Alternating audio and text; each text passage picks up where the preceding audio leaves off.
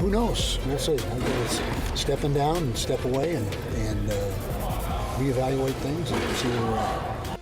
I'm a free agent. I'm in the transfer portal. So yeah, it's a different feel. But like I said, I'm at peace, and I did not want to be that guy that overstayed his welcome and people just saying, hey, when's this guy going to leave? That was not my intention ever, and I hope I didn't do that. I'm sure with some people I did do that, but to me the timing was right. Welcome on in, everybody. Happy December 26th to you. Thanks for being on the program here with us. We are live here at KSL, the KSL Sports Zone. Welcome into what has become quite the interesting day here at Broadcast House in the state of Utah and the state of Michigan. We've got you covered here. Alex Kirry, Lloyd Colson in studio here with me as Alex Napolis is. We've all been all hands on deck today. Every person basically available here at the station. If they're not here, they're coming on because we're talking about the possibility of Kyle Whittingham heading to Ann Arbor to be the head coach at the University of Michigan. When we all zigged, Coach Whittingham zagged, and here we are talking about the all-time winningest coach at the University of Utah, heading to Michigan possibly. It's not even just about possibly. It's about even what OCs is he going to take? What kind of scorched earth is going to be left behind if Kyle Whittingham does end up heading to Michigan? And the leading name, according to so many sources out there, it's not just about Lloyd, whether or not Kyle Whittingham might go to Michigan. It's like, who's he going to take with him? Now, nothing has been actually everything's being reported, but nothing is being confirmed yet. I would anticipate with all of this news kind of being thrown around there. I mean, it's not – we didn't get a letter for the Players Tribune, Lloyd, but we did get Coach Whittingham. Last week, of course, he heard the sound coming in when he finally gave the press conference. And he said, I'm stepping down, stepping away. I've hit the transfer portal. We all kind of chuckled about it, and yet here we are talking about the transfer portal really being a thing, and that might be the case as the University of Michigan – now, isn't just looking for somebody to help him out, looking for somebody to clean this place up. I'm shocked because I didn't know if he wanted to have that kind of a responsibility to clean a place up. No, I didn't think so. I didn't think so either. There's a lot of heavy – let's call it heavy lifting. I mean, Michigan is Michigan. They've got money. That place – I mean, there is some cleaning up they have to do. But I did not think that we, obviously we were taking some days, had some days to make up for we had the long football season, but you know what? That's what we do. We, if news breaks and, we need to be on air to talk about it, that's what we're going to do. And helping us out right now, Patrick Kinahan joining us. We have hosts everywhere, We do. We got everybody, everywhere. Boots on the ground everywhere. Scotty G in Tucson, ready to call a bowl game. And, guys, as we heard this one, and PK, your story just went up on KSL.com. You can go kind of take a look at this because, and the whole idea would be, I don't know, we've all been shocked because I think we made the mistake of guessing for Kyle Whittingham what his future would look like. How would this thing look if he were to leave the University of Utah and head to Michigan? Well, I suppose that what we think is different than what we thought last week. But at the same time, I think it was last Tuesday. Yeah, it was last Tuesday. I was coming back from California, and my plane out of Long Beach was delayed because of fog. So I had some time, and I was bored. And people like me can be dangerous when they're bored. So I started opening up the phone, talking to people, and I received a text from Kyle that said, hey, basically, I'm free to do what I want. And so at that point, which would have been last Tuesday, it was obvious that the Michigan job would be in play. And I haven't spoken to him since. I've spoken to a family member this morning that said these are exciting times. And so I believe he's going to take the job, and it's a matter of who he takes with him. And he doesn't have a huge circle of contacts because he's coached basically in Idaho and in Utah for 40 years. And so a lot of those contacts are people that we know. People at BYU staff, which seems like half the staff, if not more, is from Utah, or at least has Utah connections, University of Utah, and then certainly the state of Utah. And Jason Beck, why wouldn't you bring him? And why wouldn't you bring Dampier? Dampier did not exactly shut the door on him coming back next year. He hasn't announced his re-signing, which is absolutely ridiculous. But it's what we do in college sports these days. They announce they're re-signing at a place they're already at. It's totally ridiculous. And college players being eligible from being drafted, and now they can play in college. So it's totally upside down. So who's to say that he doesn't get Jason Beck doesn't go to Michigan, lights it up, and he's coaching waiting for the 66, 67, 68-year-old. That seems plausible. I was also heard Dampier to ASU, for that matter, because his high school coach is a full-time coach on the ASU staff. So we shall see how that plays out. So you got all those things going on. And Kyle, when he got the Utah job in the first place, that night I talked to him, and he asked me, he said, what job do you think I should take? And I said, well, I think your heart's at Utah. And obviously he ends up taking Utah. I haven't spoken to him today. I haven't texted with him today. But I think there's some other issues that I just simply will not go into that will have him being announced as the coach most likely later today.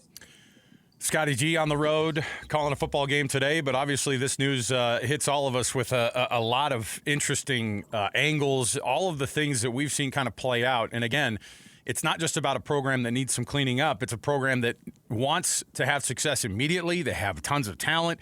The only question about, the quarterback situation could be if Devin Dampier goes to Michigan, what do you do with Bryce Underwood, who reportedly is a, $10 to $12 million man or whatever it is over his career? I don't know what that looks like, but when you saw something like this, Scotty, did you think, oh my goodness, there's no way that this is going to be true? I think we all sort of didn't want to believe that, oh no, he's not going to be able to take, or he doesn't want to take this job, but deciding for Kyle Whittingham's never been a good route to take. Yeah, no, and the interesting thing in all of this is this all seemed fishy. I mean, right from the start, it seemed fishy. The press release saying that he's stepping down instead of retiring. So, and then when Kyle got that media availability and he's dropping in transfer portal, he's saying, I'm a free agent. I want to see what this is like. And so that was your first indication, like, okay, for whatever reason, it didn't end well at Utah. And I don't know what happened at the University of Utah, but the fact is, if Kyle Whittingham had gas left in the tank, he needs to be the head coach of the University of Utah. Plain and simple. End of story. If he wants to keep coaching, then he needs to be at the University of Utah. And somebody screwed that up. Now, I don't know who. I'm not blaming anybody. To be Kyle Whittingham as the head coach at the University of Utah. And Morgan Scally, I know that his time has come, and Morgan, I think, will be great. Morgan will do a tremendous job. But it just blows me away that Kyle Whittingham is still a head coach in the FCS football or FBS football, and he's not going to be at the University of Utah. It's wild because I think that we anticipated, a guy riding off into the sunset, PK. That's what we were preparing for, and he wasn't prepared for it. Why is it that taking a job like this is going to have, kind of some messy implications? Who knows what the future might hold? That's got to be made attractive to him, and it's not just the money part for him. I would assume that he would like to have a lot of things in place to where he could have success at the University of Michigan. And, of course, the winningest program in the history of college football. They want him to have success very, very soon. How do you do that with the possibility? Is there even a world where sanctions even happen anymore in college football? Sanctions? Well, what are you? What are you like? Is it the year 2000 here? Sanctions? Hey, come on. Is there even a body? We have Bronco Mendenhall. Scotty can talk about this. We have Bronco Mendenhall weekly, and he would just make a joke of the tampering. And there was a hotline. He called it a phantom hotline, and nobody ever answered it. Or if they answered it, if you left some message there, I don't know if they ever heard it, or they certainly didn't enforce it. I mean, I had a coach tell me 2 weeks ago that I asked him, I said, the transfer portal doesn't start till January 2nd. Are you allowed to contact people until before then? He said, no, but everybody's doing it. He said, it's the schools that win do that. And we know Michigan wins, and we know that, my gosh, they had on the field and off the field issues. So Kyle, if you're going to go, you don't go to New Mexico State. No offense to the other Aggies. I love them dearly. You're going to go to Michigan, and you're basically, let's call it like it is here with Kyle Whittingham. Who's to say that he doesn't win big there? And what he brings is a ton of credibility. He's a Hall of Fame coach. How many times do you have a situation like this and you replace him a week later with a Hall of Fame coach? That would be approximately never. It's literally never happened. But this crazy world in which we live in, clearly he was prodded to retire, but they didn't force him out enough to actually do it. They probably thought he would retire and have that cushy job making almost $1 million. Well, he basically gave them the finger and said, forget that. I'm going to go coach. I'm continuing. I'm 66 years old. I'm still fired up, and I want to keep doing it. And now I'm going to go show the world, man. What can I do at Michigan? Obviously, he's going to win big. Where is Ohio State in relation to Ann Arbor? You know, he's the school down south again. He's going to have that, right? Isn't Michigan a little higher? My wife's mother grew up in Ann Arbor, and I've already texted some family members this morning and said, "Oh, you'll absolutely love it there." I've been there. Bob Seger, and Whittingham is a classic rock guy. Bob Seger grew up in Ann Arbor. I mean, come on. This is a great match, man. He's turning the page. There he goes on the road again, playing star. Yeah, that's who he is. He's playing star again at Michigan. Good for him.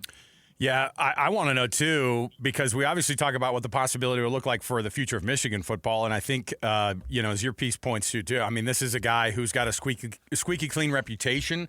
He will clean a place up. I think that he needs to, and he'll do what he can to be able to do it. And then there's the part, Scotty G, about the scorched earth that's left behind here at the University of Utah. I think we all know, like you said, Morgan Scalley is as talented as it gets. There's a reason he's been the coach in waiting. There's a reason that he got the job that he's going to get.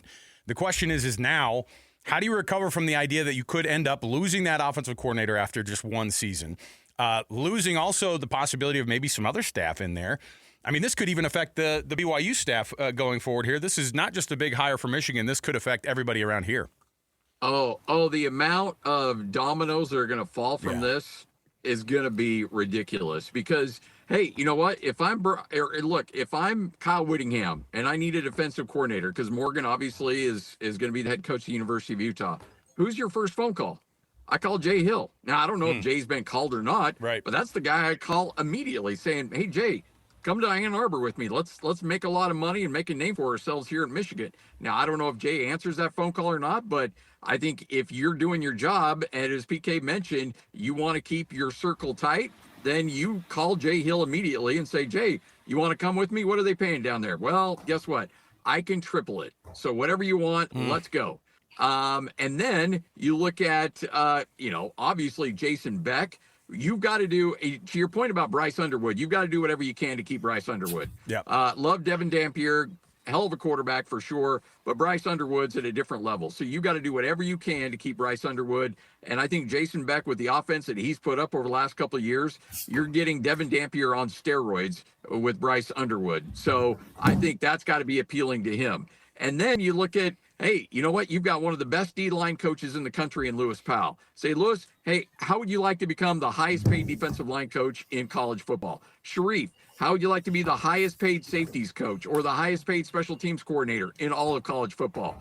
I can do that now because Kyle Whittingham, to your point, PK, Kyle Whittingham's gone through his career as being the plucky underdog. He's always been the guy who's done more with less, whether it's beating Alabama in a Sugar Bowl or coming into the Pac-12 as the new kid on the block, and then all of a sudden winning Pac-12 title games and going to the Rose Bowl. Oh, look at David on his way to beat Goliath, and he's done such good things. They're such hardworking, bust their tail guys, and they're doing it with less talent. Now you give him an unlimited budget, and you give him all the resources he could possibly think of, all the talent he could possibly have, and then let's see what Kyle Whittingham could do. This could get really interesting really quickly.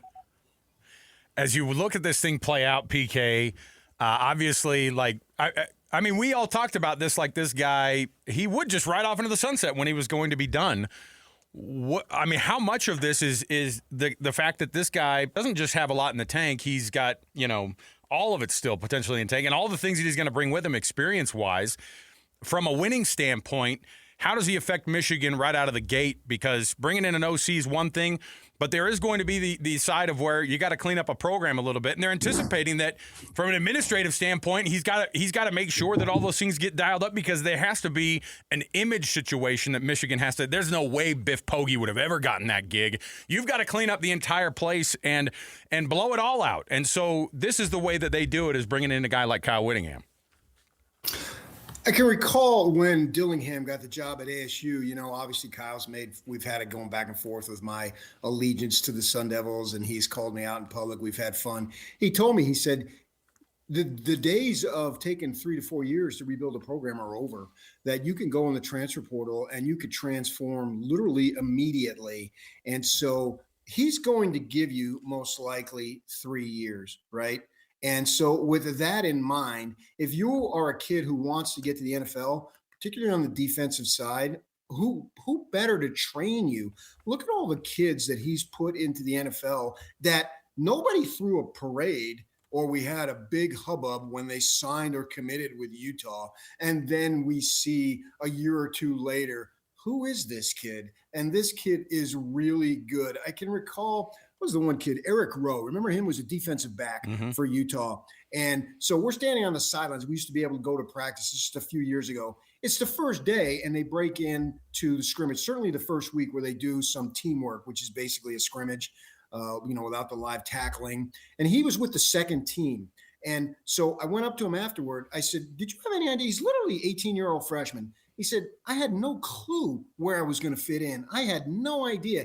And then I go to Kyle afterward. We're walking back to the football facility. I said, what about this Rowe kid? Oh, yeah. Oh, my gosh, this kid has got NFL potential written all over him. We knew. That's why we recruited him. Well, he's from Texas. Why the heck didn't Texas recruit him? Texas A&M. I can go down the list, right? In those days, they were Mountain West. They weren't even maybe they were Pac-12. I can't remember. I think they probably were Pac-12. But the fact is that Eric Rowe, he identified Eric Rowe and got him into the NFL for several years to where he gets the pension now and he can really play it. He was a smart kid too, so he's probably going to parlay that money into more money.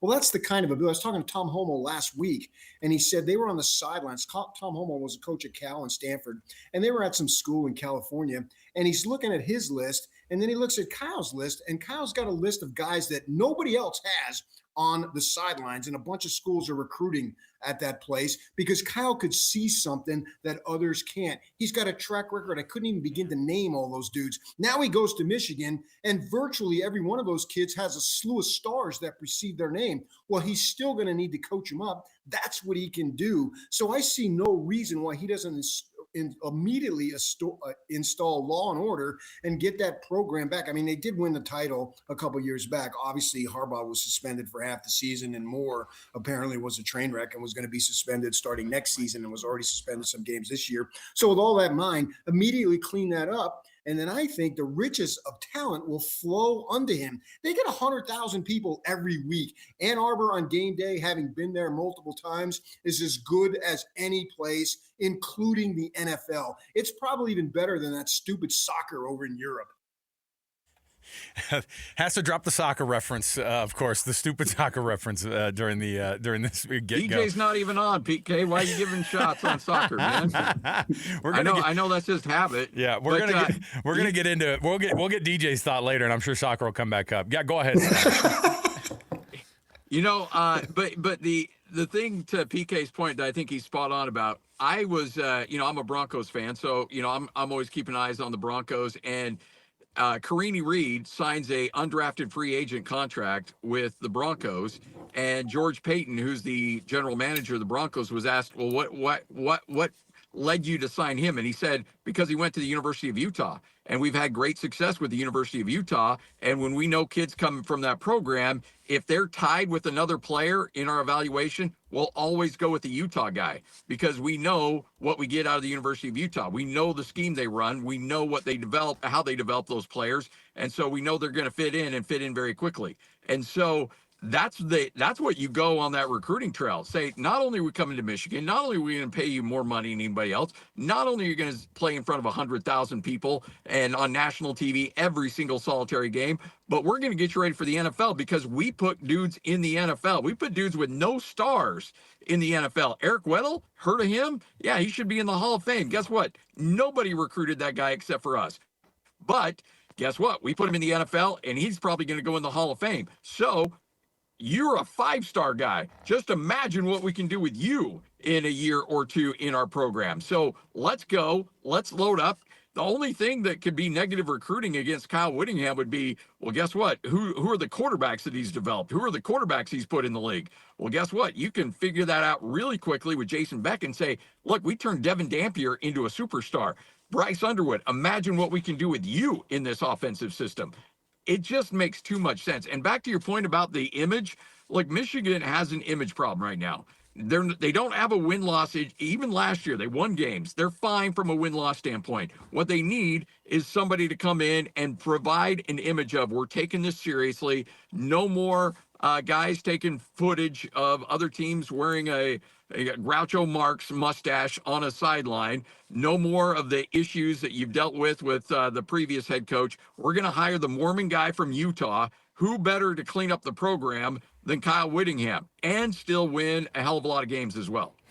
So you've got a handful of issues, of course, in Michigan. The Sharon Moore firing and the whole weirdness that's come out with that, and you know the charges that he's facing of misdemeanor stalking, felony home invasion, breaking and entering. You've got that. You've got the sign stealing situation. You had the staffer who was breaking into people's emails. All of this, by the way, was happening during one of their best runs in the history of their program, which is wild to me that they had so many of these things going on, all this misconduct. The president of the university gets dismissed by the Board of Regents because of misconduct with an alleged employee of the university. All these things add up to. They were still able to have success even though all this crap was going on in the background. I would imagine if they get somebody with a head on screwed straight, PK, you're going to get a program not just cleaned up, but you could be right onto the track of winning immediately. Oh, I don't see why not, particularly too at Michigan. You really have to take a chance as guys. Now, Kyle was known a little bit for taking a chance, right? Darren Carrington got kicked out of Oregon. Running back Devontae Booker had some issues in junior college. And both of those guys came to Utah and kept their noses clean. And Booker played in the NFL. They also had Josh Gordon. Remember him? And he could never pass a drug test. And so they got rid of him. And so he never actually took the field. It's a sad, sad story because the kid has had NFL talent. But at Michigan, do you need to take a chance on guys? Do they really? Unless you're freaking whomever. I mean, the greatest thing ever, somebody else is waiting in line, right? So unless you got good character kids, what's the point? Because you can have the talent. Now you can have talent and character. If these kids got bad, they're knuckleheads, Kyle's going to have no use for them, especially now, because never underestimate the Whittingham motivation. Now, I'm talking about Kyle's father, who's in the great beyond. And I'm talking about Kyle just had a grandbaby here a couple of weeks ago. Even that grandbaby at the grandbaby stage, at the baby stage, has the fierce Whittingham motivation to, I'll show you, right? So you combine a little bit of revenge and a little bit of spite. Well, let's face it, man. That guy thrives on that stuff. Just ask Joe Glenn about that, right? Joe Glenn with some innocuous comment in the student union. Oh, we're going to win this week. And there we are. The Utes are up by 50 and Kyle's onside kicking, right? I'll show you, you know what. And so with that in mind here, with now added motivation and a little bit of spite, because I don't think he was forced out, but he clearly was prodded out. And I've written about this and I've said it multiple times. And if there's any story that in my 41 years in this business that I've gotten right, it's this one. And he was prodded to leave, and he basically said, all right, I'll go. And maybe he didn't quite say it, but I'll show you. And then he lands the Michigan job 2 weeks later. Is this the ultimate middle finger or what? Oh, for sure. Now, my question is, with the possibility of him getting prodded out, was there a buyout, do you think, that was part of this too, to make it to where there was a clean break so that he could pursue this? Well, I mean, working at a public institution, we can find that out.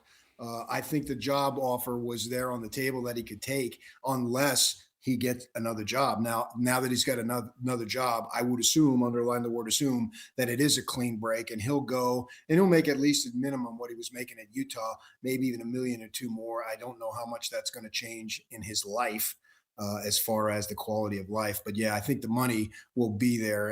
And I think the fact that it ended the way it did, that's what's motivating him to take this job, because he had told me on multiple occasions he would not be coaching in 28 for sure. I want to ask him, who did they sign up with? Was it Arkansas, where they had a home and home or something? And I forget who it was. I know they got Vegas year after next. Yeah, for Miami. Miami in Vegas. But they also had an SEC school. And I said to him, well, what are you going to be doing then? He said, sure, I ain't going to be coaching. And I said, what are you going to be doing? He says, I'm going to be golfing in Hawaii. And I said, with who? And he said, with you, pointing to me. And I gave him a kiss. I said, yeah, that's what I want to hear. So this thing's actually going to screw up my golfing in Hawaii by him taking it. But more power to him, man. If you only got a finite time left, and the older you get, the time gets shorter. And this is something that you really want to do. And maybe there's some other issues there that I alluded to that I don't want to get into, that he's able to do this. So go on, go have it and see what we can do. It'll be an interesting. Scotty's talking to his buddy right there in the car. Isn't he? Well, I would assume that when those minutes become available, I feel like of those board meetings, that's going to be quite the read. We put in that grammar request immediately. PK, so that we can get those meeting minutes, because it's going to be pretty fascinating to see how this thing goes down. Yeah, Scotty's luckily he's got somebody else driving around for him. It's good. I don't like that grin that he has. I can't hear what he's saying, but I don't like that grin. Wait, Scotty's got a chauffeur? He does. He has a driver. Yeah. He's got a driver. You know how they pull out all the stops in these Arizona Bowls, man. Yeah, look at that. So Scotty, the only thing I wish is that Snoop Dogg himself was driving. I forgot. Although it's the Snoop on the Stoop Bowl, right? Yeah, although there might be a contact high issue there, but yeah. I need a picture with you and Snoop, Scotty. This needs to happen, please. I'm dying to make it happen. I will do everything I can, Lloyd, to make that happen. I feel like they have to make it happen. They're like, look, we got to show up for the media guys. If they don't give you 4 minutes with Snoop in the booth tonight. I know, right? Can you have Snoop call me like Donald Penn style? That might be the same kind of language that Donald Penn used with you, too. I know. Oh, is this the well, the bottom line is, if we can get Snoop on and get his thoughts on Whit to Michigan, I think we'd round out the day perfectly on this one. Yeah. Scotty, as the mess kind of gets thrown around here, there's obviously the details that have to come out, and we have to figure those things out. I think the University of Utah is going to come under quite a bit of criticism as PK is kind of referring to. I think that it's somewhere along the way, and I was chatting with a family member today who's in those conversations, in those rooms with the people that are in those boardrooms, and they're like, we screwed this up. That's the thought. Did Utah screw this one up then? Well, so I tweeted this out earlier today, because whether it's BYU, Utah fans, they're going to die for their institution. So they will say nobody did anything wrong. Guess what? Two things can be true here. Number one, Morgan Scalley can and probably will be a great head coach, and will be a head coach at the University of Utah, win a whole lot of games for decades to come. That can be true. You know what else can be true? Utah did Kyle Whittingham a little dirty. And I agree with PK. We lose Scotty here for a second? Well, we might have just dropped him a little bit, but I think it makes sense. I mean, if there's a mess. Time for you to kind of look for other opportunities, not maybe like that per se, but essentially encouraged to say, you know what, golfing would be good. Yeah, but I wonder if there's also the idea too, where wherever your grandkids are, go see them. And so it's okay to say, yeah, you know what, Utah may have screwed this up, and I think Utah did screw this up. Kyle Whittingham was not ready to shut it down. He just wasn't. And so if he had gas left in the tank, he should be at Utah, but he's not. And now he's going to essentially finish out his career at Michigan, and he's going to win a lot of games. He's going to make a lot of money and cement his institution. And then, you know what, Utah, you hope the pressure is on Morgan Scalley in a big, big way. And I love Morgan. Morgan's a great dude. But, boy, that pressure just got ratcheted up tenfold, because if Kyle wins a college football playoff at Michigan and Utah struggles even for just a second, holy smokes. Yeah, it's going to be Armageddon. Yeah, and then you're going to see the back and forth. The criticism will keep piling on at some point about how, this thing got botched from the beginning or whatever it might be. But you're right, and PK brought it up too about the idea of if Kyle finds a grudge somewhere, he'll run with it, because that just motivates him even more. And if there was any kind of misgiving on how this thing went down, you'll see it play out, and that would also be the way that you could see Kyle Whittingham jump into this job and say, hey, I've still got it, and I'm going to show you I still got it. Obviously, with Patrick Kinahan, of course, you can go read his story up online at KSL.com. It's up right now about this very subject of Kyle Whittingham and the possibility of him going to the University of Michigan. It looks like we may get something as early as this afternoon to be able to be official. Obviously, Kyle can't keep this one in his timeline. He can't just say, well, I'll do a press conference whenever I want. Michigan will want to roll this thing out as soon as possible to be able to get down the road onto a clean future here. Scotty G, Patrick Kinahan, we're gonna take a break, guys. We'll keep in contact here, and if something goes down officially, we'll dip back in again. But we appreciate you guys getting on the horn here and chatting with us right here at the top as we get this thing going. Keep your phones by you. You got it. There you go. I know we're anticipating Hans Olsen also here at the top of the hour. Also remotely, because you know what? We're not anything except for just a worldwide sports organization. We will cover you wherever we're at here. We'll get you going. We'll take the break here. We've got more to go right around the corner. It's the KSL Sports Zone. We'll talk more Kyle Whittingham and the possibility of heading to the University of Michigan, what the fallout could mean, not just for the U, not just for Michigan, but maybe even some other programs right around here. Stay here, 97.5, the KSL Sports Zone.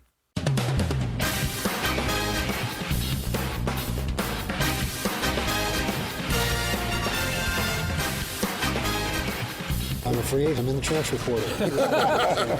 So yeah, it's a different feel. But like I said, I'm at peace, and I did not want to be that guy that overstayed his welcome. And people just saying, hey, when's this guy going to leave? That was not my intention ever, and I hope I didn't do that. I'm sure with some people I did do that, but to me the timing was right.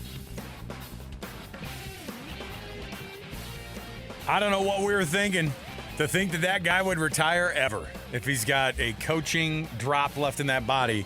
And just based off of those comments now that you heard from Kyle Whittingham from this last week at his first press availability after it was made known that he was stepping down and Morgan Scalley was officially going to be the head coach of the University of Utah. Well, now the dominoes falling in a very different direction toward Ann Arbor, Michigan, where the top name coming out of the coaching search looks to be Kyle Whittingham. Not just looks to be Kyle Whittingham. We might expect if there is something that goes down, it will likely happen this afternoon. Got to remember, too, Michigan's on Eastern time, and so everything kind of gets pushed a little bit further. If we're going to get that Friday afternoon news dump, they're going to want to do it as big as they can do it so that they can see where that image can get turned around as soon as it can. Michigan is an absolute mess. Kyle Whittingham is the opposite of somebody who is a mess. He will bring in some discipline to the program, at the very least, an image of a program that's turning around and cleaning itself up, and that could be happening as soon as today. How does that affect the rest of the offensive coordinating position here with Jason Beck, who his name has already been floated out there as the likely top name to be considered after just 1 year at the University of Utah? Then you think about the players that could possibly go with him. Where does Bryce Underwood work in all this, the five-star recruit quarterback at the University of Michigan, and what does that look like future-wise? Alex Kirry here, Lloyd Cole here with me in studio. Alex Neplis hitting the buttons, and live from the Phoenix Rising ride. I think he's actually on the ride right now. I think that's about as good as it gets if you can get the play-by-play going from the Busch Gardens down there in Florida. Hans Olsen joining us on the program. Hans, none of this is a total surprise because we've all worked in sports for a long time, and yet at the same time, this is as big a news as you can get here. When you saw that this could officially be going through, what were your thoughts? I'd like to thank Kyle Whittingham for making that decision and this news today while I'm at Busch Gardens with my family. I love and it. Stepped away. I've been on the phone for the last couple hours just trying to get any info, any details on what's happening. But are you on Falcons Fury? Hans, are you on Falcons Fury right now? No.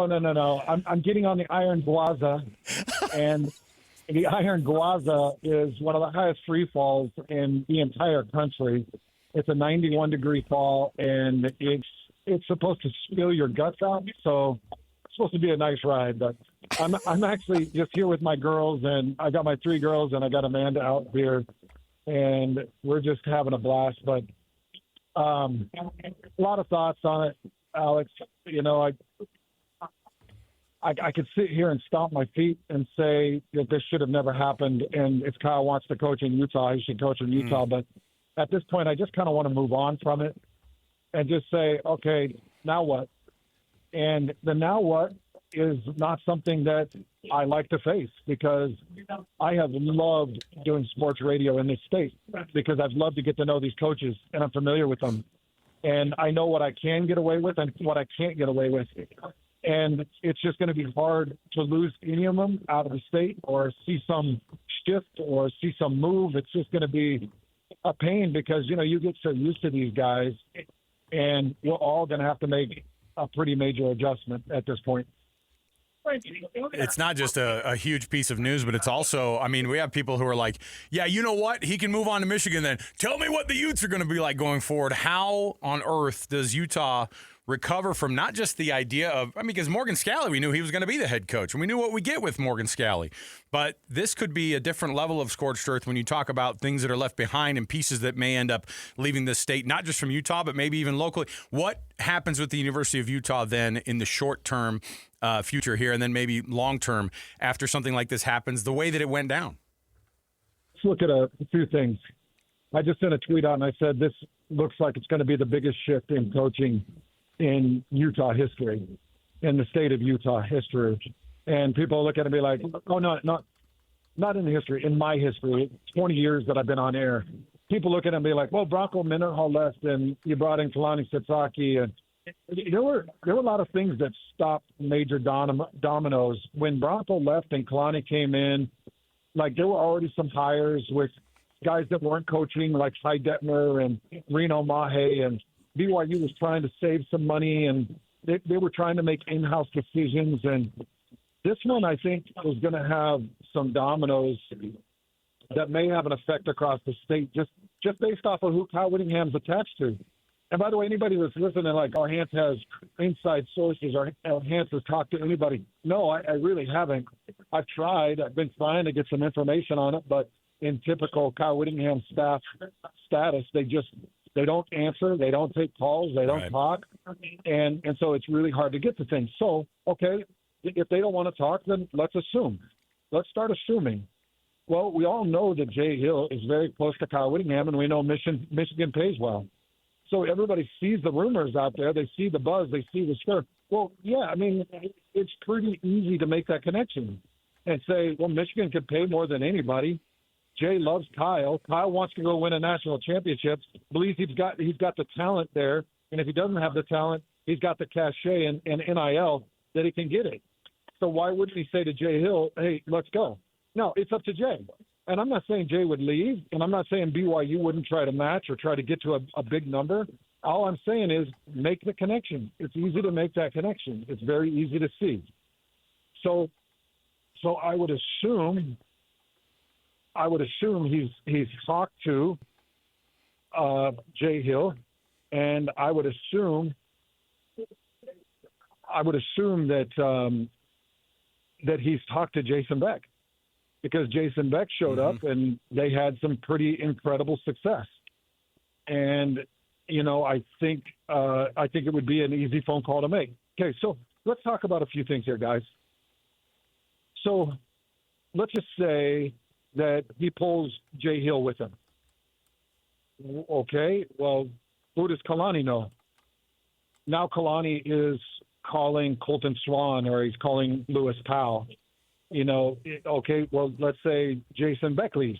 Well, who's Morgan Scalley going to call? If I'm Morgan, I'm calling Aaron Roderick. I'm calling anybody that I have coached with, that I trust, that I know, that can come in and build me an offense that I can be successful with. So just understand that when I say that this is going to be maybe one of the craziest coaching changes we've seen, I'm just trying to draw some parallels here and make the connections of who knows who and what could possibly be done. And people could say, oh, wait a second, BYU can't poach a Utah coach. Well, that was back in the day when Kalani Sasaki took the job as an independent head coach, and Utah was a couple of years into the Pac-12 and had built up this pool of money, and it was hard. Utah was poaching BYU coaches, and it was hard to even pull a Utah coach because of the stability and the money. And right now, we're looking at it, and it's like success is everywhere and money is everywhere. So everybody should be calling everybody. That's just how it should be. And by the way, like, I've already got Utah fans that are upset on Twitter, and I've got BYU fans that are upset on Twitter. I understand why you're upset. Like, I'm not happy about it either. I'm not happy that I could possibly lose some of these coaches out of this state. I'm not happy that Kyle Whittingham's leaving. That sucks for me. Kyle has been a close friend of mine. a very close friend of mine. So, okay, now let's talk about some of this coaching talent. Who would I contact first?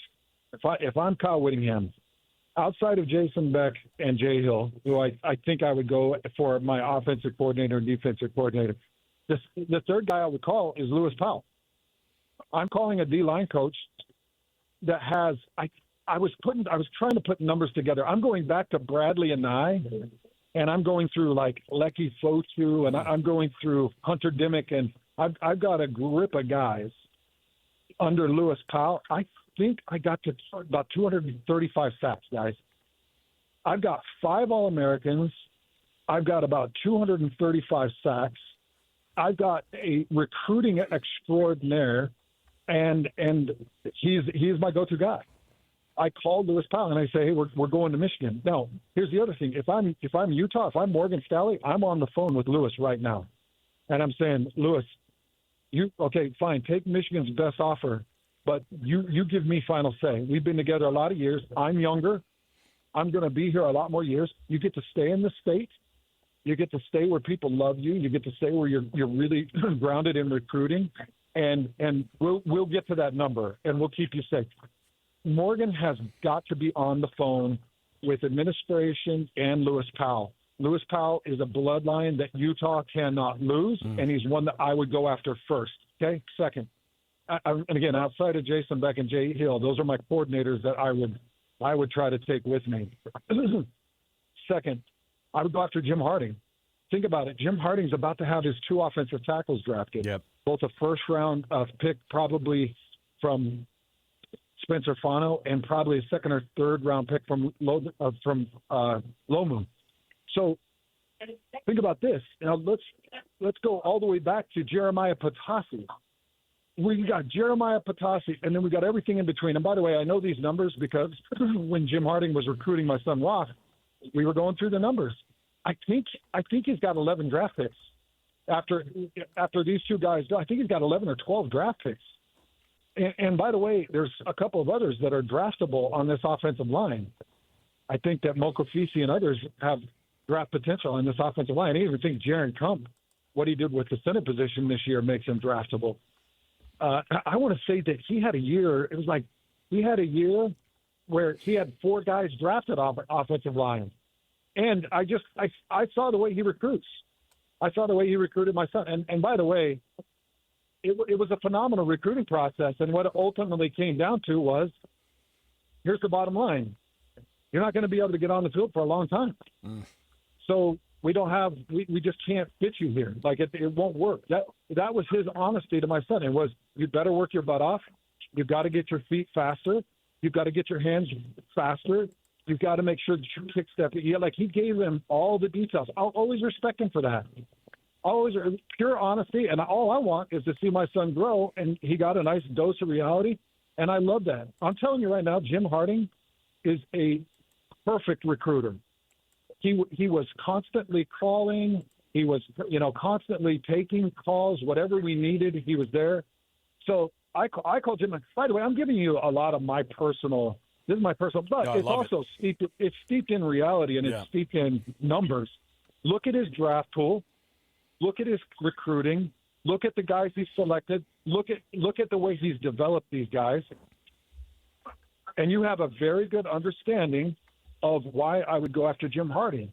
Okay, so if I get Lewis Powell and Jim Harding, all right, well, what does that do across the board? What defensive coaches can I try to get from BYU? Or if I lose a BYU coach, what coaches can I get from Utah? And do I need to go into Logan and start looking at some of Bronco staff if I've got to fill my coaching staff? So I think that it could be a massive shift. And the hardest thing for me, boys, is I have grown to love and respect these coaches. People always say, well, you're a homer for BYU, or you're a turncoat for Utah, or you're this or that. Here's what I am. I'm a people person. I love the people that I love. I respect the people that I love. I respect people that can coach football, that play good football. I respect people that build programs and get wins. That's Kyle Whittingham. That's Kalani Sasaki. Mm-hmm. That's Jason Beck. That's Jay Hill. That's Aaron Roderick. That's everything in between. There's a lot of great coaches that have done a lot of great winning in this state. And I'm just worried, Utah let Kyle Whittingham go. Mm-hmm. Think about, if you're Michigan, why wouldn't you hire Kyle? I don't have a major buyout. What do you mean? I don't have a buyout? I don't have to pay $8.5 million to Utah to even get a chance to talk to Kyle. Like, you think about what this hire was for Michigan. It was the perfect hire, and I can understand why they went with it. But boys, I think we're going to suffer the consequence because think about it from Kyle's perspective.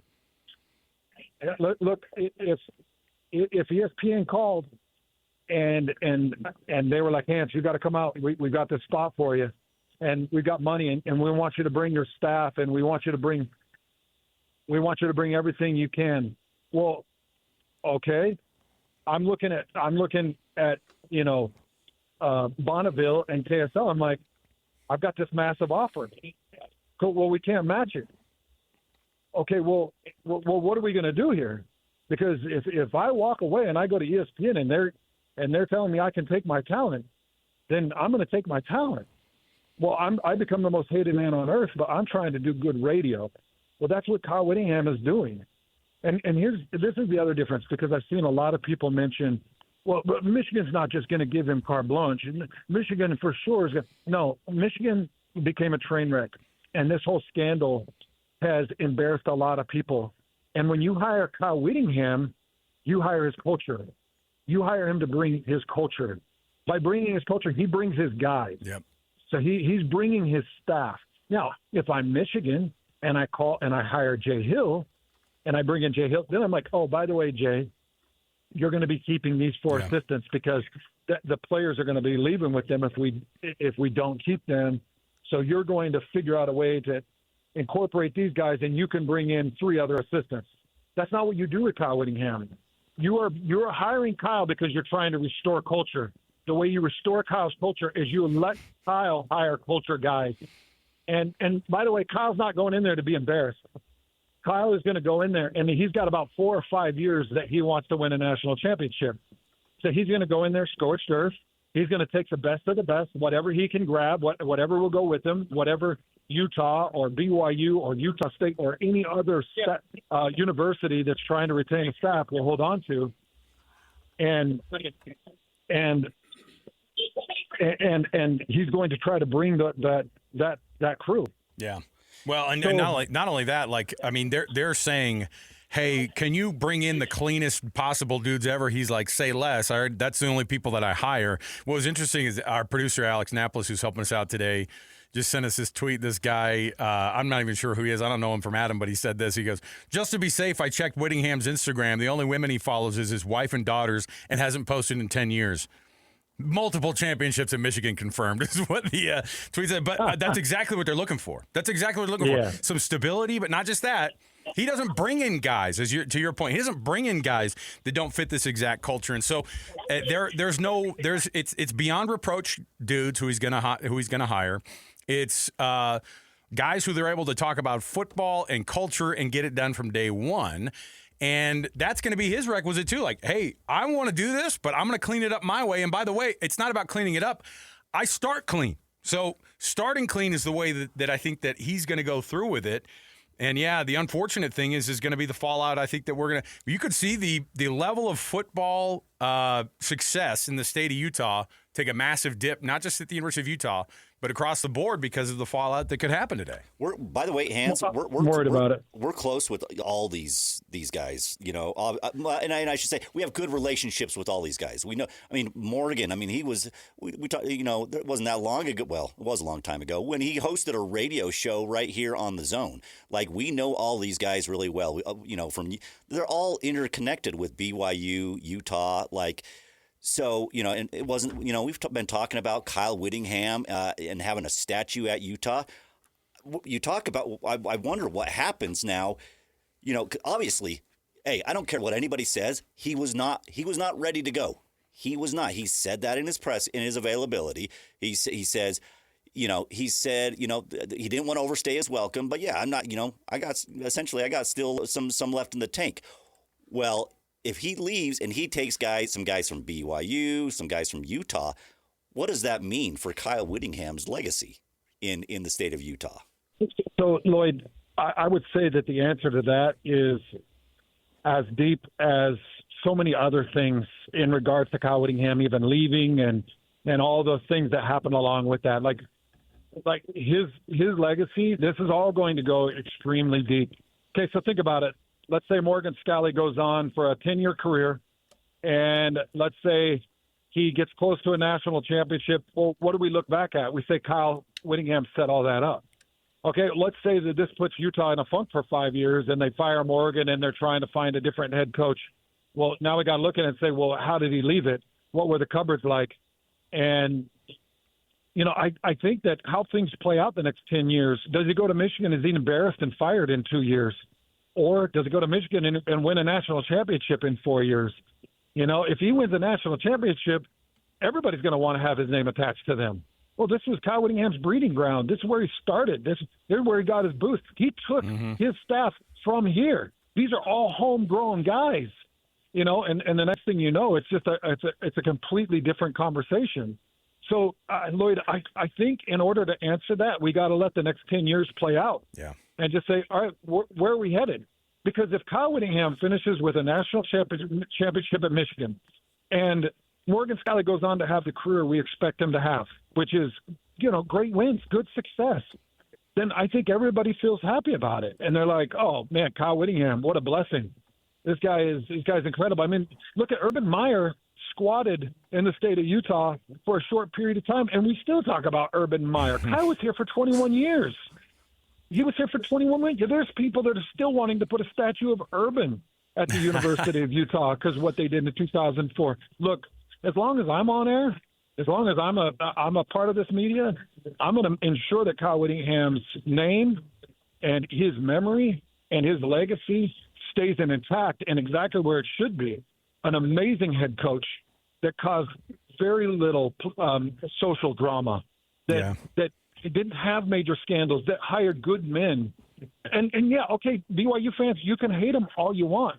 And believe me, when he was piping BYU 9 times in a row, 10 or 11 years consecutively, yeah, it was a little bit tiresome. I'm sure BYU fans were like, this sucks.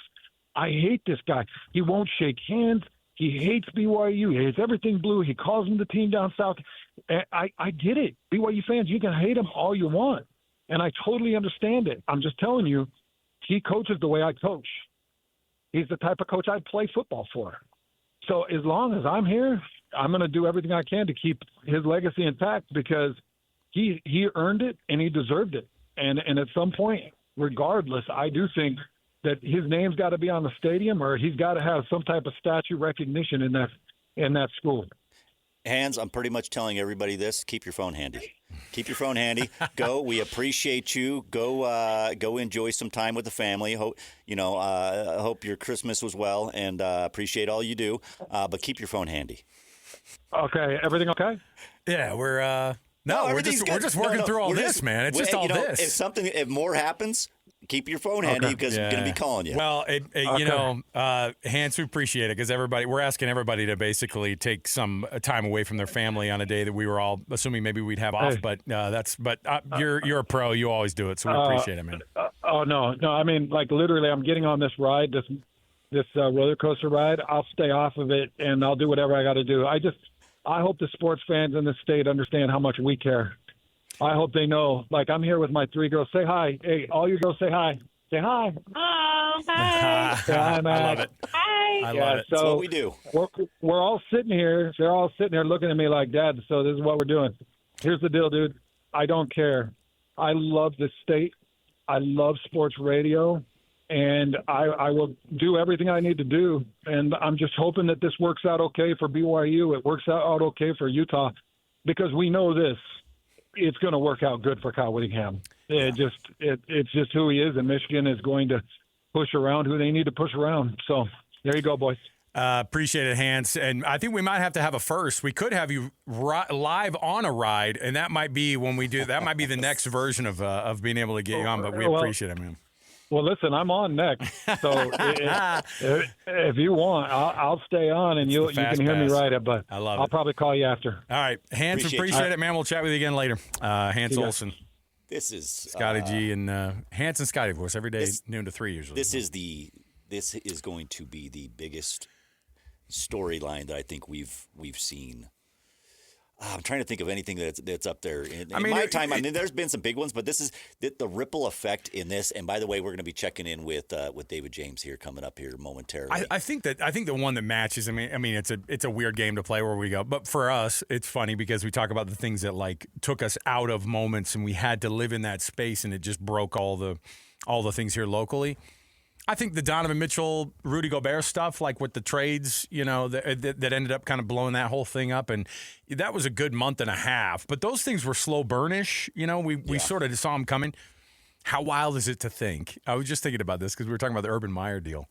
Urban Meyer goes and ends up at Ohio State, not directly after he left Utah, but eventually ends up at Ohio State, wins national championships there. Whit leaves the University of Utah, goes to Michigan, wins national championships there? ? Like, what a wild! You talk about a pipeline.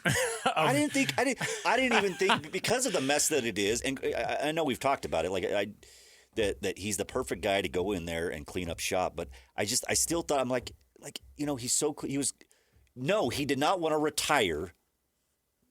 Now he did not want to. He wanted to keep going, but he was close enough that it's like, well, do I really want this headache? Do I really want to deal with this Michigan thing? Do I really, and the fact that that's even a possibility tells me he has at least 3 to 5 more years in the tank. I think that 2015 college football, he couldn't do it because there would be a massive stupidity that he'd have to wade through that's not his fault. No coach wants to inherit that. And especially a coach that you feel like is going to be shorter time than, you hire a guy in his early 50s or in his, in college football now, it's like hire a guy in his late 30s and they become the guy. But you don't have that time now. So he had to look at it and go, will I be able to make this happen now? Are they going to make us sit out of the college football playoff for the garbage that has come out of the University of Michigan? The rules that just continue to be broken. It didn't take Biff Poggi telling us that this was an absolute disaster, or whatever the terminology was that he used. It was like an organizational, failing. It didn't take him telling us that to understand it. We knew already. And the University of Michigan, in spite of itself, still was able to have success in the midst of coaches having affairs with staffers, coaches cheating, coaches stealing, like federal crimes, federal computer crimes happening that we found out this last week was actually during their run up to the national championship when they lost to TCU that year in 2022. That was happening in the midst of all this. Now, do I think that Kyle Whittingham that it's going to be an easy go, that they immediately start winning? I don't think that's the case. I think you're going to have to deal with some mess for a minute. I don't think it's going to have to be sanctions. I don't think it's going to have to be telling the school, oh, hey, look, because Whit doesn't want to go to a place and be told you can't go anything of significance over the next few years. I think you're right. I mean, I would love to try to guess on how many years Kyle Whittingham has now, but I will never guess again on what Kyle Whittingham is going to do in the future. Like, we got it freaking wrong. We guessed for Kyle Whittingham and said, he'll be done.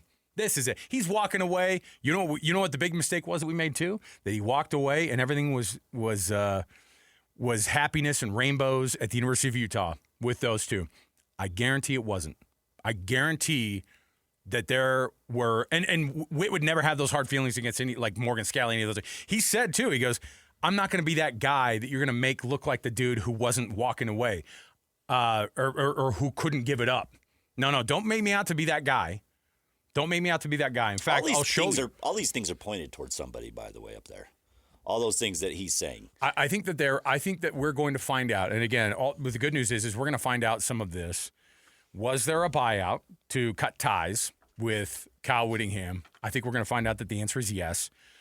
Was there a single or a bunch of people on that board that said, hey, let's do it this way. We got to move on. We got to make this thing happen. We got to do it right now. That made it to where this thing went down the way that it did? because you're going to get a lot of people who are looked at funny up at the U, I think, after all this, because they're going to go, did you guys really botch this? And the fans are not going to be happy. The fans are not going to be happy because the board wanted things to go according to their timeline, or a handful of people. I don't know who. So we'll see how it happens. They win, they're happy. There's no problem. Yeah, there shouldn't be. They have to win. But if they don't, there's going to be a little bit. There's going to be some grumpiness. How do you win at the rate that Whit did? 18 seasons of winning records out of 21, 7+ 10-win seasons, 2 Pac-12 championships, Coach of the Year honors, AP Coach of the Year in 2008, Pac-12 Coach of the Year 21 and 22. The guy is already a legend. He's already in the Hall of Fame, not just at the University of Utah, but college football. He will be in that College Football Hall of Fame just based off of this. And it'll take some years of trying to get back to – it'll have to be when he's totally done at Michigan. It'll have to be when everything kind of – the dust settles here. I do think that the legacy of Kyle Whittingham will be set. There's not going to be hard feelings there eventually, but I think in the short term, it's going to be awkward for a while. It's going to be really weird for a minute. And I think every program in the state is gonna see some big-time changes. All right, we'll take a break. When we come back, David James is going to join us. We're going to get some thoughts from DJ, who, of course, has been covering Kyle Whittingham, not just during the head coaching times at the University of Utah, but also the almost 40 years that he's been at this institution. We've got more to go around the corner. Stay right here with us as we break the news. We're waiting for an official word. The reports all pointing toward University of Utah former head coach Kyle Whittingham becoming the next head coach at the University of Michigan after Sharon Moore was dismissed, and after that program has gone through an absolute disaster of the last 3 or 4 years. We'll take that break. Lloyd Cole joining me. We've got Alex Napolis hitting the buttons. We've come in here to chat about all this today. Let's get this thing going. More to go around the corner. 97.5 the KSL Sports Zone. Well, like I said, I don't want to overstay my welcome. Somebody once told me that every year that goes by you're a coach, 10% of the fan base starts to hate you. And so after 20 years, they all, plus their kids and grandkids, probably hate me. So anyway, but it was a good run. It was a good run. And I'll say it one more time. I didn't want to be that hanger-oner that just people just got sick of. Well, it's certainly not going to be a hanger-oner here at the University of Utah. Kyle Whittingham. We don't know how close to a deal that this could be, but it according to a lot of sources, people are saying this is almost a done deal. We may see an announcement as soon as today. If you're Michigan, you want to make an announcement of a clean living coach into the future as soon as you can. The faster that you can get that whole staff out of that building and divorce yourself from any of those feelings and any of the actions and any of the things that went on with that University of Michigan team over the past 5 years, you get away from it as soon as you can. The way you do it is with guys like Kyle Whittingham, who are reportedly going to be taking that job at the University of Michigan. We'll see if that actually goes down because, look, like you said, I was saying it earlier, when Kyle Whittingham, when we zig, Kyle Whittingham zags, we have no idea what goes on in the head of that man. But I do think that if we do know anything, it's that he's a massive competitor. He has a hard time walking away from a job like that. He has a hard time walking away from coaching.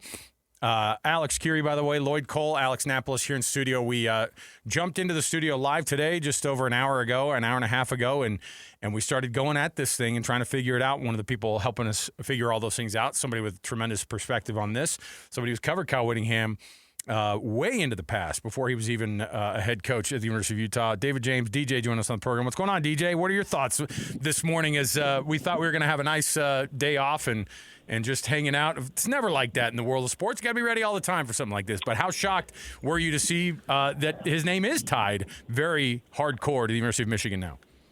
Well, not shocked. If you go back on my Twitter feed, you'll see on December 15th, we ran a poll question. What should Kyle do now? We knew he was out at Utah, that he was stepping down. And, there was, go do something in the NFL and ski or golf and be a grandpa. And the fourth option in the four-choice Twitter poll was be a Michigan man. And the poll got over 550 votes, and about a third of them were for Kyle being a Michigan man. And so this has been on the radar. The only question is, he's 66, in my mind, the only question was he's 66 years old. That's not the ideal candidate. Historically, you'd like to hire someone who could be at school, 10 years or whatever. And that seems pretty optimistic for a 66-year-old. But everything in college football has sped up. And I was pretty sure he wouldn't be at the top of their list. But when I started thinking about who they could hire, I couldn't really figure out how he couldn't be at least top 5. Right. And 2 of them were clearly off the list because Alabama and Arizona State are holding on to their guys, right? DeBoer and Dillingham. And now I'm blanking on an ASU coach's name. Yeah, Kenny Dillingham, yeah. Yeah, I didn't want to say Willingham. I knew I was going to do it. I was trying to avoid running their 2 names together. So with those 2 guys locked up, and I can see how they'd be great candidates, no doubt about it. So I'm thinking, okay, is he 3rd, 4th, or 5th on the list? How long before they get to him? He can't be that far down the list. He just went 10-2. He can't be that far down. In the last 5 years, he's won 2 conference titles and been to 2 Rose Bowls and had a 10-2 team on top of that. He can't be that far down the list. And so now it looks like he was 3rd on the list. Maybe there was somebody else who said no and it was quiet, so maybe he was 4th. But it doesn't really matter if you're the one who gets the job. And I do think it's close because if he didn't want it, he knows – I mean, there's been way too much out there now. I mean, the national media is all over it, right? It's clearly leaking on Michigan's end. And if he doesn't want it, he could just say no and they could be on to the next thing and that story would be out. So he wants it. And from Michigan's perspective, they got to quit messing around and get a coach. We're getting pretty close to January 1st, and the portal's going to open on January 2nd. And if they don't have a coach, they could have their team rated. They just went 9-3. Now they went 9-3 against a soft schedule. And let me say, I've already looked at next year's schedule, and it's harder. I think they played 2 playoff teams this year. They play 4 teams next year that are in the playoff this year. And teams do go up and down year to year, but they got Indiana, Oregon, Ohio State, and a non-conference game with Oklahoma. So they got a real tough schedule next year. They better not mess around with this roster. So Michigan, and this is Captain Obvious stuff, Michigan's got to get it done. Yeah. And if Kyle doesn't want it to happen, he could just say no and they can move on. So these reports have to be legit, and it's got to be close. How okay, now the question becomes, DJ, is obviously our interest is all with Utah and BYU. We know Kyle Whittingham is extremely close with coaches on both staffs. Yes. Now let's talk about the ripple effect this could have on Utah and BYU if this does happen. Texting with people who know Kyle today, the word domino has been used so many times by so many people because, I guess, I just said it's got to be close, right? It could still fall apart. But I don't really think anybody I know believes it's going to. But, you just said it, Alex. We don't really know what's in his mind, right? But It does seem like, man, I'm thinking this got to be 80 or 90% of the way there. This has to almost be in the barn. It's got to be close. So that means he's got to have a staff. Mm-hmm. So I would think candidate number 1 on the offensive side of the ball has got to be Jason Beck. Yep. Because they average 41 points a game, and they're 5th in the nation in scoring. And they got to keep Underwood there at Michigan, and that's a great way to do it. Hold on to that thought for just a second, Alex. The 41 points and the 5th in the nation is great because it's running, and that trend. I've had people text me this today. Hey, his offense is going to translate to Big Ten football in November. Whether you're home or on the road, there's a decent chance you're playing in really cold weather. I mean, you could be at USC or UCLA, but there's a decent chance you're playing in really cold weather. Right now, I'm talking to you from the shores of the Chesapeake Bay because I got family in Baltimore. And we're down in Annapolis right now. And, I wouldn't want to throw the ball in the weather today. I'm just trying not to drop my freaking phone in the water right now talking to you. It's cold. And they're having mild weather, right? So he's got an offense. Now, Kyle's hard to work for. Let's just say it. If you're an offensive coordinator for Kyle Whittingham, that's not an easy job. And I bet if we had truth serum, I could get 3 offensive coordinators to say that very quickly, and I might not even need truth serum with 1 or 2 of them. Yep. And I have had someone point that out to me, that Beck's not a lot because he's not easy to work for. And I'm like, Michigan has more prestige and more money, and now they've got a year of trust built, to which the response was, yeah, it's probably Beck. So there's that. And Jay Hill on the defensive side, I think, would be Kyle's first pick. Jay Hill played for Kyle when Kyle was a defensive coordinator. He coached under him before he went to Weber State. Jay has, wherever he's gone, the program's gotten better. At some point, it's not an accident. At some point, it's Jay. And I think it was Jay a while ago, but even if you're slower to the party than me, I think by now you're saying, yeah, Jay's good. So I think that's the guy. Now, Jay brought a bunch of transfers from Weber State. So if it is Jay, if I were BYU fans, I'd be worried about some of the defensive players who love Jay going to Michigan. Yep. Now, Michigan's got a pretty good roster. They're 9-3, and they're supposed to have a good recruiting class. So it's not like they got to rebuild everything. But inevitably, they're going to lose some people. If nothing else, in this NIL era, one of the other reasons they got to get this done is Kyle's got to put a staff together. Whoever gets the job has to put a staff together, has to assess all the players. Not only are you good enough, but are you good enough at what price? Because Michigan has more NIL money, but they don't have unlimited. And so you got to put a market value on every player, and you just can't pay a player twice what you should be paying. So you may have to let people go, in which case you got to have replacements. So absolutely, I'd be worried about players on both sides of the ball. I think at Utah, the first thing I would worry about is Parker at running back. He's really good. Now, I don't know Michigan's roster. They may be set at running back. I know both Utah and BYU have good young quarterbacks.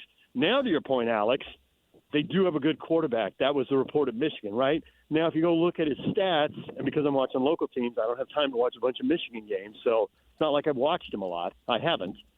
But if you go back and look at his stats, he trended poorly in November. Yeah. It's like they were catching up to him. Now, again, this is why you hire a coach and an OC to watch film and think, hey, yeah, it didn't go well in November, but we know how to fix what needs to be fixed. And there's, a basic foundation of a really good player there. And they may decide that. And because Bryce Underwood's a freshman, I can see why really quarterback is the one position where there might not be a lot of plundering. I mean, heck, even, Ficklin, if he's going to go there and he's not going to start, he could be sitting behind him for a couple more years, whereas the job comes open in one more year at Utah. But some of these other positions, along the lines, at linebacker, where usually you have multiple good players on the roster, you got multiple guys on the way up, and you need depth. Yeah, I could see where, depending on NIL promises and needs, I'd be worried about losing players. Interestingly enough, of course, you got a couple of bowl games that these teams have to play over the next couple. I say that these teams, all of them that we're talking about, Utah, Michigan, BYU, all of them that could potentially. I mean, BYU's got a game tomorrow. There's no way that all of this stuff hitting the news today is going to sit well with that program, because there is likely. I mean, they are. They are on the road right now in Florida, and they're watching this thing go down. And you can't tell me that these players, and some of them might be thinking to themselves what they look like in Michigan blue. Next week on New Year's Eve at the Vegas Bowl, I'm wondering how they're going to handle. We were just talking about it in the break. It's like, Kyle, there's no way Kyle's going to be on the sidelines for that game, though, right? Like, obviously, there'd be no version of that because you don't do it. So in the short term, it's going to be very weird. It's going to be very awkward with these programs in the immediate right now, and how the dust settles after that, and how programs deal with that. I mean, Kalani had a massive win, and BYU had a massive win last month, and that could be absolutely punch in the gut if Jay Hill leaves that program. Yes, I would say yes to all of that. That's what bowl games are these days, and it is cutthroat, and you have to keep your guys, and people with more prestige and more money are going to come for your guys. When Chris Hill was the athletic director a lifetime ago, when all the rules were different, he said he always tried to keep a list of 5 coaches for each of his key jobs, because he said there's only 2 options. Your coach isn't good, it's going poorly, and you're going to have to make a change and get somebody better, or it's going well and somebody with more money and more prestige is going to hire your coach away. And then you better have somebody ready. So you better always be ready. So while yes to everything you just said, it's like the line from The Godfather. This is the business we chose, Mm-hmm. and this is how the business works now. And you got to always be on your guard. People always want your people, and maybe they'll be able to fight and keep some of their people. Maybe they won't. And these are always so personal. And I will say this: for all these decisions, you never know what's going on in somebody's life. That's true. You never know personally what's going on. We don't all air everything. So people can make decisions for lots of reasons. But certainly we know some of the factors, right? Money is going to be a factor. Michigan's going to have more of it. However, BYU's got pretty deep pockets if they value somebody. But Michigan's got prestige. You have a legit chance to win a national championship at Michigan. Sure, the schedule's tough, and you're playing 4 playoff teams. But you got resources, and you have the ability to get in as a large. Right now, Big 12's never had anyone get in as a large. So if anyone wants to go to Michigan, as much as I want to say there's a Power 4, down not very deep. I think most of us know it's a power 2 and another 2 and then the group of 5. Well, 6, I guess, now with the Mountain West and Pac-12 and everything. Mm-hmm. But it'll be interesting for each one of these, and which player goes and which player stays. One of the things about being a good coach that Kyle was good at doing was identifying good young coaches.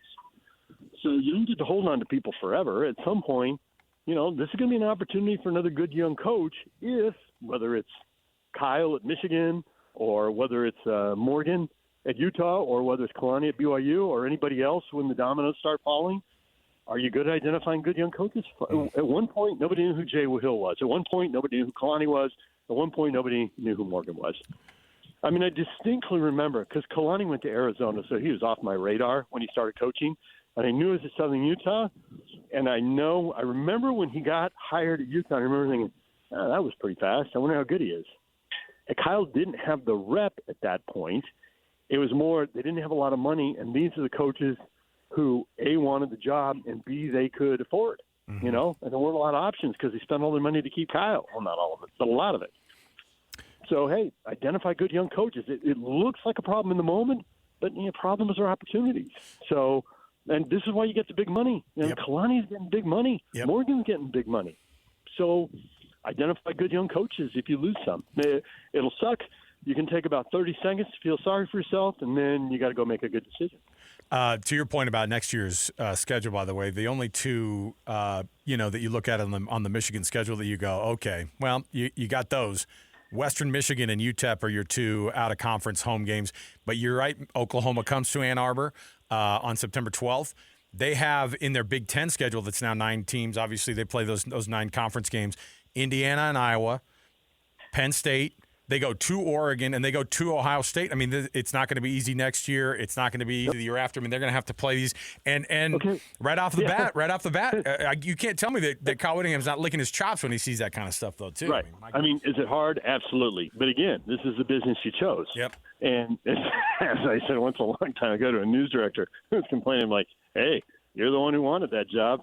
So, what you signed up for, man. I don't know what to tell you. Yeah, well, we already know Witt's going to be compensated very, very, very well. It's going to be interesting to see what the fallout is when we find out about how it went down that he left the University of Utah, if there was a buyout involved, all those questions that could be answered at some point thanks to a grandma request. I'm sure we're going to be able to do it and figure all those things out. And then when the dust settles in 10 years, Witt is still going to be the guy with his name possibly on the field at some point. I don't think that I don't think that his legacy is going to get affected long term. It's still going to get looked at. Now hard feelings forever? Segment, Alex. There could be some hard feelings here. Was he pushed out? Yeah, he didn't let him use the word retire in the press release. Yep. And you got to appreciate that because he's being honest with us. If he said he was retired and then he took the job, we'd all go, what? Yeah. You said you retired. But he made it super clear, and you played the bite coming back. He was clear when he talked. It's like, let's just say he was pushed. Yeah, I think PK said the word prodded. PK liked to use the word prodded. Yeah. Okay, prodded. But I'm seeing a lot of stuff now about Mark Harlan, and man, this is a big part of this guy's job and a big part of this guy's legacy. But there's a lot of assumptions built into most of the posts I'm seeing right now. There are plenty of coaches who held on too long and stayed too long. There are, and if Whittingham goes to Michigan and it doesn't go great. And if Morgan identifies good young coaches, even if he loses people and it goes well, it's going to be like, well, they made the right decision at the right time. And it all played out, and we know. And if it goes great for Kyle and it goes great for Morgan, it'll be like, well, they didn't know how much longer they didn't want to lose Morgan, and Morgan had a good run. It was still the right decision. It's like Montana moving on to Kansas City back in the day, and Steve Young won the Super Bowl. And Montana still had something in the tank, man. He took Kansas City to the AFC title game. But I get why the Niners did it. Young played more. He was younger. I get it. Now, there is the other scenario, which is what people are alluding to. Morgan struggles, and Kyle goes to Michigan and crushes it, wins a Big Ten title or a national title or both or whatever. And it's like, what were you doing? But it's all out there. We got to let the games play out. And I don't think we have to wait 10 years. We'll know a lot more in 3 to 5 for sure. Maybe we'll know a lot in 1. Who knows? DJ, we appreciate it. Live from the shores of Chesapeake Bay. David James reporting. We appreciate it. There you go. DJ, of course, we've already had PK. We've already had DJ on. We've already had Scotty and Hans. We're anticipating Jeremiah Jensen at some point coming on here. We're going to have our Ute insider, Steve Bartle, join us as well. We'll reach out, try to get as many of these names in the hopper as possible, and the possibility of University of Utah former head coach Kyle Whittingham. And as ESPN put it, Utah legend Kyle Whittingham considering that job at Michigan, and it looks like it's all but a done deal for at least him getting in there. Might be some details of assistance, and of course, there's the money, Lloyd, you have to consider. We've got a lot to talk about, though. We've got tons to jump into, and we'll have Jeremiah Jensen on at some point in this next hour. We're going to get Steve Bartle, like we said, and we'll get it all to you here. And if something does become official, you're going to hear it right here on the KSL Sports Zone. We'll jump out to a break. More to go, 97.5 the KSL Sports Zone.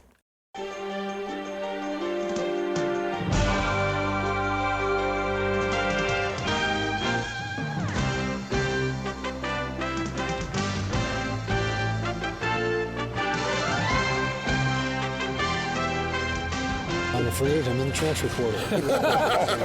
So yeah, it's a different feel, but like I said, I'm at peace, and I did not want to be that guy that overstayed his welcome, and people just saying, hey, when's this guy going to leave? That was not my intention ever, and I hope I didn't do that. I'm sure with some people I did do that, but to me the timing was right.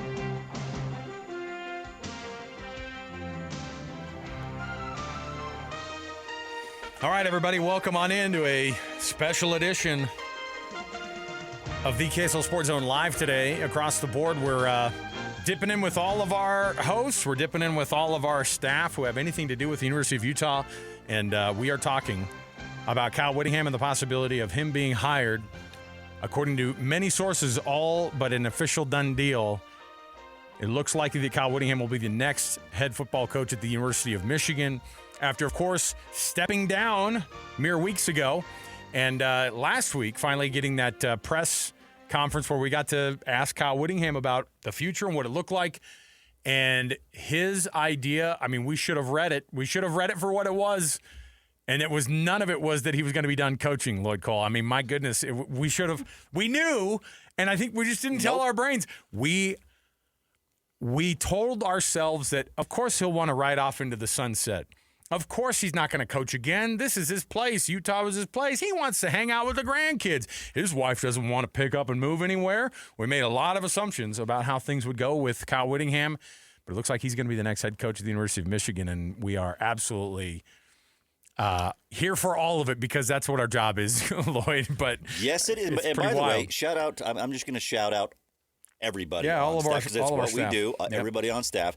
When news like this happens, it's like, okay, you know what? Got to come in.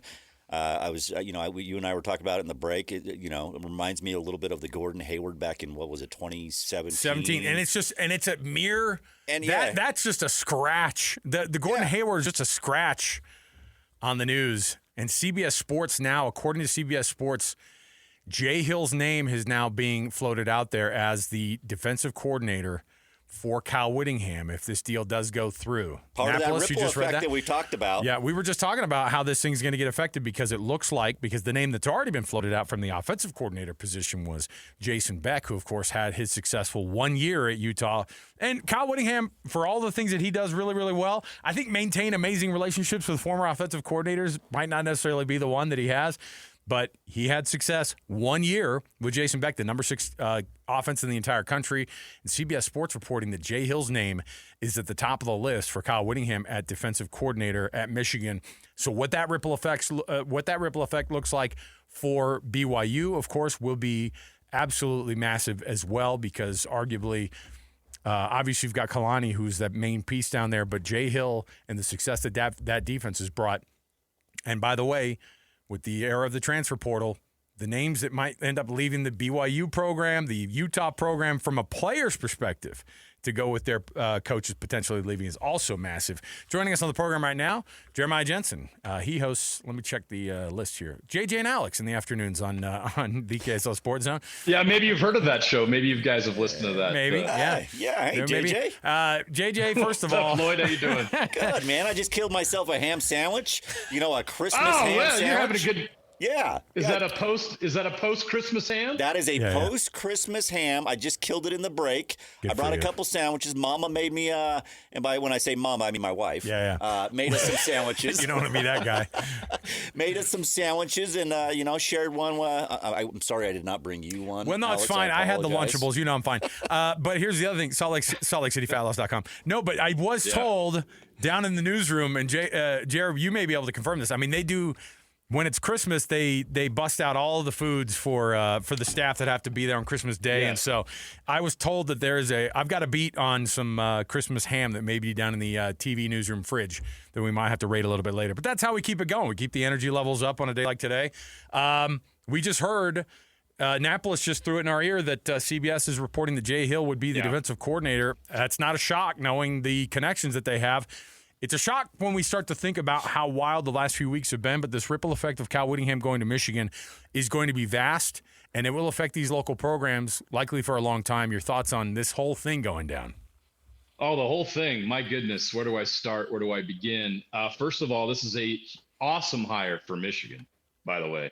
I know that people listening right now here in Utah don't care about Michigan, but it needs to be acknowledged how great of a hire this is for Michigan. Because if you look at the Michigan situation, this is not a program that is broken or lacking talent. They just had a bad guy as a head coach that got caught doing bad things, and now they're looking for somebody to replace him. Who better to come in to a program like that and to provide structure, discipline? You're not going to find a more squeaky clean head coach as far as some of that drama and all that kind of stuff. He's all business. This is exactly what Michigan needs. And doesn't Kyle Whittingham feel like a Big Ten guy? Everything he's about, the way he coaches, the way he does things, the identity of his teams throughout his time and tenure feels like a Big Ten team.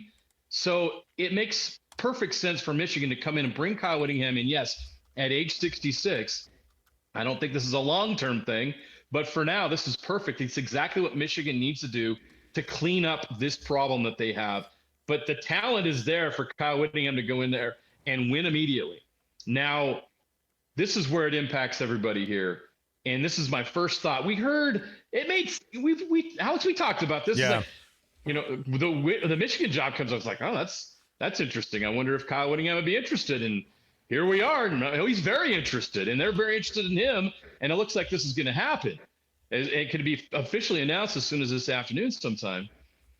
Now the impact is, what does this mean for the programs here in Utah? Because he has so many ties here. And as you guys know, Kyle Whittingham is about relationships and loyalty with the guys that he knows and trusts. He rarely goes outside of his circle.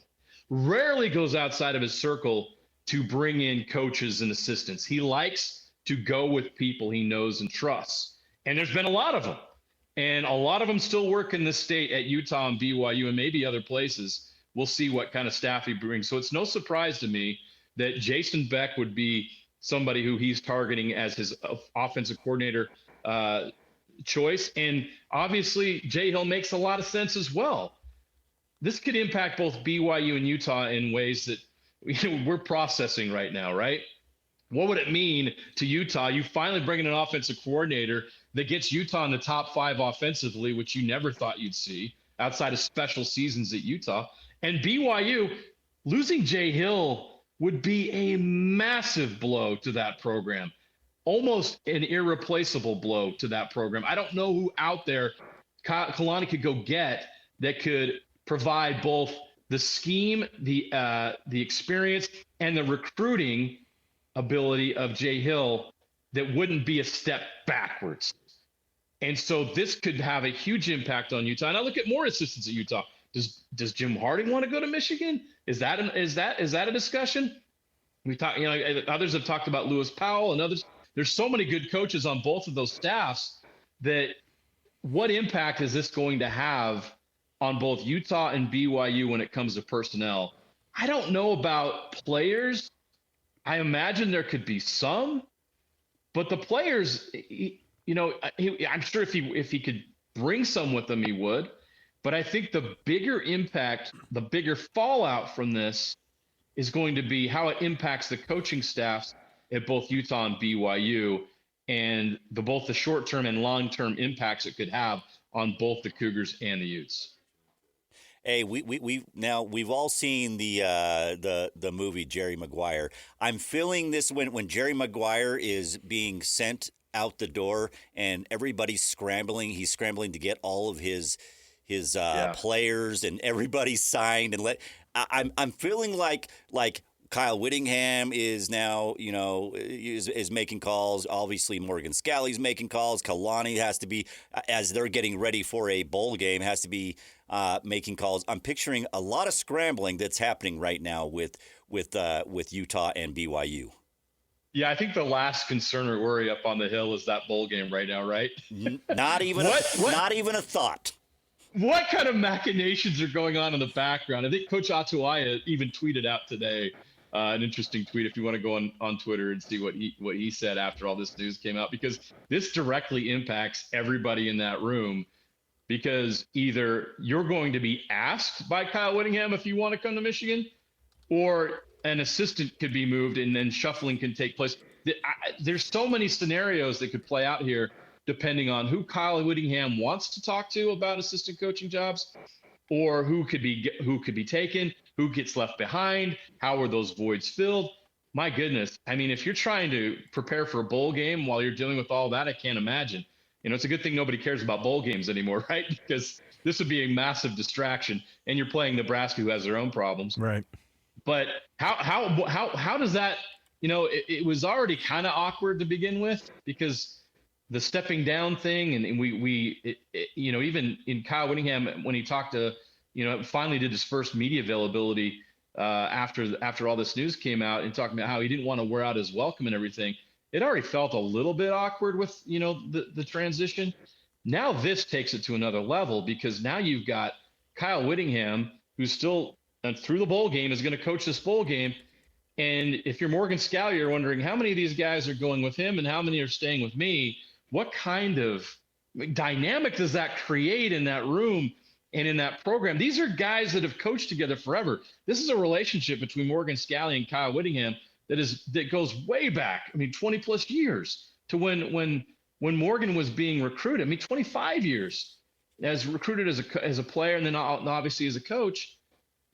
How does that dynamic working in that room right now? What's it like being in there? I don't know. I would be really fascinated to know what that is like, but I can't imagine the feeling. And maybe everyone's cool with it, but how could you? If you're Morgan Scalley, now you got to replace Jason Beck. Jason Beck's going to be coaching this game, and he's already trying to figure out which players on this roster do I want to bring with me to Michigan. That's playing out in that room this week. So leading up to that game next week. This is wild. Yeah. So I just went through. I just got an email from Kenny Cox, who of course is one of the SIDs for BYU football, and he sent out, because they just had the head coach press conference for the Pop-Tart Bowl, the last one to preview everything. Kalani and Brent Key obviously getting ready for this one. I just scrolled through the transcript, and they have all the questions in bold. Shocking, there was no question about any of this. I think a lot of it was canned, and a lot of it was just pre-set up. It was like, hey, what kind of an impact has Bruce Mitchell had on the offensive line for this BYU team? I'm like, nobody wants to know that. We want to know what the heck's going on with this coaching staff. But yeah, it's a mess. College football has become a mess in that sense, and Michigan has to get this done as soon as possible, which is why I think that you are going to see something earlier rather than later. But as it starts to play out, I don't even know what an option would be at offensive coordinator for Utah. They've already got to try to figure out a defensive coordinator, because Morgan Scalley is going to be the head coach. So you potentially have to replace an offensive and defensive coordinator. You potentially have to, down at BYU, replace a defensive coordinator. These are the biggest jobs in the state, short of the head coaching job at those schools. And so how do you get right at these programs? Everybody who's talking to us is just like, I don't care about Michigan. How is Utah going to be next year? How is BYU going to be? Because it does affect us probably more than and again, the coaching dominoes that went down in the last couple of years have been wild, but they haven't affected us to the extent that we've seen this one is going to. And I wonder how these big programs are going to be able to recover and replace these big-time names. Well, that happens all the time. This was different because, you look at what Jay Hill's doing at BYU. Jay Hill's been in the state for such a long time.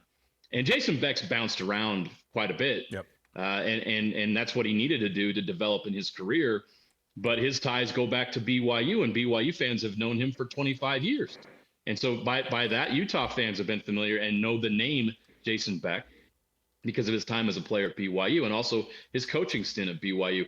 If these were randos that we didn't really know very well or we didn't think were having a big impact, it's not a big deal. Coaching changes happen all the time. Assistant coaches move around each and every year. That carousel's always been going on. This is different because the relationships and the names involved and the impact that those coaches have makes this different. And you look at what Jason Beck has done in a short time at Utah. It's not been easy for Utah to find an offensive coordinator that is progressive and creative and forward thinking when it comes to running an offense, not to diminish what any others have done. Andy Ludwig certainly had his great years there, but there's something different and modern about what Jason Beck does with that offense. And you saw the fruit of that this year. Imagine if they can continue to get even more players here that can run what he does. But obviously that's not something that may happen now. Jay Hill, I just talked about the impact he has. He's been here forever. Seeing Jay Hill at Michigan would throw everybody for a loop as much as it is seeing Kyle Whittingham at Michigan. Jay Hill, he played at Utah, coached at Utah, and then at BYU. He's never left the state, which, and obviously what he did at Weber State, he's been here forever. We know Jay Hill. So seeing him outside the state and doing something different would be a big change. So that's why this is a little bit different. And also the amount of guys that have been here a long time, and that it's just the familiarity with these assistant coaches that is driving that. Now, the honest truth, guys, is I think that the panic and the worry, that's different for each and every assistant coach that could possibly leave. I mean, obviously the impact of Jay Hill leaving is much different than someone else on Utah staff, and, a position coach on Utah staff or BYU staff, potentially, or whatever. It's about the fact that Jay Hill is so important to what BYU does. But and Jason Beck hasn't been at Utah as long. I think that these coaches will be fine.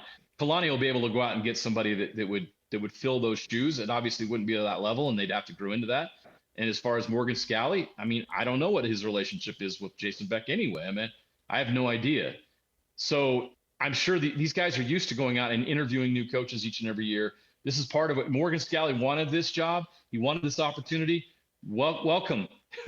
Welcome to being a head coach in 2025 in whatever this world of college football is that exists now, that we're all trying to process and figure out and learn about, because it's different than any time before. Morgan's going to have to figure that out. He's going to have to go out and do that process and find the right guy. Kalani Sitake is going to have to potentially go out and get that DC that can have a similar impact. But this is what coaches have to do all the time. Yeah. So maybe we are overreacting slightly because of the names that are involved. And obviously the bigger deal is Kyle Whittingham wearing a hat that doesn't say Utah on it is going to throw all of us for a loop because of what he accomplished at Utah. It just felt like he was going to be there forever. He had other opportunities to leave during his time and didn't. But now knowing that this is actually happening, the shock of that, of not only seeing him go somewhere else to coach, but for it to be Michigan, I think we're all trying to wrap our head around that, what it means. But as far as assistants go, those two would be massive losses. But this happens in college football every year, and Morgan and Kalani would have to figure it out, and I'm sure they will. This is what they do, and this is why they have those networks. That's why they go to these coaching conventions. This is where that all pays off. Kalani goes on cruises with, it feels like, every coach in the country. This is when that pays off, right? Hopefully, Morgan is highly sought. I know Morgan has a tremendous reputation around the country. He's spoken at some of those coaching conventions and events. He knows people. He is very well connected, very well respected.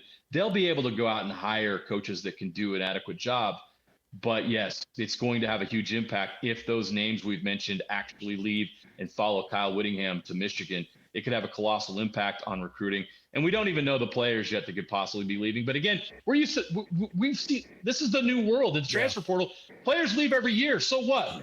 Right? We see it happen every year. And then all of a sudden, these teams they're just fine next fall because they go out and find whoever they need. So, massive impact.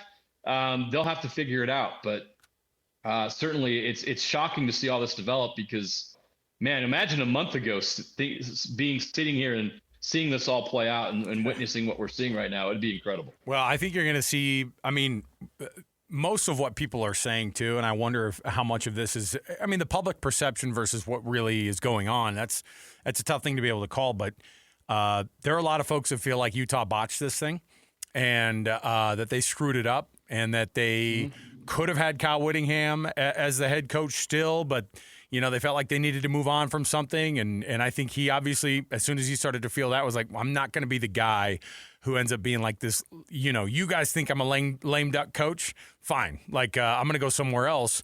I'm just going to keep this thing out. It was a weird place that both sides were in. Yeah, right? 100%. A weird place for 100%. Utah and a weird place for Kyle Whittingham and Morgan Scally. And I think you're going to get, the good news is we do get to see a lot of what the back and forth conversations we'll have. As a public institution, we'll be able to see if there was a buyout that was involved with it. That was part of the quote unquote prodding that PK referred to of how Kyle Whittingham got out. I think everybody knew that he didn't necessarily have the choice. I think that they at least kind of put it out there. My question, the thing about the Jay Hill hire, if he ends up becoming the defensive coordinator of Michigan, is that felt like as big of a win as Kalani staying in Provo, I think, for a lot of BYU fans. And I think that's the part, too. And again, you do have to replace DCs all the time in college football. I think, frankly, people thought that Jay Hill was going to take a big-time head coaching job somewhere else anyway. And in the case of Morgan Scally, people felt great about the idea of the number 6 offense in the country being, quote-unquote, back next year. And now everything's changed. You have an offensive and defensive coordinator gone, a possible defensive coordinator at BYU as well, and the impact is going to go deep here. I don't know how you have success, though, with a program like that right now in Michigan. How long would it take for a guy like Kyle to turn things around in Ann Arbor? Well, that's my point I said earlier, is this is perfect for Michigan because the program was not broken. They even had success this year. They beat Ohio State last year in a down year. Yeah. They got talent. He doesn't have to build anything there per se. All he has to do is bring his structure and his coaching style and his discipline and the way he does things to that program with the players currently there. And then it's Michigan. He'll be able to assess what they have there. Obviously they have a quarterback issue. Is Bryce Underwood going to be back or not? He's going to have to make a decision on that. Yeah. And if not, then does he come to Utah to get some of those guys? Is Dampier and Bert Ficklin, are they Michigan quarterbacks? Is that something that fits? That's all going to have to play itself out. But the players are there. He's just got to go evaluate and bring what I said, and then they can go out and get some of those transfer portal guys they need. I think Kyle Whittingham can win there quickly. I think Michigan's fine when where that comes. That's why this hire is so great for Michigan. You talk about why did Kyle Whittingham feel the need to leave, to step down? We're all going to want to know the story of that, and we're all going to be talking to people and trying to figure out what happened there. Did Kyle Whittingham just feel like the way he was being treated was being pushed out? Was something said to him by somebody above? Was he prodded out? What are the words? He was, and I'll go back to Kyle's own words that he said after, when he the first time he spoke after stepping down, was he felt like he didn't want to wear out his welcome. Well, who made him feel like he was wearing out his welcome? Because you don't just say that. We all know if we're somewhere where things feel off, or there's a reason why that is, right? So why did he feel like he possibly was wearing out his welcome? What happened behind the scenes? We're all dying to know. We all want to know. But it's pretty obvious to me, guys, that he felt that way. And what do you want to do if you feel like you're not wanted anymore somewhere? We're all competitors. We work in a competitive industry, and we know how competitive these coaches are. Don't they want to go show everybody they were wrong? Don't they want to stick it to somebody? when they feel like someone said, you don't have it anymore, we need to move on, we'd be better off without you? And I'm not saying anybody at Utah said that, but it's pretty clear to me that he felt some of those emotions. Don't you want to kind of show everybody, I still got it, and I'm going to show you? And that perhaps what Kyle is doing right now is taking on a tremendously incredible challenge that he deserves and has earned the right to go do, but also at the same time to show everybody, hey, you thought I was washed. You thought I was done. You thought I should retire. I'm going to go to Michigan and compete for a national championship. You're going to regret this. Doesn't it feel, guys, like that's something that's going on right now? And by the way, on the way out, I'm going to take some of your best assistant coaches with me. From the whole state. Well, he doesn't care. Yeah. He's going to go try to win at Michigan. If I'm Kyle and I can get Jay Hill, I'm getting Jay Hill because Jay Hill's one of the best DCs in the country. Yep. And the player relationships that Jay Hill has. I want some of those BYU players too. Why not? I'm Kyle Whittingham. I'm the head coach at Michigan. And think about that. The amount of confidence that you get now from that is like, Michigan hired me. Michigan wants me. I'm the man. This is what I want to do. Now I have the funds and the power to go do it. I would want to. I mean, you can see why. And guys, Kyle Whittingham is one of the most intense, if not the most intense competitor I've ever met in my life.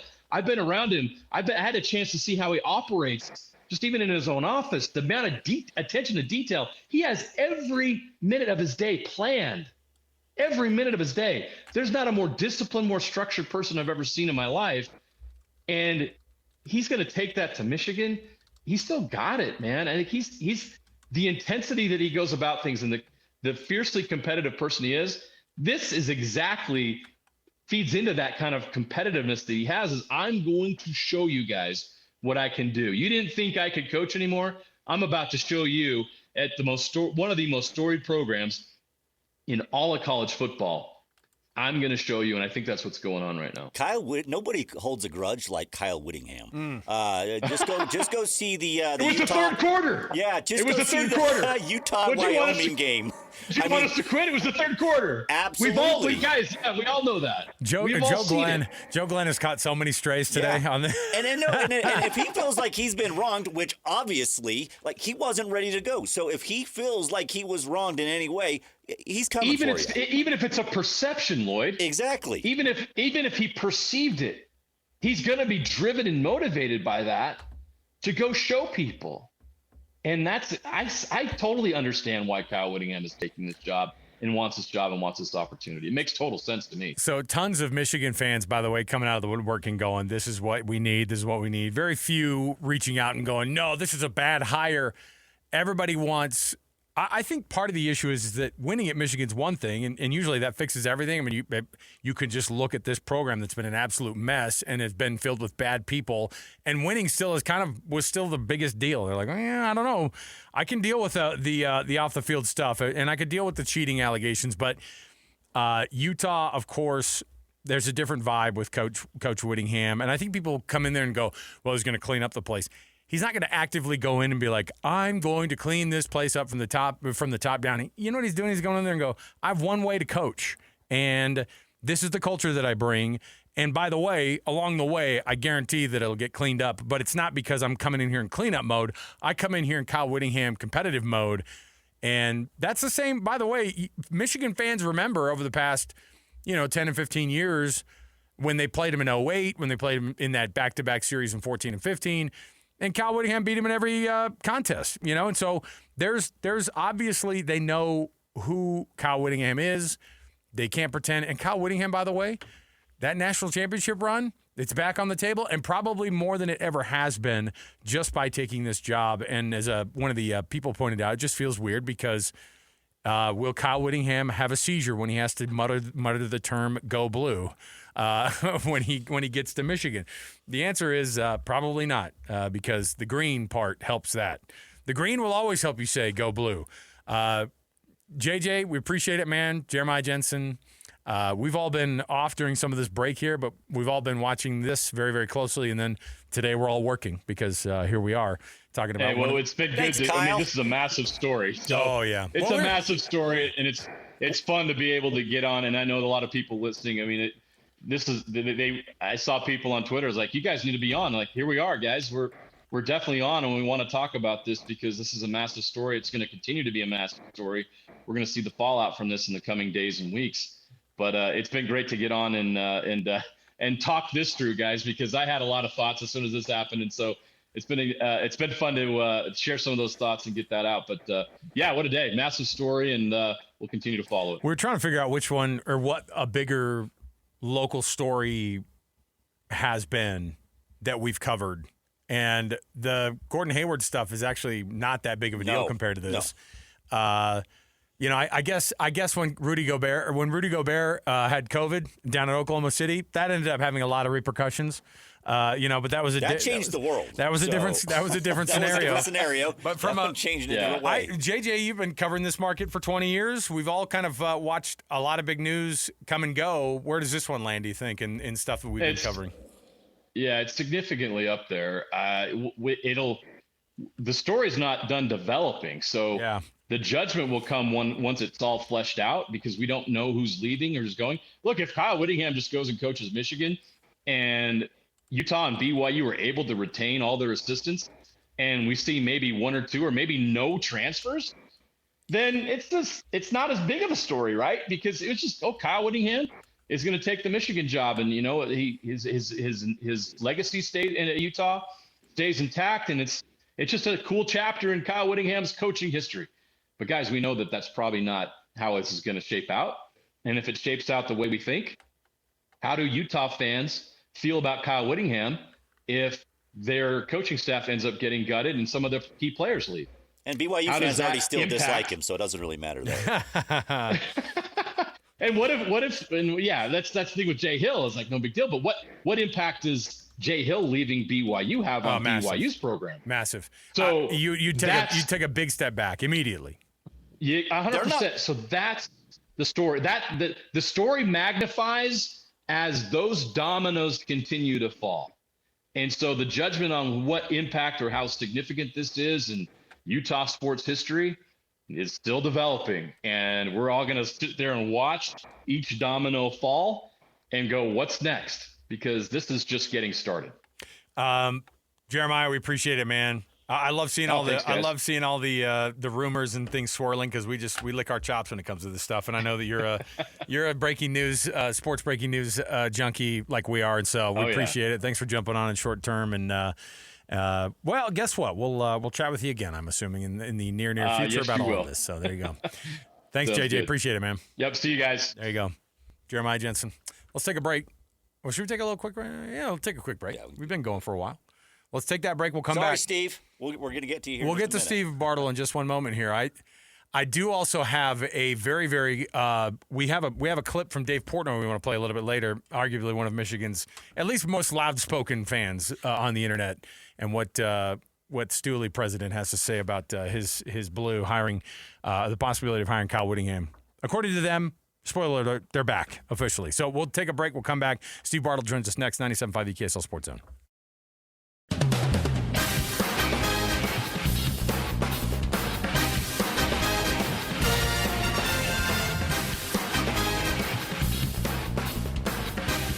I don't know if it's ever out of your system. I mean, it's in your blood, and so I don't know about that.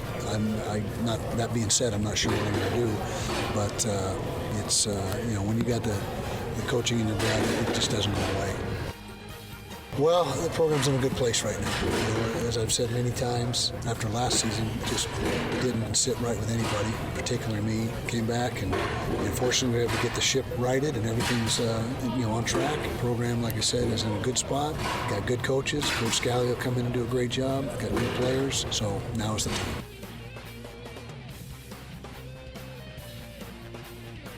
Welcome on in, everybody.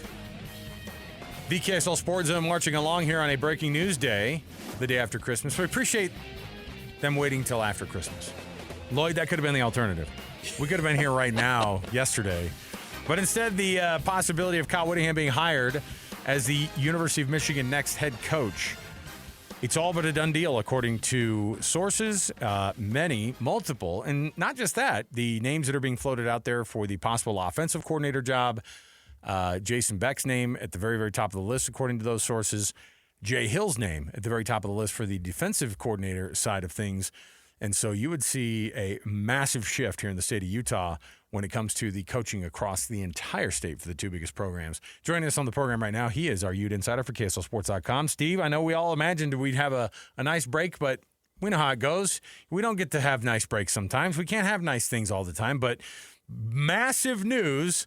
Your thoughts initially as we saw this thing go down. I think I dismissed the Michigan rumors and rolled my eyes at the very beginning of all of that process. Were you always kind of thinking that this would have been a possibility for Whit to take this type of a job? Yeah, it's been interesting following this whole thing and, going from the moment he stepped down. Once that became a thing, I got an update that he was pretty interested in making a run at that Michigan job from somebody. It wasn't any sort of thing where I felt like I could report on it, like Kyle was going to make a run, but just kind of was told that don't be surprised if Kyle makes a run at this. And so here we are. It's crazy. I woke up this morning at 5 a.m. ready to go to the gym, ready to get a head start on my New Year's resolutions. And, I was all ready to get after it in the gym. And then Pete Thamel drops the tweet that Kyle Whittingham has emerged as the leading candidate. And so I typed out an article on my phone. And if you've ever done that, it's ridiculous. Don't do it. It's a horrible experience. And so, did you do that while working out, Steve? No, I wasn't working out while I did it. I can't do that. But I was at the gym while I did it. Any excuse to not have to hit that third set, I'll take it. You know what I mean? Hey, amen to that, dude. Amen. But it's been interesting. So, here we are. And I always felt like Kyle was, with the Michigan situation being what it is, having to fire Sharon Moore and, with what Michigan has had to deal with over the last couple of years with, a lot of difficulties in terms of, troubles and problems with their athletic department, within their athletic department. I always felt like Whittingham was a really good hire considering what went down with Sharon Moore, the timing of it all, right? When you're a big program like Michigan, you want to be at the front of the line in the coaching carousel. And this year that was LSU and that was Florida. Michigan, was behind the eight ball, and to land a coach like Kyle Whittingham, that's a significant, almost like, it's falling upwards is what it is for the Wolverines. So, I know the deal is close to completion and all that. And I anticipate seeing something today or tomorrow morning. We're all kind of hoping that it happens like in the next 15 minutes. So if we can will that to happen, I know there's a lot more that has to get done because I would assume that they probably want to make that known sooner rather than later. They want to get past their past as quickly as possible. They want to be able to get immediately on the board because when you make a hire and they go, hey, look what we're doing now. We're cleaning ourselves up. You know what I mean? Like they want that image to go out as soon as they can. And maybe that's with a defensive coordinator and an offensive coordinator all ready to be able to announce with it. Maybe that doesn't happen until later. I don't know what they want, but I know that Michigan will want to have that announcement made ASAP.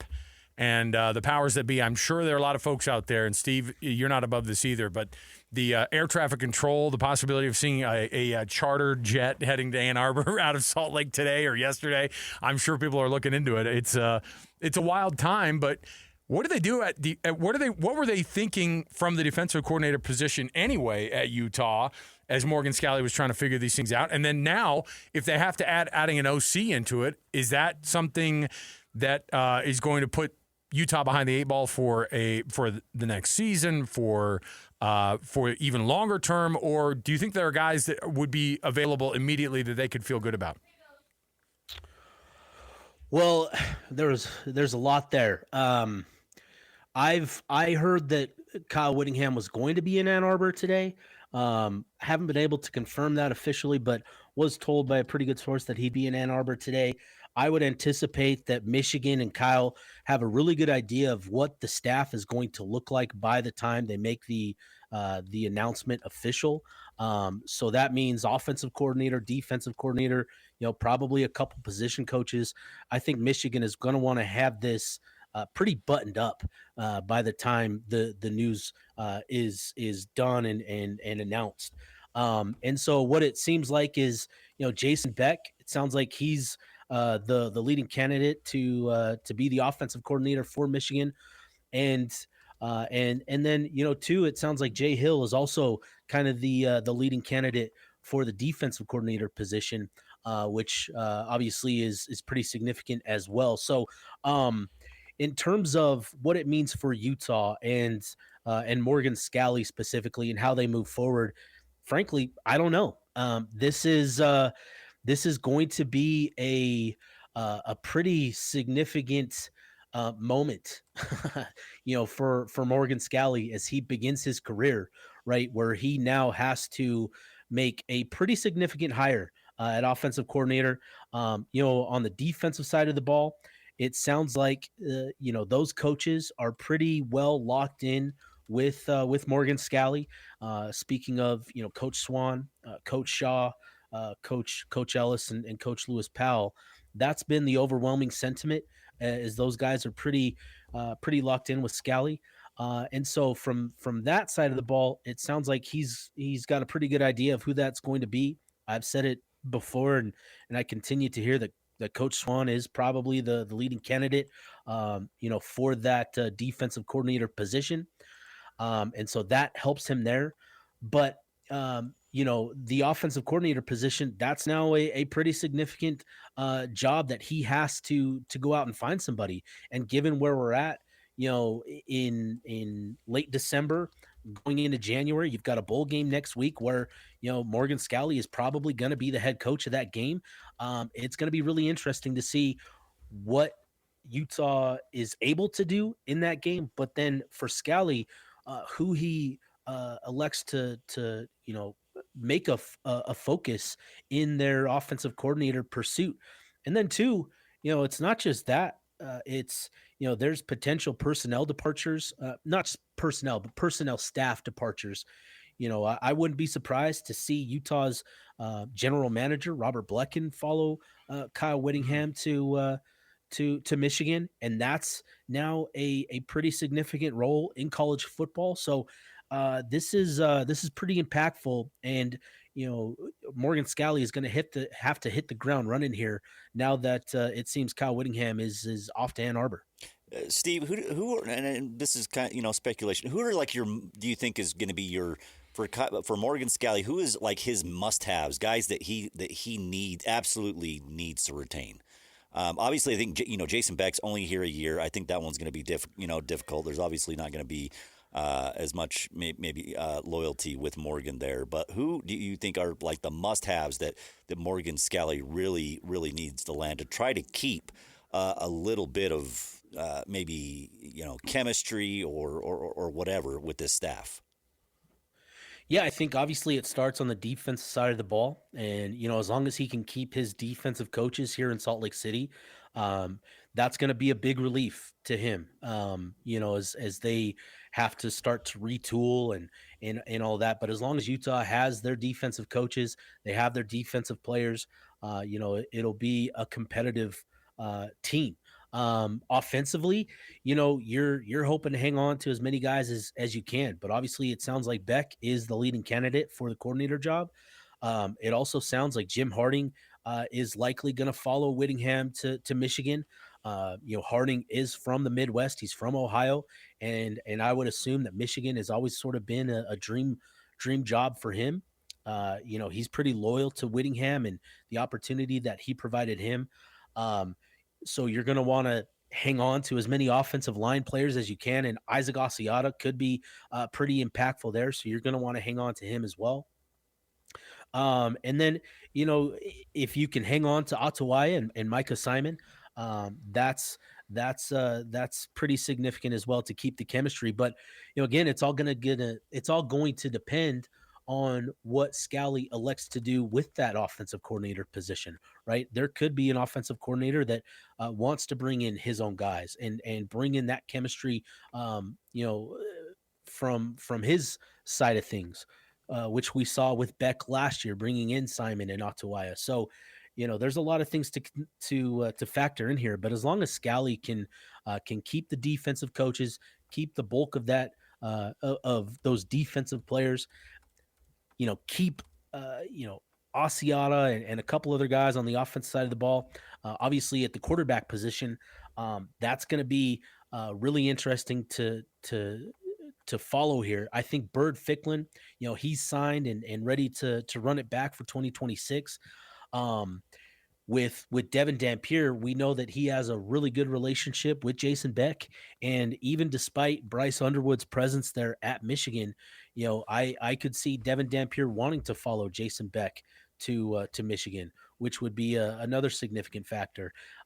So there's a lot at play here, and again, it just kind of speaks to the hole that Morgan Scally is being placed in, as he takes over the program here.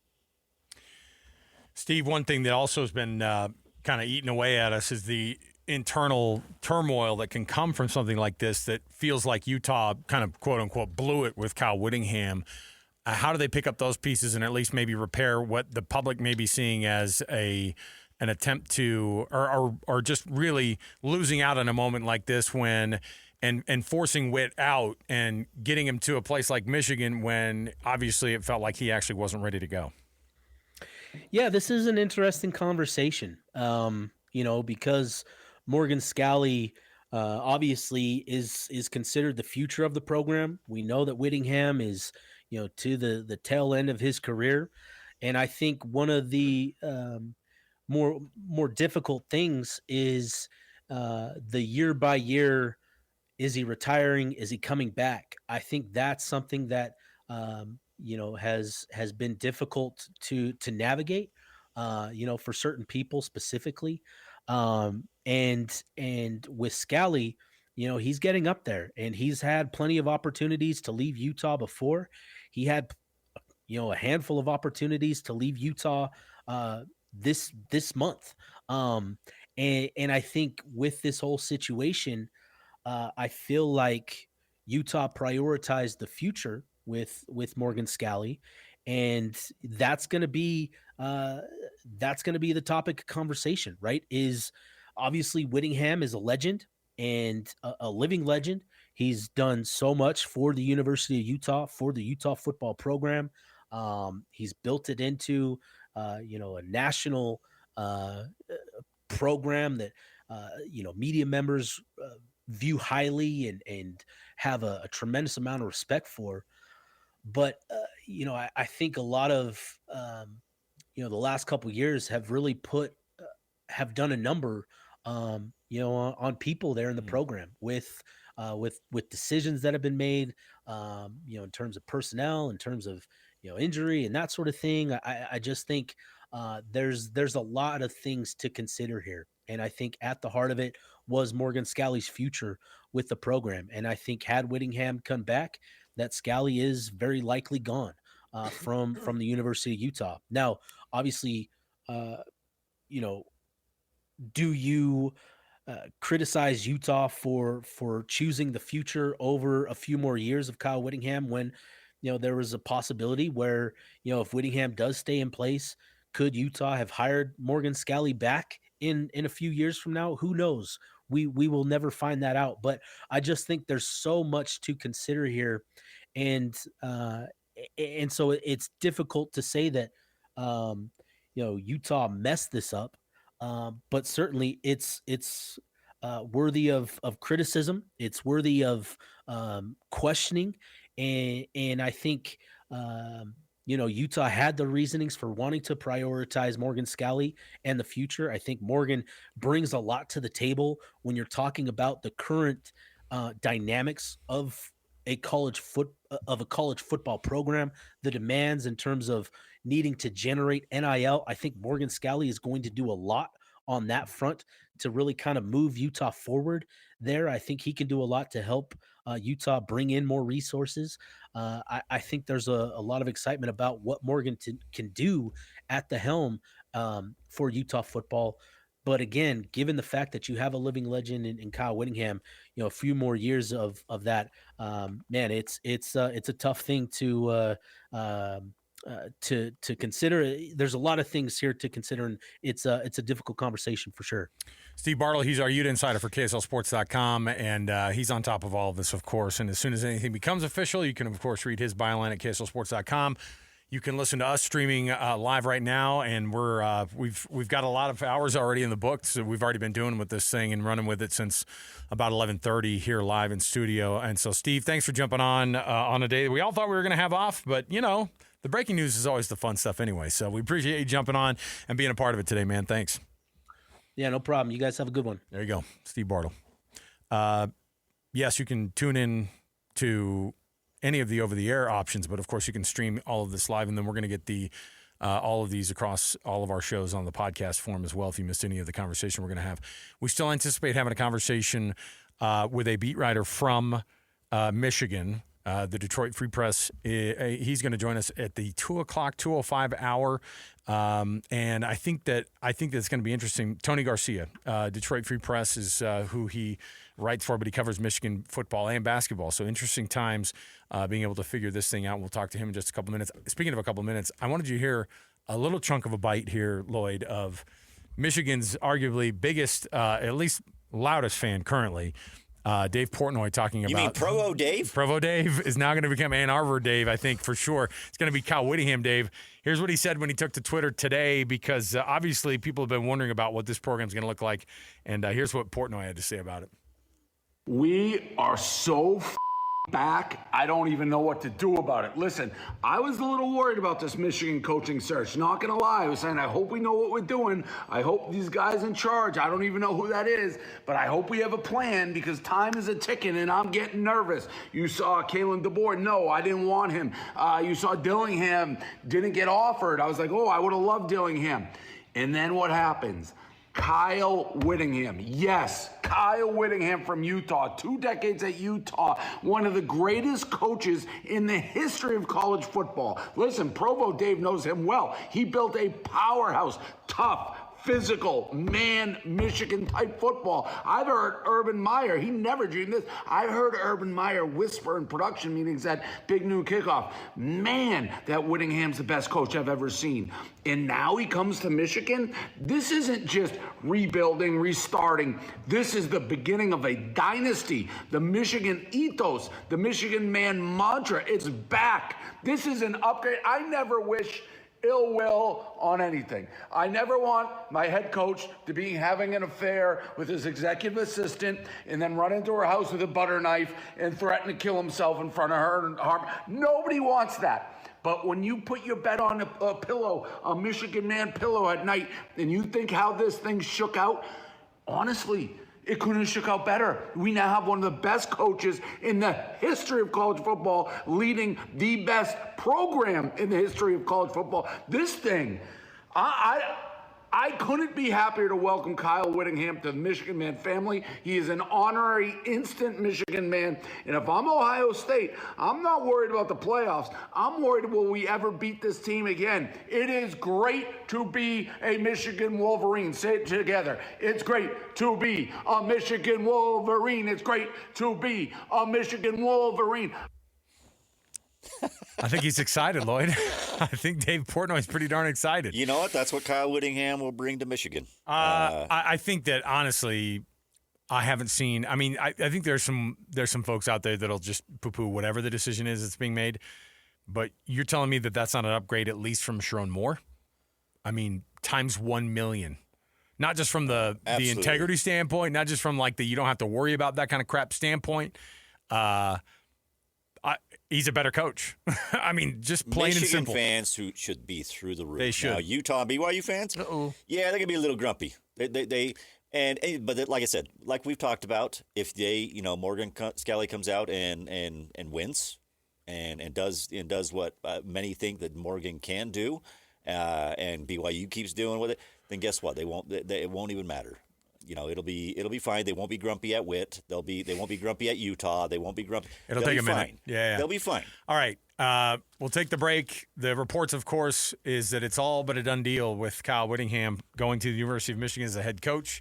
Who will he take with him as his offensive and defensive coordinator and other staff? That's yet to be seen. We will, of course, bring you any of that as soon as it comes down. Joining us next, right around the corner after this short break, we've got Tony Garcia from the Detroit Free Press. He covers Michigan for the Detroit Free Press. We'll get his thoughts on this one and the news going down. He's working on a day like today, too. We'll take a break. 97.5 KSL Sports Zone.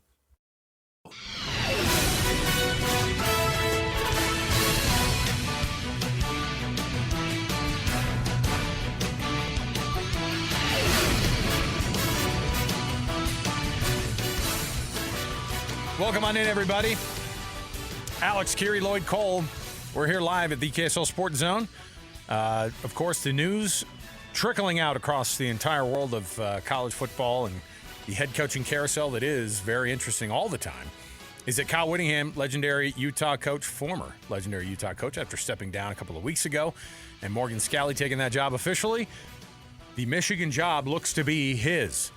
And we are all over this thing because obviously it's not just going to impact the Utah coaching staff. It'll also impact likely the BYU coaching staff if Jay Hill leaves as the defensive coordinator from BYU and heads to Michigan as well. The possibility is there. All of these things are just reports, so who knows what's going to happen. However, it looks to be pretty close to a done deal. Joining us on the program right now, he covers the University of Michigan for the Detroit Free Press. Tony Garcia joining us on the program. Tony, thanks for joining us on short notice today, man. Yeah, no problem. Thanks for having me on, guys.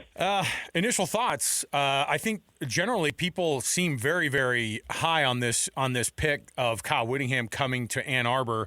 What have the last couple of weeks been like covering this team? And frankly, it's a little bit of the same of what's been over the past couple of years, which has been some off the field, not a lot of off the field stuff that's gotten in the way of the football side of things.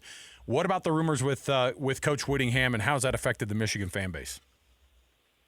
Yeah, I was going to say last couple of weeks. I was going to say it feels like longer than that. Yes. But but certainly the last couple of weeks have been unlike anything we've seen in Ann Arbor, even given everything that's gone on. But yeah, I mean, things moved pretty quickly the last 24 hours. It sounds like with Kyle Whittingham. I was told, I think it was a little more than a week ago, that there was there was interest on Whittingham's side. Members of his camp had reached out to Ann Arbor, but they were still sort of circling back with Kalen DeBoer and Kenny Dillingham, and then DeBoer and Alabama beat Oklahoma, so that messed up that timeline. It sounds like they never got a firm offer into Dillingham, and so, I mean, Jed Fish was floated around, Jeff Brown was floated around, but personally, I think Kyle Whittingham is a great hire, and it's not just because I'm speaking on a Utah sports station. I mean, you know what he's about. I wrote earlier today for the Detroit Free Press. Michigan needed stability, and outside of him being 66, and so you don't know how long the runway is. He's as steady Eddie as it seems to get in the sport, and then you bring someone like that who's been able to prove to win in multiple leagues and be the winningest coach in Utah history, and really elevate that program. And you give him the financial backing and the brand and the resources of a Michigan, you can easily see the appeal. Not to mention, stylistically, he's similar to what Michigan wants to do. You want to run the ball, you want to play sound defense, you want to build through the trenches, and then you supplement it all with decent quarterback play. And do all that at Michigan, and you're off to a really good start. As you look at how this thing went down and how these coaching searches go down is one thing, but the idea that you have to not just hire a brand new head coach, you also have to start repairing that image. How much of that do you think goes into a decision like this to bring a guy like Coach Whittingham, who we've covered for decades here in this market, and the guy is as squeaky clean as it gets? That's almost half of the hire, it feels like, is that you can get a guy who's in there who could solidify the program just based off of the culture that he builds wherever he goes. Yeah, I think this time for Michigan, that was paramount. It was of the utmost importance, given, Jim Harbaugh won big, but it wasn't without some NCAA investigations and just headlines following him around. Mm-hmm. Jerome Moore was not winning at the same level, and then he had one of the most historic fallouts that, frankly, we've ever seen a coach have at this level. And so Michigan was, Biff Poggi, the interim coach, spoke about it earlier this week. Wow, that was only earlier this week, Monday. It's been a long week. He was talking about how Michigan's essentially been like a malfunctioning organization for the better part of half a decade, almost a decade, and athletic director Ward Manuel just wants it to stop. Now he is there's an investigation in his athletic department about who's known what and when, what the culture is like. That's expected to come out in the next month or so. So Michigan really did not want to hire anybody that had any red flags of any sort. Like I was told that Jed Fish, when they were running his background, there was a red flag of sorts that came up, and he's a guy who had some Michigan ties, having been a passing game coordinator under Jim Harbaugh in his early days. That kind of quickly ruled him out. And I think it is a very good decision to go to someone who is proven somewhere else, but does not have any ties to Michigan or anything that's been going on in the recent years. So does Michigan, will they look to just completely clean up shop and just have Whittingham start fresh, or do you see them keeping, because obviously recruiting to Michigan is a little different than what Kyle Whittingham has been recruiting to Utah. So does Kyle Whittingham just completely hire his own staff, or do you see there's some guys on that coaching staff that maybe are retained? Yeah, no, it's a good question. I mean, well, first and foremost, that's going to be up to Kyle, right? It's about who he wants around him. However, I think it's going to be a largely cleaned out house. I think there's going to be a lot of new faces in Ann Arbor this next year. I would wager that if someone is kept, and I'm pretty sure this is what will happen, Tony Alford of the running backs coach, who was previously at Ohio State, he's done a remarkable job there, done an equally good job in Ann Arbor. I think he would be probably number one with a bullet among the coaches to keep on this staff. And then anyone else on the offensive side, I mean, Michigan already lost its offensive coordinator to Missouri, Chip Lindsey, and obviously there's rumors and sounds like Michigan is moving towards Jason Beck, the offensive coordinator at Utah, to come join him on staff here. So that would sort of help with that. I don't know if anyone else on offense would stay. I think defense would largely be cleaned out as well. Obviously, they're targeting BYU's defensive coordinator, Jay Hill. This is all very early on, so you don't know how it'll shake out. If there was one defensive coach, maybe Lou Esposito, the defensive line coach. He's done a very good job with that line, and his son is committed to the program. Not that that's a reason to keep a coach around for one commit, but if there was someone on the defensive side, I think Lou would probably be my number one candidate. Do you think that a lot of the staff has to be put together before an official announcement comes? I would think that Michigan wants to gets this thing announced as soon as they can to get on the track of people looking like they're making some moves to clean up some stuff. Yeah, no, the staff certainly does not need to be put together in order to make that announcement. I was hearing it could come as early as today, like sometime in the next hour. It feels like now we're getting closer and closer to the end of that. But Michigan is pretty notorious for the 5 o'clock news dump on Friday. And we are 45 minutes. I'm sure you guys know how that drill goes. Yeah. So we are T-minus 45 away from that. Normally it's about 4:50 when that happens. So I'll be on my phone at that time. It could come late tonight. I mean, Michigan's traveling down to Orlando today, the team. And so they're flying to Orlando for their Citrus Bowl. There are just a ton of moving parts. I'm hearing that Kyle Whittingham is going to join them on this trip. Sounds like he might need to fly out to Vegas first and say some things to his team that he just left and was going to coach as the interim, and then he's headed down to Orlando. That's what I'm hearing. That's not official, but no, the staff does not need to be together in order to make this hire official. That's pretty wild. We're keeping an eye on it, of course, on our end here in Utah. And Tony Garcia, Detroit Free Press, she covers the University of Michigan football and basketball, and exciting times. And breaking news never sleeps, even during the holidays, Tony. So we appreciate you jumping on here and hanging out with us, and enjoy it. And we'll probably dip back in again at some point after everything becomes official over the next couple of weeks here. Thanks for hanging out with us.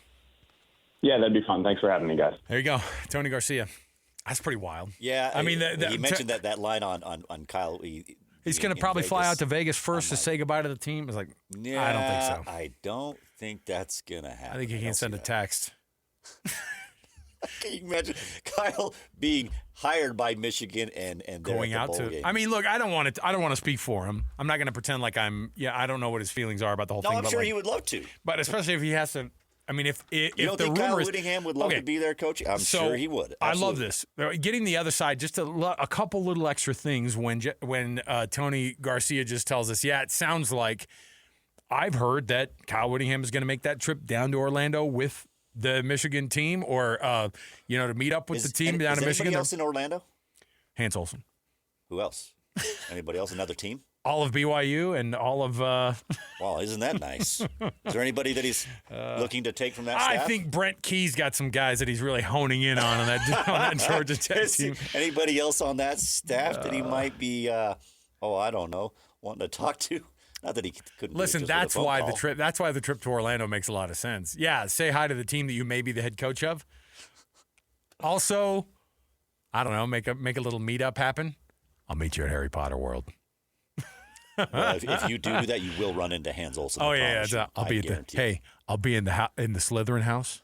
Okay, just say the password and we'll chat. Jay Hill, come on. Things are wild, man. It's getting even more crazy.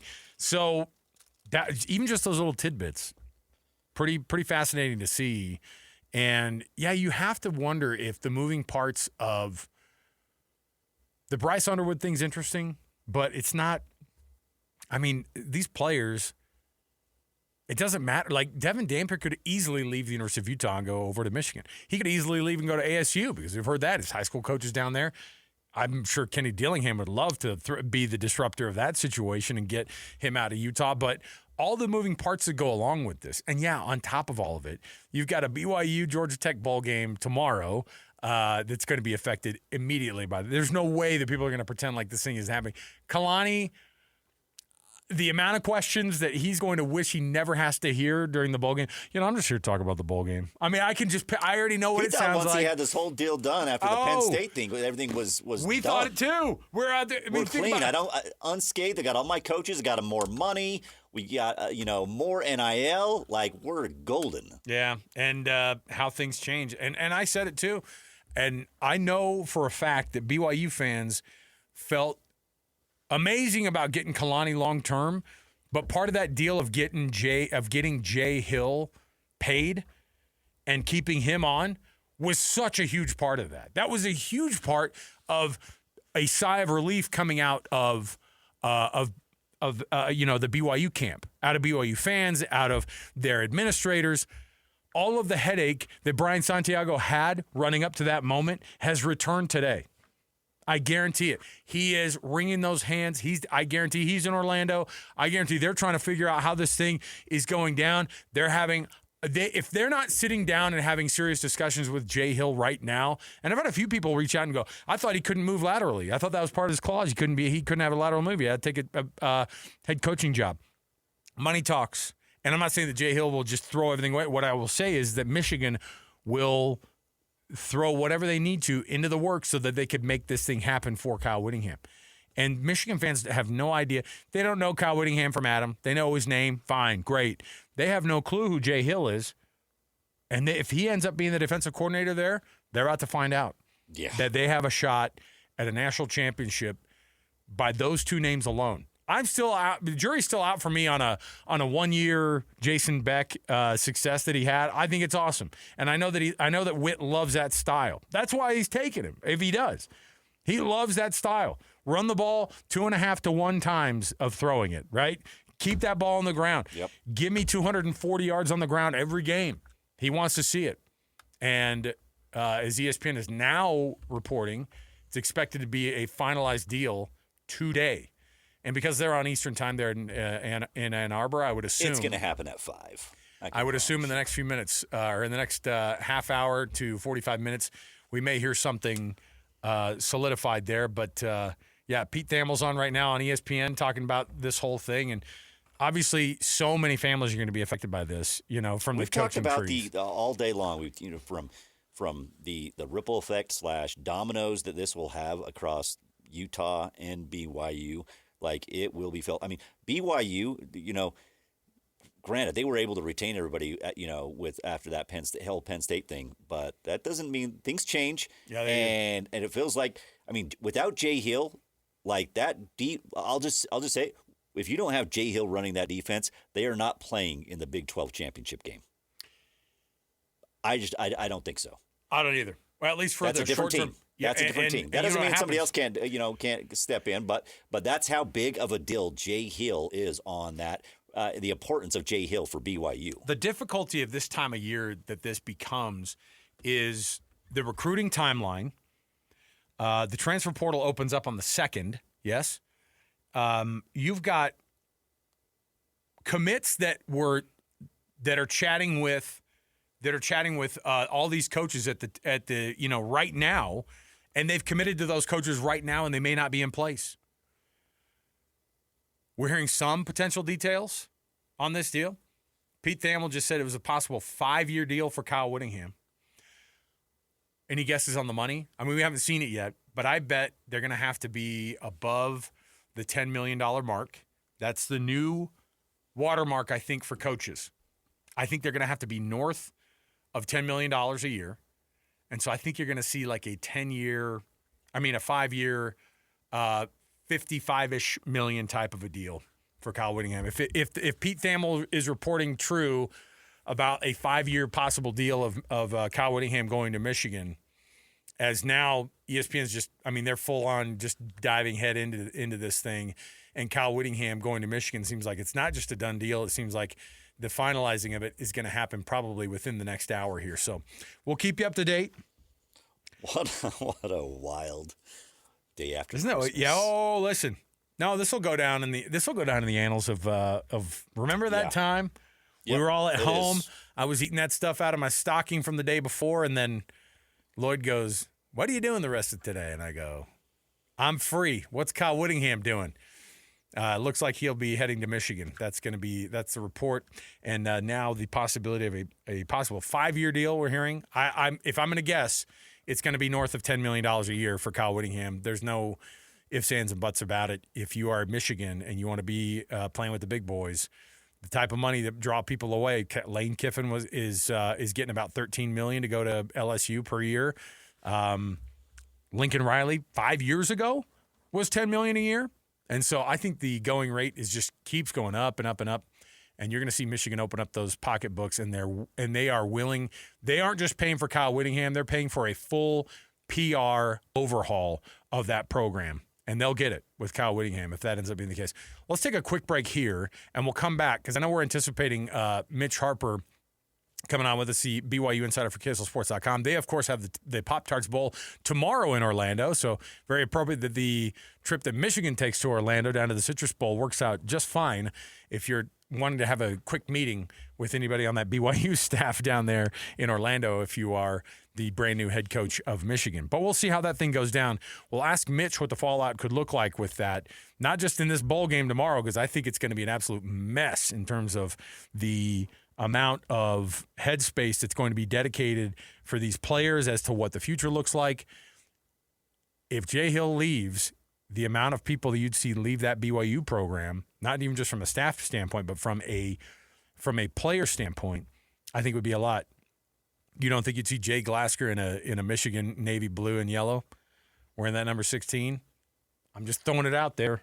You're going to see a lot of people, at least, who are going to be looked at as that possibility as well. Satawala. Oh, man. He's a local guy, though. Annapolis, he's not going to go to Michigan.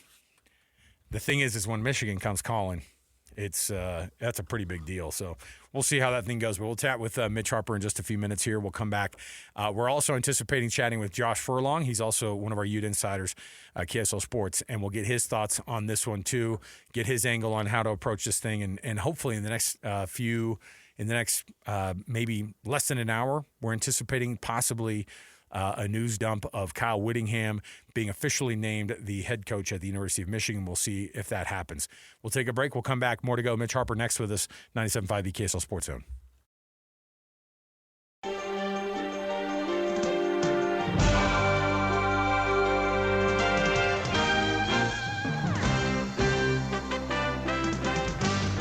I'm a free agent. I'm in the transfer portal. So yeah, it's a different feel, but like I said, I'm at peace, and I did not want to be that guy that overstayed his welcome and people just saying, hey, when's this guy going to leave?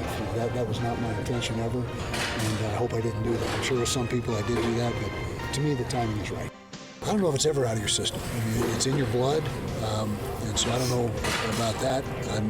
Not that being said, I'm not sure what I'm going to do, but it's when you got the coaching in your blood, it just doesn't go away.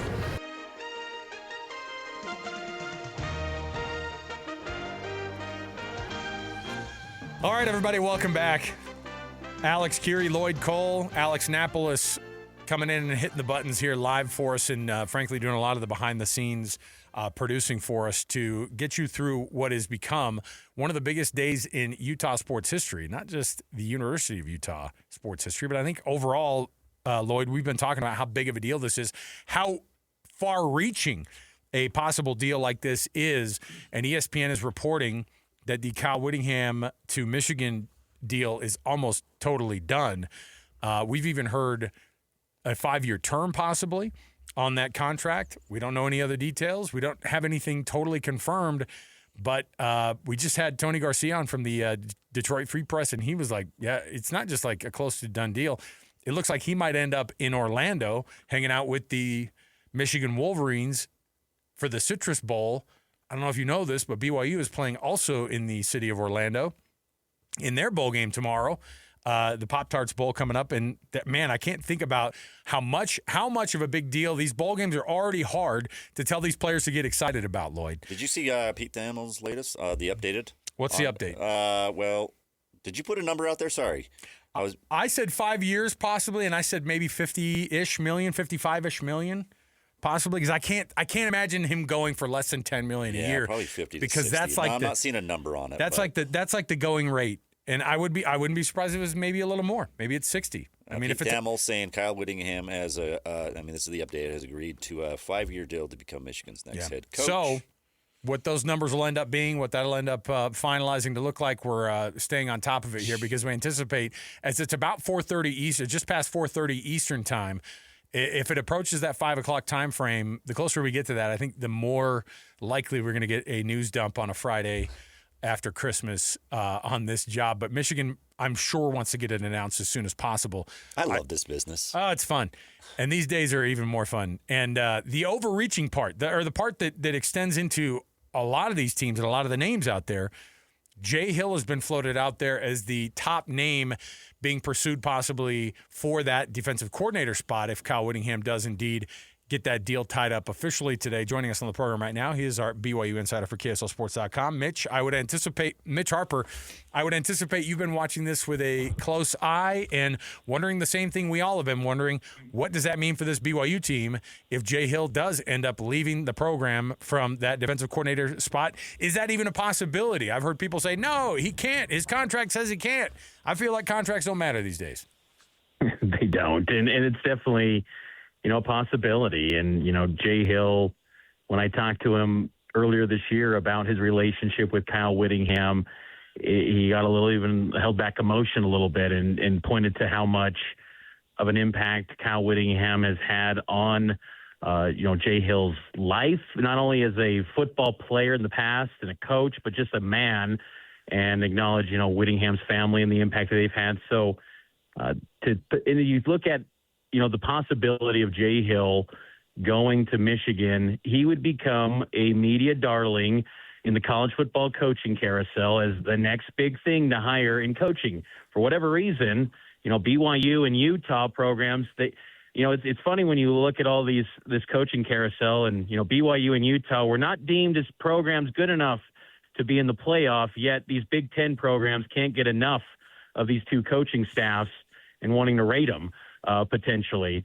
But, I think that Jay Hill would be, if he has success at Michigan, which I would expect he would because he's just good wherever he is, he'd be in line to maybe get a SEC Big Ten coaching job, and, you think of this coaching carousel, there was thought of, maybe he could be a candidate for Colorado State.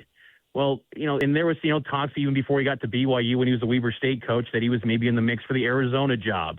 It's a different tier of coaches that if you have success at Michigan. And I think, these athletic departments try to get, a splashy hire that's proof of avoiding risk and the profile, the resume that just inspires boosters and donors. And you're getting a Michigan DC that has success in the Big Ten and maybe knocks off an Ohio State that just looks a little more glamorous to some than, say, the guy that's leading BYU. And even though, again, is that fair? No, because we know how good a football is played in this state. I think the country is realizing it by these coaching moves that are taking place and the interest that these two staffs get. But, I think definitely. And Jay Hill is someone that, I think the question's always been with Jay Hill is what are his motives? What does he want after his health scare with his heart attack last year? Does he want to ultimately get to a head coaching position? I think he's an ultimate competitor, and he's going to get to the highest ranks of the position. Kalani was asked today, in his press conference, if he expected to retain all of his coaches now with the new enhanced resources he's getting, and he kind of, danced around that question and said it can't be a fortune teller, but guys are going to become head coaches one day. He wants that to happen. And I think this could maybe give Jay Hill, if that's what it ends up being, maybe the best scenario to get a premier job rather than just simply these, Mountain West Pac-12 jobs that he gets sometimes linked to. He could really go get something big potentially if this ends up playing that way. Mitch, has the Crumble owner, in fact, gotten off the sideline again and ready to get to work to keep Jay Hill? Can you confirm that, Mitch? No, I can't confirm specifically on the Crumble guy, but okay. I'm just curious. I just want to know: have we seen anything on social that he's gotten out there and he's it's time for him to get off the sideline and get to work? Well, BYU definitely got off the sideline and went to work for Kalani and this whole staff, and Jay Hill's got a great spot, and he does at BYU, and I think there'd have to be a real decision, but I think also, again, the respect that he has for Whittingham, Michigan, if that becomes the offer for him, it'd be hard to turn that down. And, but at the same time, I think BYU, I think fans would get fearful because then they think, it's just going to revert back to what it was pre-Jay Hill. And that, that was a mess at the end there in 2022. They were the worst defense, arguably, in college football 3 years ago before entering the Big 12. But you'd like to think that Kalani Sitake, armed with stability, and greater resources, can really go make a big splash. And Kalani's always been big on he wants a defensive coordinator that is completely aligned with what he wants from the defense. Before with Tuiaki, he had a limited budget to work with, and he was trying to develop and teach Tuiaki how he wants the defense to run. Even though Tuiaki worked with him at Utah, he was trying to teach him into being a defensive coordinator. Jay Hill, it was hit the ground running, give him full autonomy to go run that thing. Kalani's got guys on his defensive staff. I would look at General Guilford, if Jay Hill was to leave, as that guy. General Guilford's been on the staff every step of the way for a decade now since Kalani, took this job, and Jay Hill's promoted Gennaro. He retained Gennaro, one of the only carryovers from the previous staff with Jay Hill. And when it comes to alignment with what Kalani expects out of the defense, General Guilford checks a lot of boxes to me on that. But also at the same time, Kalani's got the resources now to go out and go get someone. This is no longer just, like a couple, year and a half ago when BYU lost Mark Pope, the fan base panicked and thought all was lost and it was doomsday scenario. They got better. And BYU, with its resources, what they've shown with basketball, what they've shown retaining Kalani Sitake, you would like to think that they can still be at a place where they're very successful. Will there be attrition if Jay Hill left? Absolutely, because there's a lot of guys on this roster that love playing for Jay Hill. But at the same time, like BYU's in a position to also replenish the roster. It's no longer the BYU of old where it's like you lose someone and all is lost and you can't recuperate. You've got the head coach in place, and he's made it clear he wants to be at BYU for the rest of his career. And so, if that happened, it's just interesting how you bring up, like the possibility of Whittingham being in Orlando and Kalani's down there, Jay Hill's down there. My goodness, these two kids BYU and Utah just can't break off from one another. But it's just part of the machine. BYU's been better at retention with retaining staff, probably better than most. Kalani's done a really good job of really having no coaching changes since they joined the Big 12. And if it does happen that way, I think that there's options internally to keep. But at the same time, like, no one would fault Jay Hill if he actually took an opportunity at Michigan and to work with Kyle Whittingham, a guy that he truly views as maybe like a mentor. Like, you're looking at someone that probably looks at Whittingham the way that Kalani looked at Lavelle.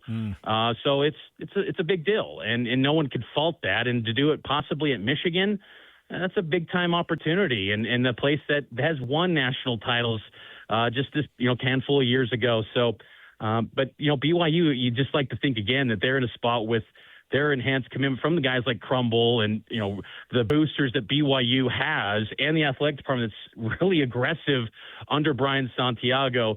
They're just not going to be flat-footed and look like they're not going to be able to recoup and respond. Because Kalani Sitake, what we've learned over his 10 years, whenever there's adjustments made, BYU tends to get better. Now, would it be tough to replace Jay Hill? Absolutely. But BYU, under Kalani, has done a good job of always retooling the staff if needed to do that. Mitch, from a player's perspective, you brought up the roster, and there'd be attrition, of course, but who do you look at and go, oh, that guy, he would totally be out the door really quickly? I mean, I think that the big names people look at and they go, okay, it's not just that they'd go there. They could possibly go to Michigan and make an impact next year and put themselves on the map to go to the NFL. All these things become attractive. Who are some of those names that you'd look at and go, yeah, watch out for this person? I'd look at someone like a Faletau Satuala. And I think when you look at this sort of dynamic, if Jay Hill was to go to Michigan, you look at guys that maybe are not BYU lifers, guys that maybe went to BYU for a position coach, because remember, Jay Hill coaches the safeties at BYU along with being the defensive coordinator and the associate head coach. Satuala picked BYU over Utah. On the heels of a 5-7 season for BYU, he really bought into the vision of Jay Hill, and he's someone that would project next year to be one of BYU's faces of the program next season, especially on the defensive side. And he'd be someone that you'd look at and say, that could be a guy that would leave and follow Jay Hill. Other guys like Hunter Clegg, a defensive end who once signed with Utah, flipped to BYU after the mission. And, but he's someone that really is, grounded in his faith, coming back from a mission, loves the BYU experience. And that's what's interesting about BYU. And a lot of the talk about the culture of the last few years, how much does that get tested?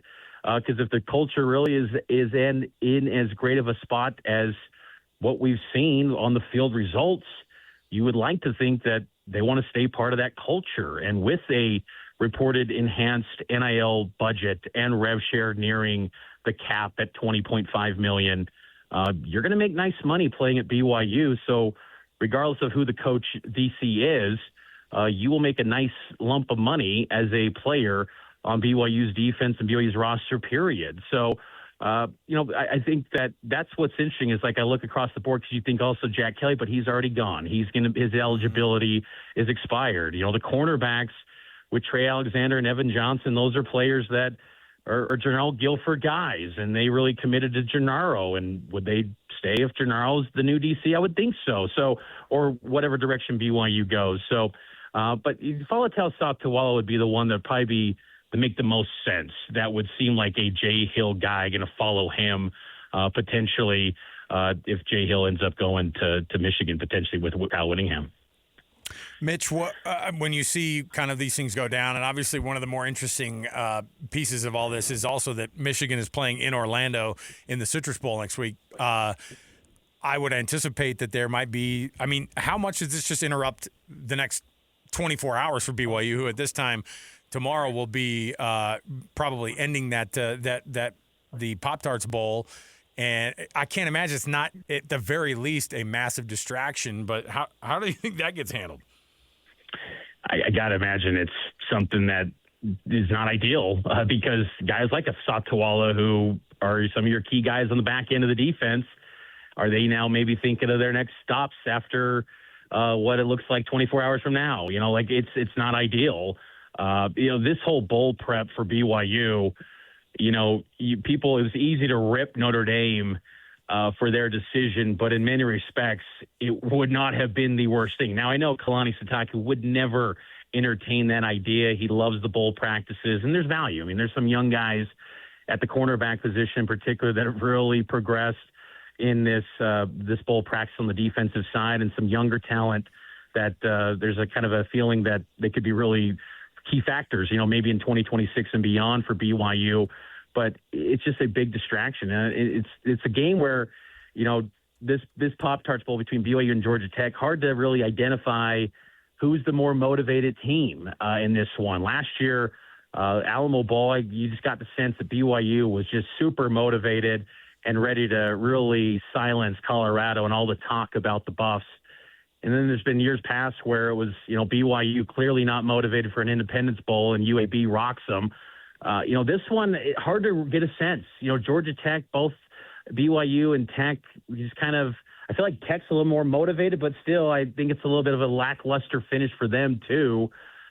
This is a game that's hard to kind of gauge as to what to reasonably expect. And then on top of it all, you don't have LJ Martin, who's going to have a decision after this game with deciding whether he wants to go to the NFL or come back to BYU for 2026.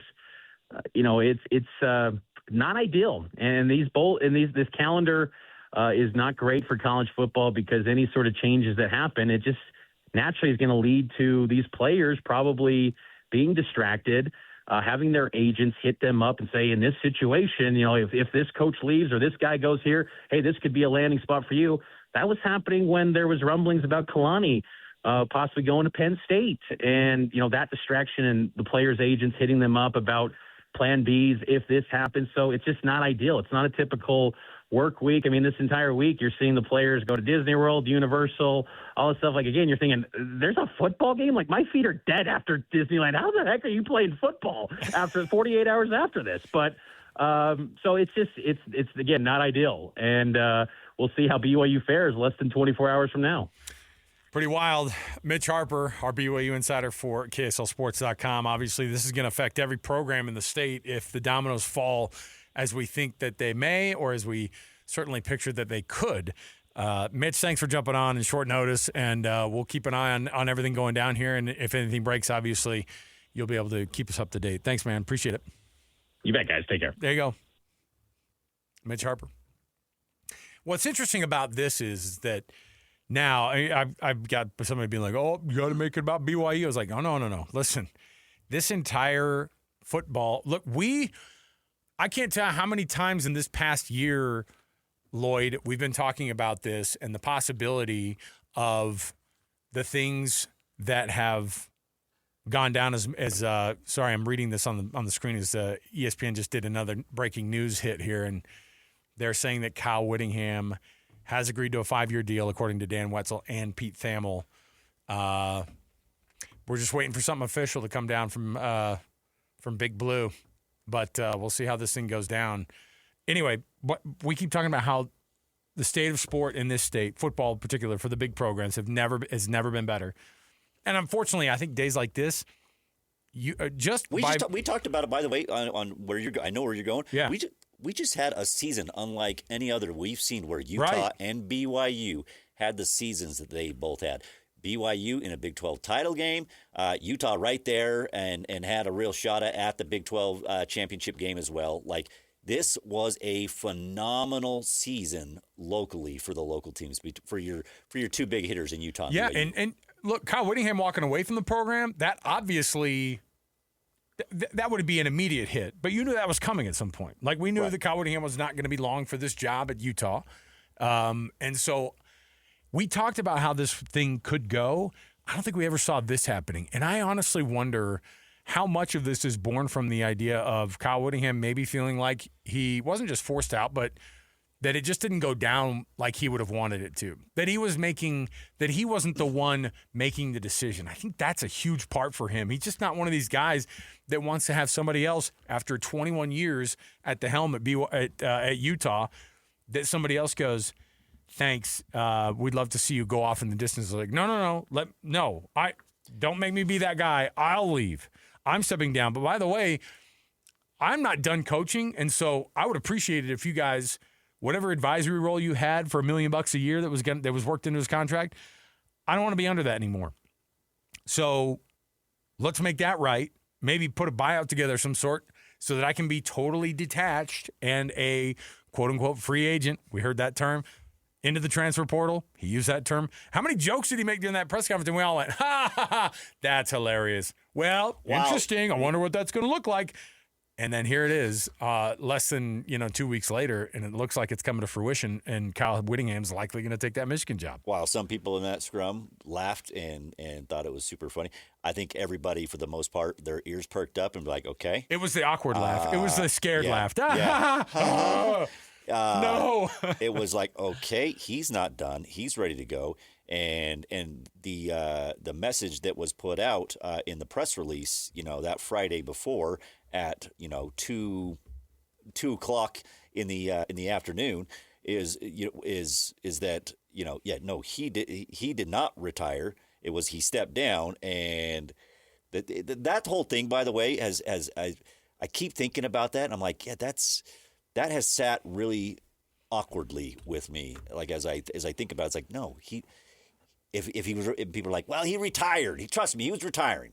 He did not retire. He does not want to retire. Lloyd, I think he wants to play. He wants to play golf in Hawaii with his grandkid. Like we had all sorts of versions of how we thought that Kyle Whittingham. Oh, I already know how this is going to go. He's going to retire. He's going to move to Hawaii. Oh, he's going to take all the grandkids on a cruise. Oh, he wants to be with his grandkids. He would never uproot his family like that. And at one point, I mean, PK talked about it last week quite a bit. It's just like if the Dillingham stuff would have gone down, Whit would have definitely considered that ASU job. Yeah. If you think that's wrong, then just look at what today brought you. That should be the indicator of how he would have looked at, and it didn't matter that it was in conference. It doesn't matter that it was, a guy that, these coaches look at, and it doesn't matter that these coaches have quote unquote loyalties, because at some point Kyle Whittingham probably felt, well, I have been loyal, and this didn't feel like a loyal situation of how I got put down the road here. And I'm not saying that there was a massive slight, but I think that Kyle Whittingham, if he wants to find a way to be slighted in the situation, he could easily make that happen. I think it's what drives him. By the way, being slighted is what drives him. Put something on the shoulder. Him. Yeah, and by the way, there was another gem in that Tony Garcia interview, the Michigan beat writer. He mentioned about how his essentially Kyle Whittingham's people had reached out. Right. That they had reached out. They said, "Hey, he's interested." He's interested. Yes. He said a couple of weeks ago. Yes. He said a couple of weeks ago. That's exact. I didn't think about that. In the moment that he said it, I remember thinking, wow, right away. A couple of weeks ago, his camp reached out. You know what that is? His camp. You guys, you freaking get on the phone and call Michigan, because I'm not done doing this. I'm not done doing this. And now the breaking news keeps coming across the screen, and it keeps getting in bigger and bigger bolded red letters on ESPN that they have agreed to a 5-year deal, according to Pete Thamel and Wetzel. I think both of them at ESPN both were reporting that, right? So I think we're just waiting for something official to come from the University of Michigan. I almost think you don't even need it at this point. What's going to be interesting is where the dominoes fall after that and what that's going to look like as well. But a massive day here for the University of Michigan, who'd be hiring Kyle Whittingham with 177 career wins in 21 seasons, had 18 winning years, had seven double-digit win seasons, including this one, a year after going 5-7, and it just keeps getting more and more interesting.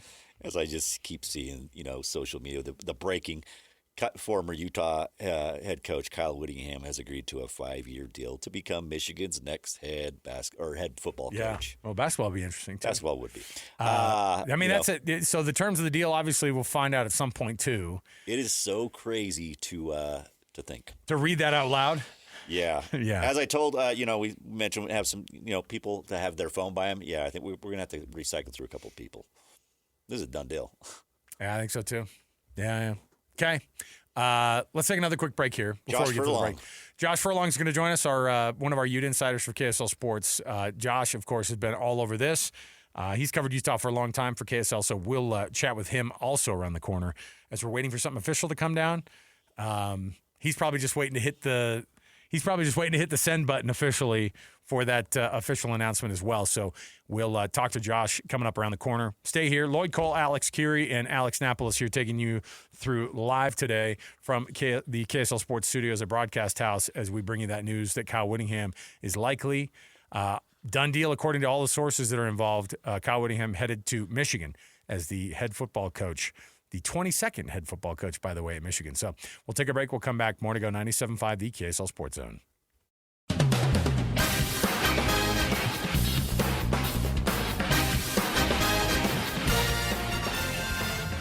Well, like I said, I don't want to overstay my welcome.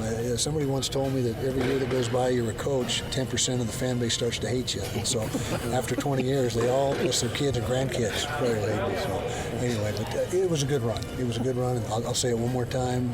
I didn't want to be that hanger-oner that just kept, people just got sick of it. Well, who knows? We'll see. I guess stepping down and step away and reevaluate things and see where we're at.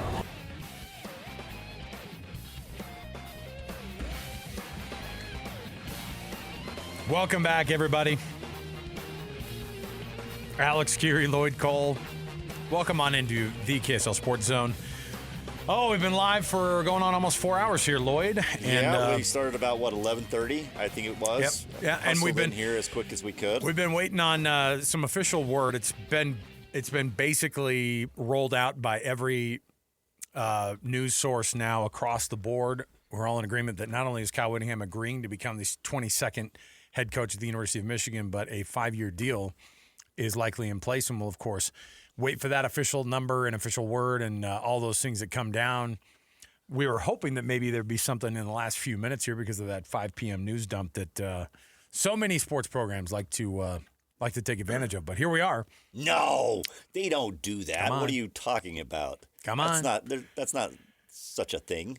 Now that we look back and hearing all the rumors that this is and the reports that this is a done deal, boy, how foolish were we during that press conference to not read more into all of the things that now make so much more sense. Kyle Whittingham, number one, not doing a press conference. That should be an indicator.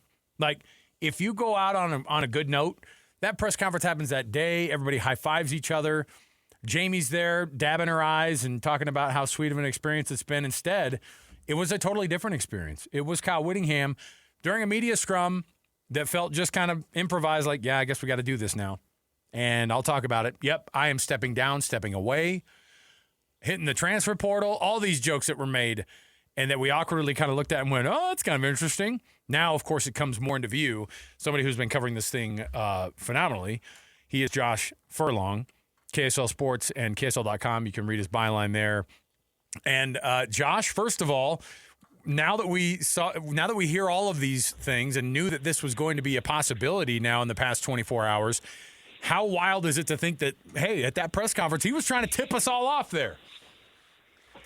Yeah, I mean, it's crazy because, like, this is one of those things where it wasn't kind of this linear thing, right? There was a lot of different things that happened. And so it was like the phrasing that he used of stepping down was 100% like, intentional, and there was a lot of different things that way. But even then, I don't think he had the destination of Michigan in mind, right? Like, I think this was more like he really did plan on more of a retirement, wanted to kind of step away from the game and then kind of see what his options were. And then as just this immediately kind of shifted, Michigan and Kyle Whittingham became kind of this thing. So I don't know if this was like he decided to step down and suddenly it was just like, I'm going to pursue Michigan. I think that was an option, but it's definitely something that's been crazy. And so, like, I think it's definitely changed the last few hours, few days.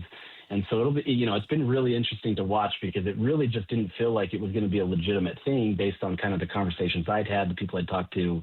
And now suddenly, like, within a 24-hour period, it really ramped up, and this became, a full-scale effort to try to get Kyle to Michigan. Josh, as you see it play out the way it is now, do you feel like that there was something there that Utah didn't do in all this, that maybe he was not just, I think PK referred to it as being prodded out of the building. Don't want to say forced out or pushed out, but do you think that there was a little bit of a slight that he wasn't necessarily ready? He wanted to keep coaching at Utah, but they just didn't have that in mind for him? Yeah, I mean, he definitely wanted to keep coaching, right? I think there was a feeling where, in this day and age where he expected the transfer portal to kind of change and not really be the same of him kind of attaching himself to the program as much, just because it becomes much more transactional, that absolutely changed, because it really wasn't. It became, you have some transactions and you get new players, but there was a lot more buy-in from the transfer portal than he expected. And so you kind of attach yourself to the love of the game even more, where it's just like, look, I've got Devin Dampier, I've got Bird Ficklin. I can see a path forward where, we finished 10-2 this year, but we can move forward and actually do more. And so I think there was this desire where, hey, I can do it. I can finish through my contract, which goes till 2027. There's some options there. And my understanding is the staff was partially okay with it, right? Like there wasn't any real tense feelings in terms of, Kyle, you got to get out the door. But I think the more that the university and Kyle kind of went down this path, it just realized this wasn't going to work. Utah at one point needed to kind of look to its future, being Morgan. And look, Kyle did part of this to himself in some respects by wanting Kyle and Morgan to have the head coach in waiting. And so, it's this tough situation where did Kyle make his own bed, right? Like, are you doing something where, you're not giving yourself an out now because you've named your successor, obviously trying to set him up for success, but then you wanted to hang on too long and kind of see this thing through. So it's a tough situation. I don't think it's a full force out. I think it was still kind of a mutual, but definitely more prodding, like PK said, where it's not fully the same situation of he wanted to be, done, right? Like he wanted to be done, but at the same time, he still wanted to keep coaching at the same time. It's convoluted, honestly, and that's what makes this so complicated. I totally understand the both sides of it. Obviously, Kyle Whittingham, we get that feeling that he wasn't ready. We've talked about it ad nauseum, and I understand Utah's kind of side of it a little bit as well, where Morgan Scally, he's been in the coach in waiting. He's you probably start to hit a point where he's getting antsy. He's done an amazing job with that defense. He's starting to get. I'm sure job offers are starting to come in, getting interest from other programs as well. So there's, both sides are on a little bit of a time clock. What is the, now Morgan is, you have both sides probably, as I mentioned it earlier, I said it was kind of like, it feels like the Jerry Maguire where he's calling in, trying to keep players, and so is Bob Sugar trying to keep players, and everybody's is working, working the phone lines to keep all players, coaches, you name it. And what is on Morgan's short list? What's the important thing for Morgan Scally to do to make sure, the University of Utah is right where they need to be? Yeah, I mean, honestly, I think the simple answer there is just consistency, right? They've obviously built a great coaching staff. They've built a great recruiting base to be able to build off of. And if they can at least keep a majority of that, I think you're going to be okay. And that's kind of where he's going to have to focus. Obviously, it's first going to start with the coaches, because the transfer portal ultimately doesn't open until January 2nd. So you have a little bit of time, though guys can declare for that right now. But you've got to be able to make sure you've got the coaching staff there. And my understanding, too, is that Kyle's probably not going to be coaching this game in Las Vegas. And so now suddenly Morgan becomes the head coach immediately of the bowl game. And so does he name his defensive coordinator? Does he push to keep Jason Beck to be his offensive coordinator? I know Jason Beck has been rumored to go with Kyle, but I wonder if it's moving a little bit quicker to make sure that you can get some consistency there, kind of bring some stability.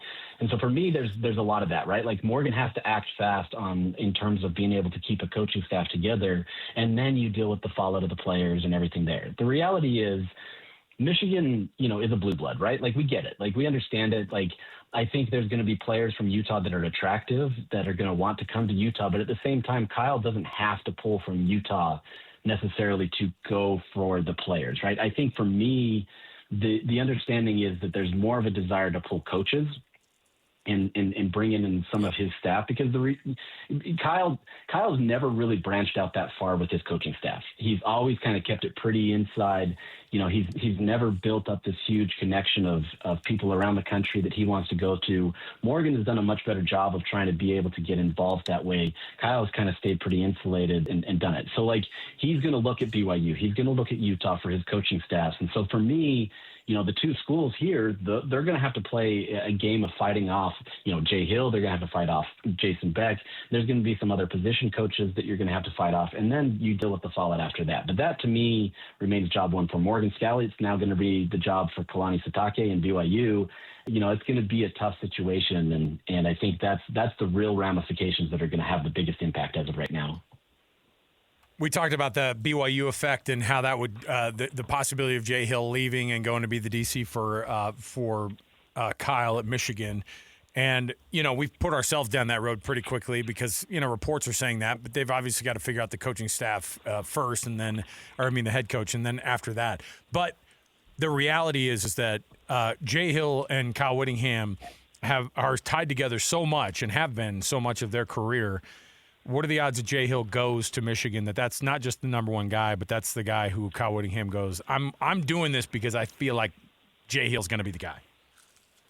Yeah. I mean, honestly, this isn't just one of those things where it's like, oh, he knows Jay Hill, and obviously they have a connection. I mean, this is more deeply rooted in obviously their connection, but I think also the Kalani Sitake deal, right? You look at this where when he spurned Penn State and decided to stay at BYU, they locked him in for a long time. And I think there was many that believed that Jay Hill was going to kind of be the heir apparent there as well.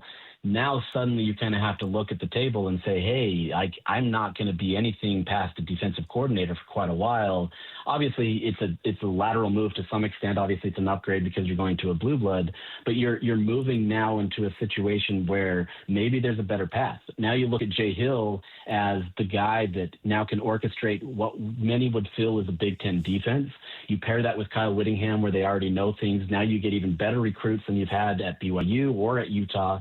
You now have a path where potentially Kyle's not going to stay at Michigan forever, right? He's either going to retire or, this fizzles out and it's not a great thing. Maybe this becomes an opportunity where Jay Hill steps in, and now you've instantly increased your trajectory as a coach if it goes well, and now you could potentially take over at Michigan. You've got potential other jobs available to you because you've done it there. To me, this feels like a major, more so than even Jason Beck, Jay Hill feels like the guy that you're going to circle as number one, right? Because this just has that more of a connection, and it seems like it can work even 10 with Jay Hill.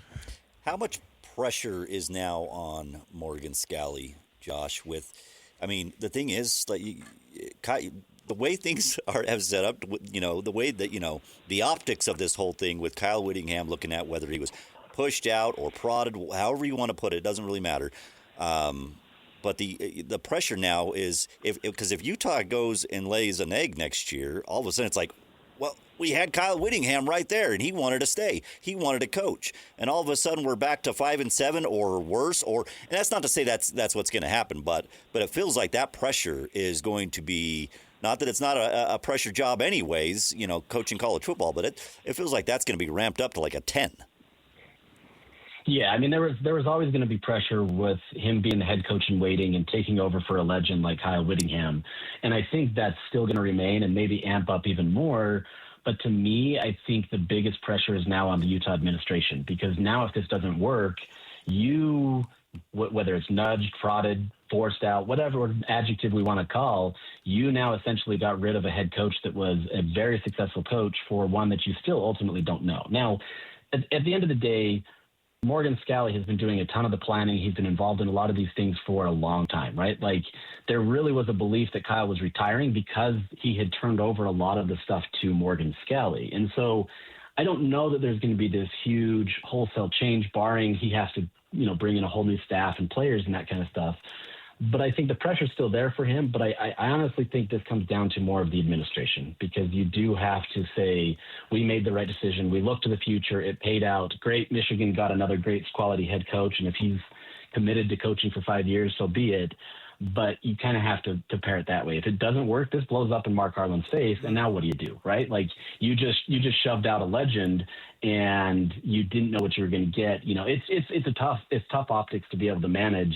And I don't know that falls more on Morgan than it does on the administration. It's a great point. Spot on. Yeah. And on top of it, it just brings more focus to the fact that you may have botched it because he takes the job. And then he goes, so that he takes that job, it becomes even more like, hey, there may have been some meat on that bone. You talk about whether or not you have the right coach or not, or the best coach, I know that it was awkward. I mean, how many years? I can't tell you how many times I've played in these charity golf events, and Morgan would be there, and Coach Witt would be there, and they would talk about the coaches, and he'd be like, yeah, blah, blah, blah, is the head coach, and then this guy's going to be taking over for me pretty soon here. And, like, it's been like that for years, Josh. We've watched them do this back-and-forth dance where they've been, kind of halfway promising it, and then it was official, and then it wasn't official anymore, and then they put it back in the contract.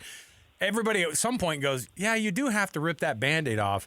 The problem is when you see him go straight to not just a big program, like the winningest program in the history of college football, the most wins ever in college football, Michigan, and he goes there and then takes a bunch of people there with you. Who are some people that you're looking at and you go, I'd be worried that person would go from the staff too, not just the Jason Beck move, but also maybe some others that could be in there? Yeah, the biggest one for me is probably Jim Harding, so the Utah's offensive line coach. Right. He's got a big connection to Michigan. If I'm not mistaken, his wife is from Michigan, and so that could bring you back home. I know they've built a great home here in Utah, and they love it here. But if you get an opportunity to go home and, this is an opportunity where you can recruit at a high level, especially on an offensive line where that's kind of treated as kind of the creme de la creme, that's a great opportunity. I do know, though, that Michigan does have a really solid alum that is coaching there, and so maybe there's the potential that he doesn't get there. I've had some record conversations that may lead to him potentially staying versus going. So, there's things happening, I'll say. But at the same time, he's a guy that you look at that if you lose him, where do some of these recruits go, especially Kelvin Obot, Utah's first 5-star recruit? Does he follow? I don't know if that's the case, but, Jim is probably the number one. There's potential that you could lose Lewis Powell. They've had a great connection. Mm-hmm. I do believe that Utah is going to be pretty set in their defense. A lot of them, obviously have worked with Morgan. They love Morgan. So I don't know if that's a big area where Utah is going to look or Kyle would look. But I think, it ultimately comes down to Jason Beck. It's going to come down to Jim Harding and maybe somebody else. But I think, look, if you lose them, I don't want to say it's the end of the world. It obviously would suck. Yep.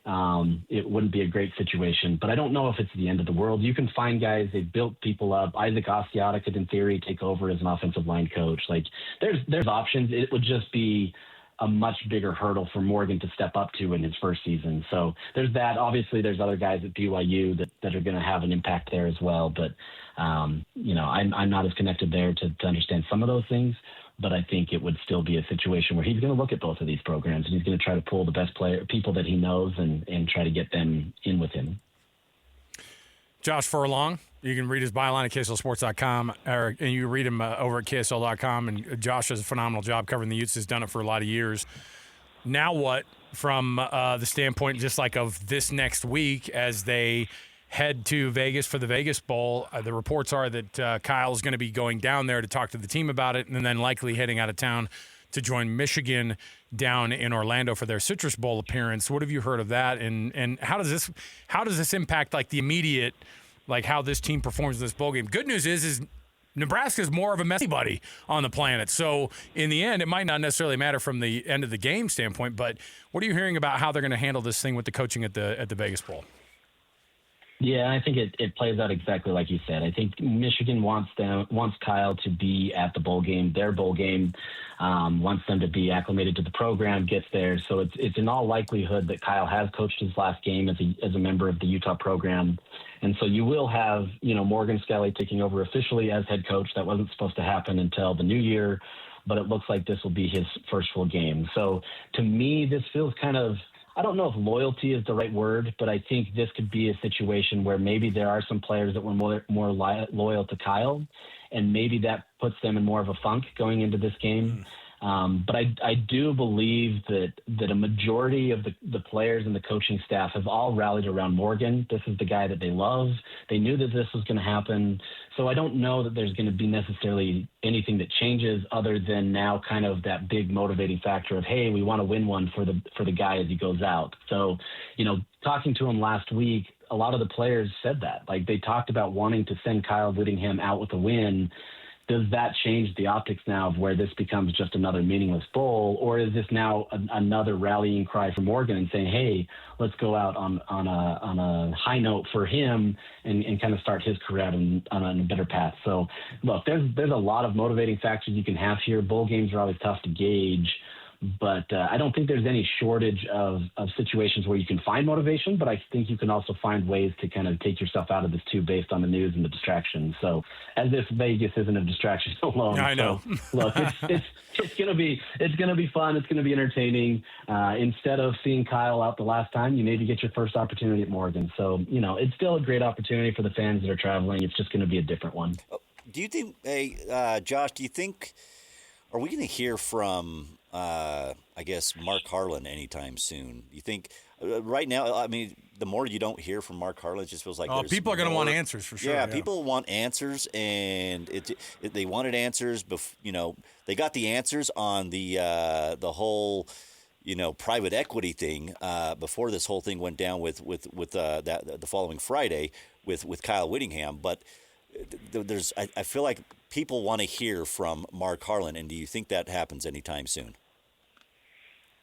I don't. I mean, just kind of the conversations that I've had with different people. I don't think Utah likes to stick its neck out there in these types of things. They like to just let it run its course. With that said, this would be a perfect time to do that. At the very least, it's supporting Morgan and giving him kind of. If he's already got his staff, somewhat laid out, it's moving with that quickly and giving him the support that he needs. That way, maybe before the bowl game to say, hey, Colton Swan's going to be the DC or this guy's going to be that. Like, if they can maybe give that I feel like gives much more of a steadying of the ship type thing. I quite honestly, I don't know that you're going to hear from Mark Harlan on this. I would be very surprised, let's say. So I think Utah's just going to let it run its course. It's going to be, this is a Michigan thing. We handle what we have. We already have our head coach. We don't really have to worry about what Kyle does.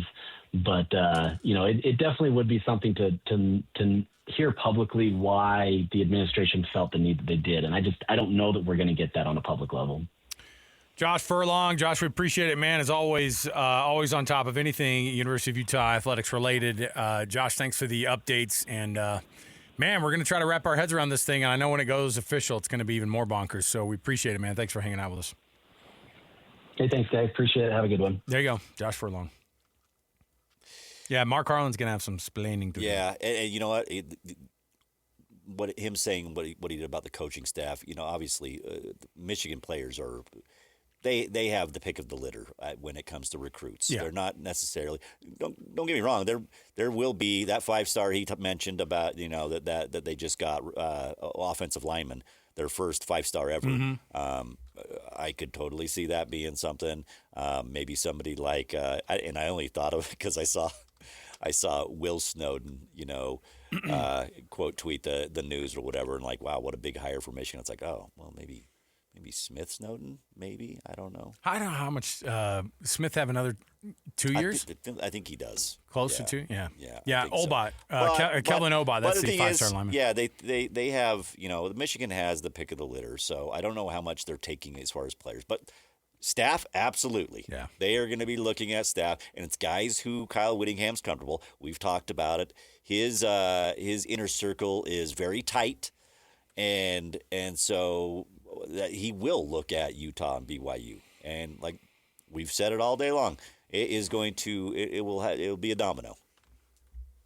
Well, we're going to take another break here, and then we'll come back. I think we're still working on some. We've still got some stuff. Yeah, let's take a quick break because I think we have some more folks we want to talk to about this. Get involved, and we're still waiting for the official word. I mean, it's one of those things where it's a done deal, but it's not because we're in the news business and we don't want to say that it's a done deal until it's actually officially a deal. So. Hey, not normal. I'm on the other side of the glass working this stuff, and now on this side of the glass trying to work. Trying to do both. That's fine. That's fine. We'll take a quick break here. We'll come back and we'll get you wrapped up with this news, and we'll get you some more insights here, as many as we can get, walking up to the official announcement of Kyle Whittingham. So we'll see. More to go around the corner. Kyle Whittingham is poised to be the next head football coach at Michigan. Sources reporting it's a 5-year deal. We'll have to find out more information about it, but when it becomes official, you'll hear it right here on 97.5 the KSL Sports Zone. Let's take a quick break. We'll be right back.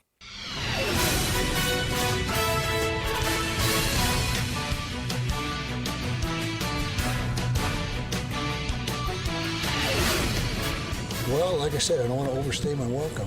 Somebody once told me that every year that goes by you're a coach, 10% of the fan base starts to hate you. And so after 20 years, they all, plus their kids and grandkids, probably hate me. So anyway, but it was a good run. It was a good run. And I'll say it one more time. I didn't want to be that hanger-oner that just kept, people just got sick of it. Oh, for all those folks out there who wanted Kyle Whittingham out the door, careful what you wish for, because it's not just about sending him out the door.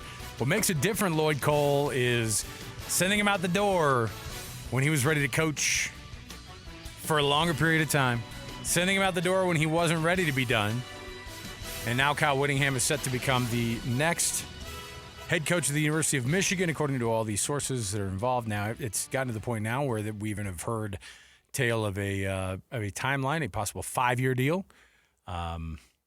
Deal that, according to all these other sources, also is in the books, ready to go. I don't know. These days, you got to sign around the DocuSign, right? Could do all that virtually. Come on. Send the DocuSign over. I'll have my people sign it. Let's take a look at it. You go through there. You hit the old initial button. It's fine. So Kyle Whittingham looking likely that he's going to become Michigan's 22nd head coach officially at the end of today. So what does that mean? Well, it means that from all the sources that we've heard, and I think we chatted with Tony Garcia from the Detroit Free Press who mentioned something about this, and I kind of was like, no way, because the idea was, hey, Kyle Whittingham will be headed to Las Vegas to reveal the idea of him being the head coach of the University of Michigan, and then he'll head out to Orlando and won't coach, and it'll be officially the first time Morgan Scalley will be the head coach at the University of Utah. It'll be for the bowl game, but whether or not that was, I was wondering too. It might have been because they were just heading down the road. I mean, that was it. They're flying out to Vegas, or they're already in Vegas, and he was going to address the team and then fly out to Orlando. So that's the kind of timeline I think that people are looking at. And maybe they're waiting for him to have that discussion with the team, and then they'll make it official.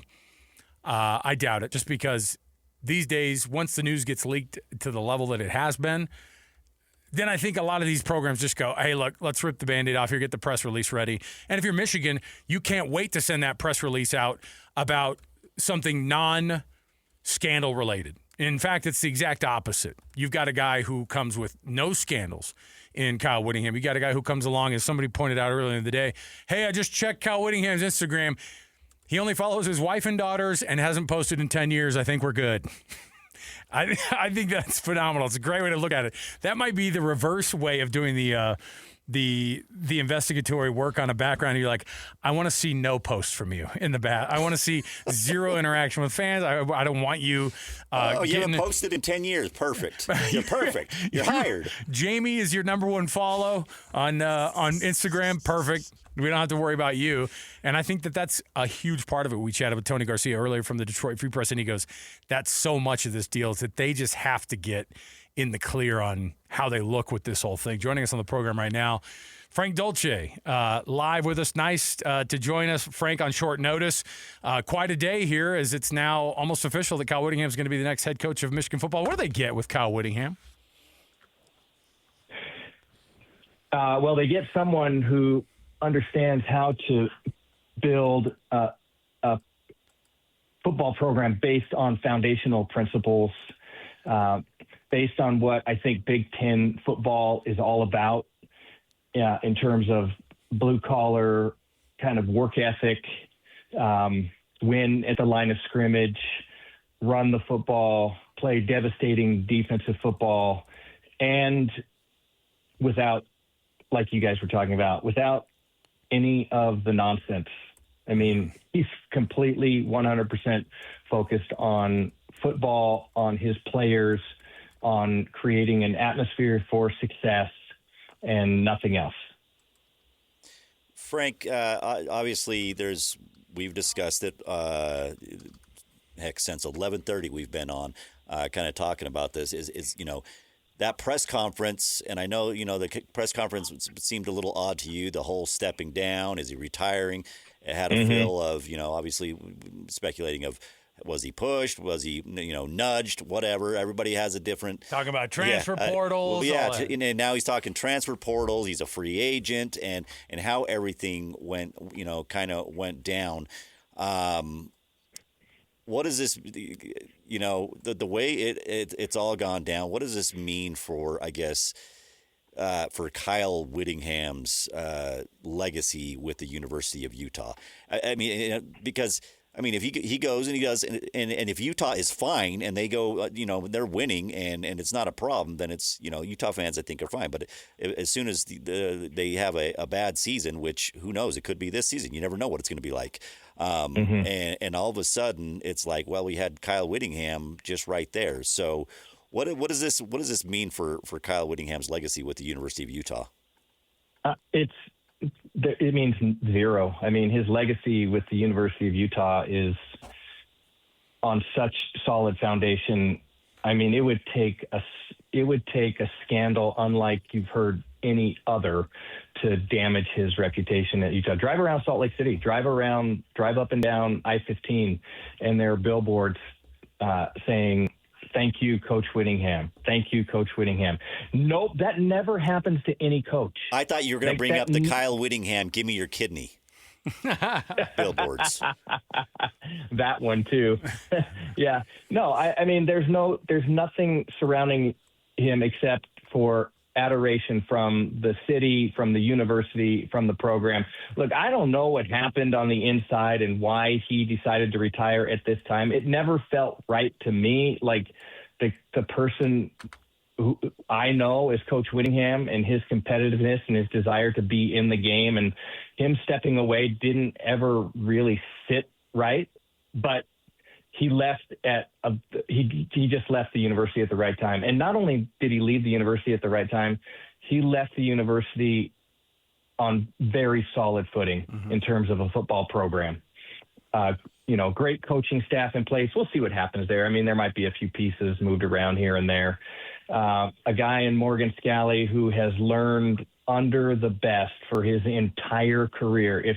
If there's a guy who hasn't been a head coach as prepared as Morgan Scally to take over, I don't know who it is. I can't think of anyone who's been better prepared under the scenario with Coach Whittingham at the helm. And so his legacy at the University of Utah has been forged over the last 21 years or so. And it goes, him taking the next step in his career leaves his legacy undamaged at the University of Utah. Frank, what is Morgan Scally now going to go through as he may get a part of his coaching staff maybe picked apart a little bit? The Jason Beck piece, people are already talking about that could be, that he'd be Witt's guy at Michigan before he would, if he got that opportunity. And it's not crazy to think. It's not like he's been here less than 365 days. So in that case, if those pieces do move, how much of a challenge is Morgan Scally going to have right out of the gate, having to find not just the guy to replace him at the DC spot, but the OC as well? I think the DC spot is there. There's probably a little higher comfort level there because, Coach, it started before Coach Whittingham a little bit, but Coach Whittingham is the architect of that defense, and whoever has coached underneath him has worked under that same system, maybe tweaking things here and there a little bit. Times have changed. I mean, and defense has evolved a little bit, but the basics are the same, and that's ingrained in the program. So the next piece in the puzzle, Morgan Scally isn't leaving. So I think there's a high level of comfort on what's going to happen on the defensive side. And even if you bring along a guy that doesn't have as much experience running a defense, the guy is there. I mean, Morgan Scally is there. So I think there's a high comfort level in being able to find the right person for the defensive side. And, that's just my assumption. We saw Coach Sitake struggle with that his first few years, and he's a guy that ran the defense for Kyle Whittingham. So it's not that it's like, it's not that it's going to be all roses, but I think there's a comfort level on the defensive side. Offensively, there's two guys in the state that I would look at if I were Kyle Whittingham moving on. offensively, defensively. And they're names everybody's talking about. It's Jason Beck and it's Jay Hill. I mean, those are the two guys that I would take from the state to go with them to Michigan. So if you're talking on the offensive side for Morgan Scally, you know what? You just get thrown into the fire. Mm-hmm. And this is the first big test for Morgan Scally, finding the guy that can keep the continuity going on the offensive side. Because what we saw out of this offensive football team for 90% of the season was incredible productivity, the ability to score, and the ability to make up when the defense was struggling a little bit. That just, that hasn't necessarily been the hallmark of Utah football, and they got it this year. And so it's finding the right guy to maintain that continuity. There's a lot of good offensive football coaches out there. The University of Utah is at a level where when you say, if Morgan Scally said, hey, offensive coordinator position open, I mean, he's going to have a wealth of talent to choose from. And it's just finding that right piece on the offensive side. I think there'll be plenty of opportunity to find the right guy. Frank, how quickly does Michigan become immediately able to not just compete, but to do the two big ones, which is beat Ohio State and then get back to that national championship game? I mean, those are dreams for Kyle Whittingham, right? I mean, this is a guy who got to two Rose Bowls, and I know it irked him that he didn't win those two games, despite the fact that he was a championship level coach. I mean, having designs on a national championship, I don't know if there's a better place to be able to do it. The resources available at Michigan are different, and I think they're probably untapped. And there may be a new excitement about that football program with this hire.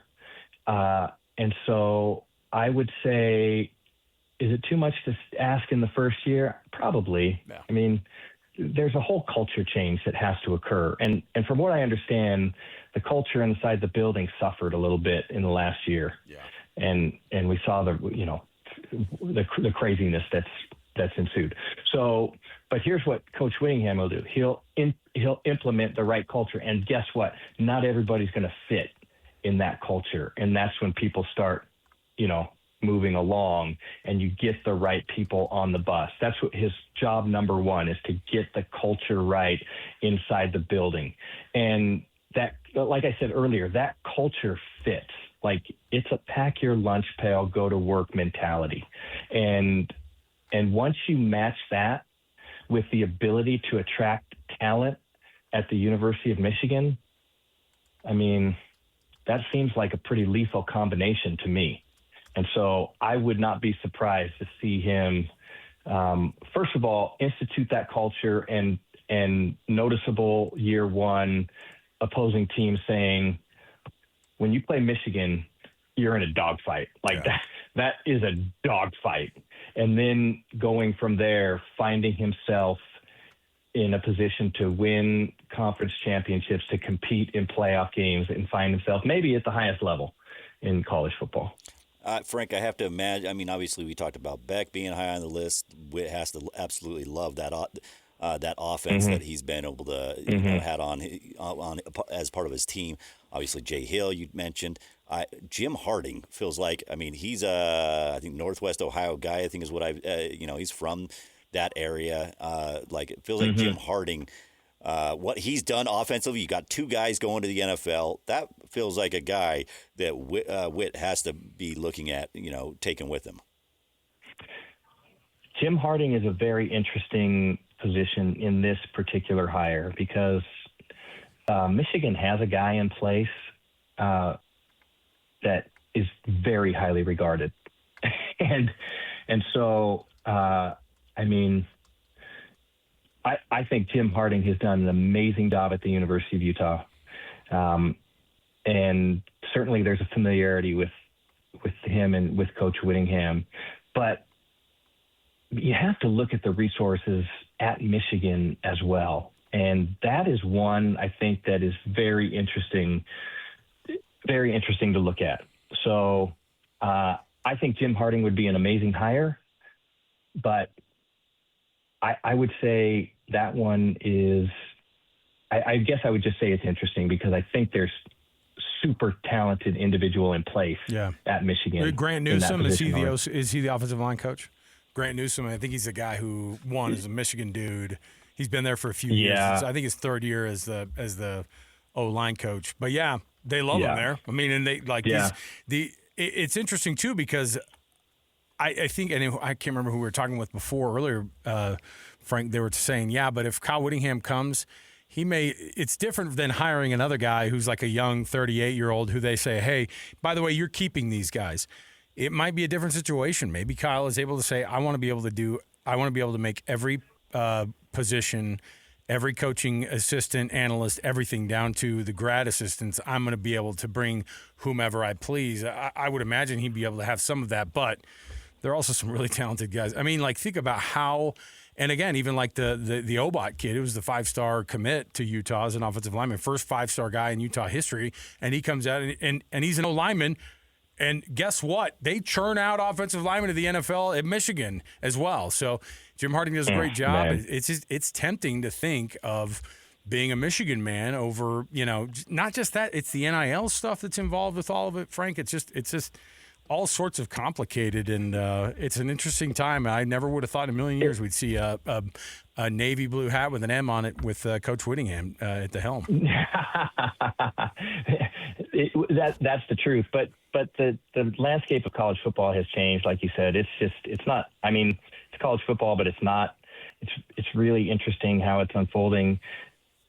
And I mean, let's look at what Texas Tech did this year. I mean, Texas Tech with a $30 million roster finds themselves in the playoffs when a year ago no one would have thought this team was headed to the playoffs. So resources now are much more significant. Resources have always been significant, but much more so in this NIL day and age. And the resources available at Michigan are going to give opportunities to surround yourself with talent. And so it would be really hard not to take that into consideration as a coach or as a student athlete when you're looking at what gives me the best opportunity to continue playing this game at the next level. And I think Utah has done an amazing job at the line of scrimmage on the offensive side. We've seen a lot of guys go and play and be very successful in the NFL. The issue is, like, if you took the number of Utah players in the NFL from the offensive line versus the number of Michigan players playing in the NFL from the offensive line, I think you'd see an interesting differential. And so when you talk about cranking out talent at the line of scrimmage, as good as Utah has been, Michigan may have an advantage there. Yeah. Frank Dolce. Frank, did you have a good Christmas? We kind of interrupted your break. I'm sorry, man. Frank always has a good fantastic. Christmas. Listen. You didn't interrupt my break. I don't consider talking about football, talking about college football, and talking about one of my favorite people of all time, Coach Whittingham. I don't feel like that is an interruption at all. I do that anytime anybody called, especially you guys. When Lloyd called, I mean. Yes. Got to do it. Are you kidding me? Yeah. Checks in the mail, right. Frank. Checks in the mail, my man. Frank Dolce. Frank, we appreciate it, man. Have a good rest of the break. And when it becomes official, obviously, we'll get back into it as the new year turns over. It's going to be quite an interesting one the rest of the way. So transfer portal opens up on the 2nd. Got to be ready. Absolutely. Hey, you guys are the best. I hope you enjoyed your holidays. Happy New Year. If I don't talk to you before then, we'll catch up soon. There you go. Frank Dolce, everybody. Frank, keep your phone by you. I'll call you next week. Oh, there you go. There's Frank. It's a weird thing. Like, some of these guys, Kyle Whittingham leaving there's a personal connection that a lot of folks are losing too. And you think about, it's a mixed bag when you talk to the media about Whit and the interviews that he does or doesn't give. But he's always been a freaking straight shooter. He doesn't mess around. He might be. He's worked with everybody for so long. He's been in this market for so long. He's one of the most quick. He is a quick-witted dude. He's funny, underrated funny, because people just see the tough guy act all the time. But the reality is he's one of the funniest guys in all of college football, and he keeps it under wraps. But I'm telling you, Utah blows out Arizona State. What does he call PK? He calls him Sparky. Yeah, hey Sparky. I mean, it's good to see you. No, he will give it right back to anybody. He does not care. So, but yeah, you could tell. I mean, Frank is like, yeah. I mean, it's one thing for Utah to lose a great coach. It's another one that there's a lot of people that are in this community. I mean, this is his community, man. Yeah. So I don't know.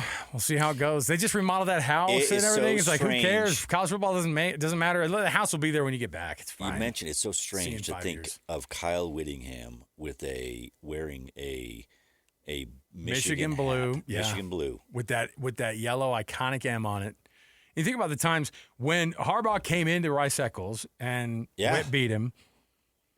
You just don't think to yourself, well, Kyle Whittingham will get that Michigan job one day. You just think to yourself, no, he's building something here. No, and he's hitting that point in his career where like he's going to retire here. He will finish his career here, and then he's going to go off into the sunset. But Kyle Whittingham had a little more left in the tank. Yep. All right, we'll take another quick break here. When we come back, we're going to chat with Trevor Riley, one of the former students of Kyle Whittingham. He's been saying Kyle should take that Michigan job. He's been saying that. He's been pounding the pavement. Yeah, he has. So we'll talk to Trevor next. He's never without opinions. Trevor Riley joins us next right here as we keep you going. And yes, it's all but totally official that Kyle Whittingham is the next coach at the University of Michigan. Reportedly a 5-year deal being reached between the two parties, and it just takes Kyle having to break it to his former team and then likely going out to see his new team, Michigan, who's going to be playing in the Citrus Bowl in Orlando come next week. All right, we'll take a break. We'll come back. 97.5, the KSL Sports Zone.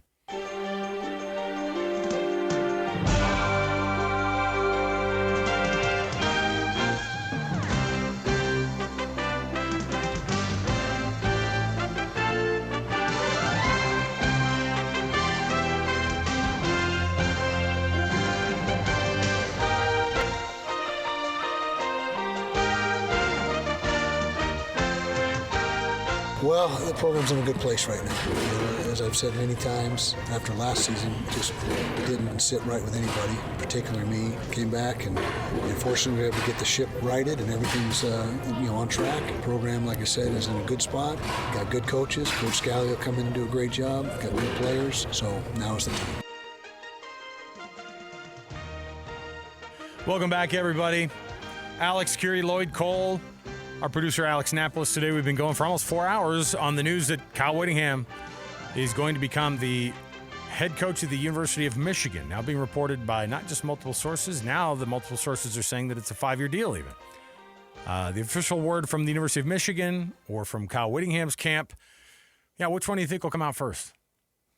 Whit dying to get on social media and say the deal's done. He'll be the one breaking it? No. I don't think so. Yeah, no, I don't think so. Nope. I bet he doesn't even have the password to his account anymore. He has to reset. He's locked out. Jamie, you're going to get a code sent to your email. You tell me what that code is. I got to sign back into my account. Can't send it to my Utah email because that doesn't work that anymore. Doesn't work anymore. Oh, shoot. Yeah. It's a weird time to do it, but, the coaching carousel has its own timeline in college football, and Kyle Whittingham finding a gig at the University of Michigan after stepping down a couple of weeks ago.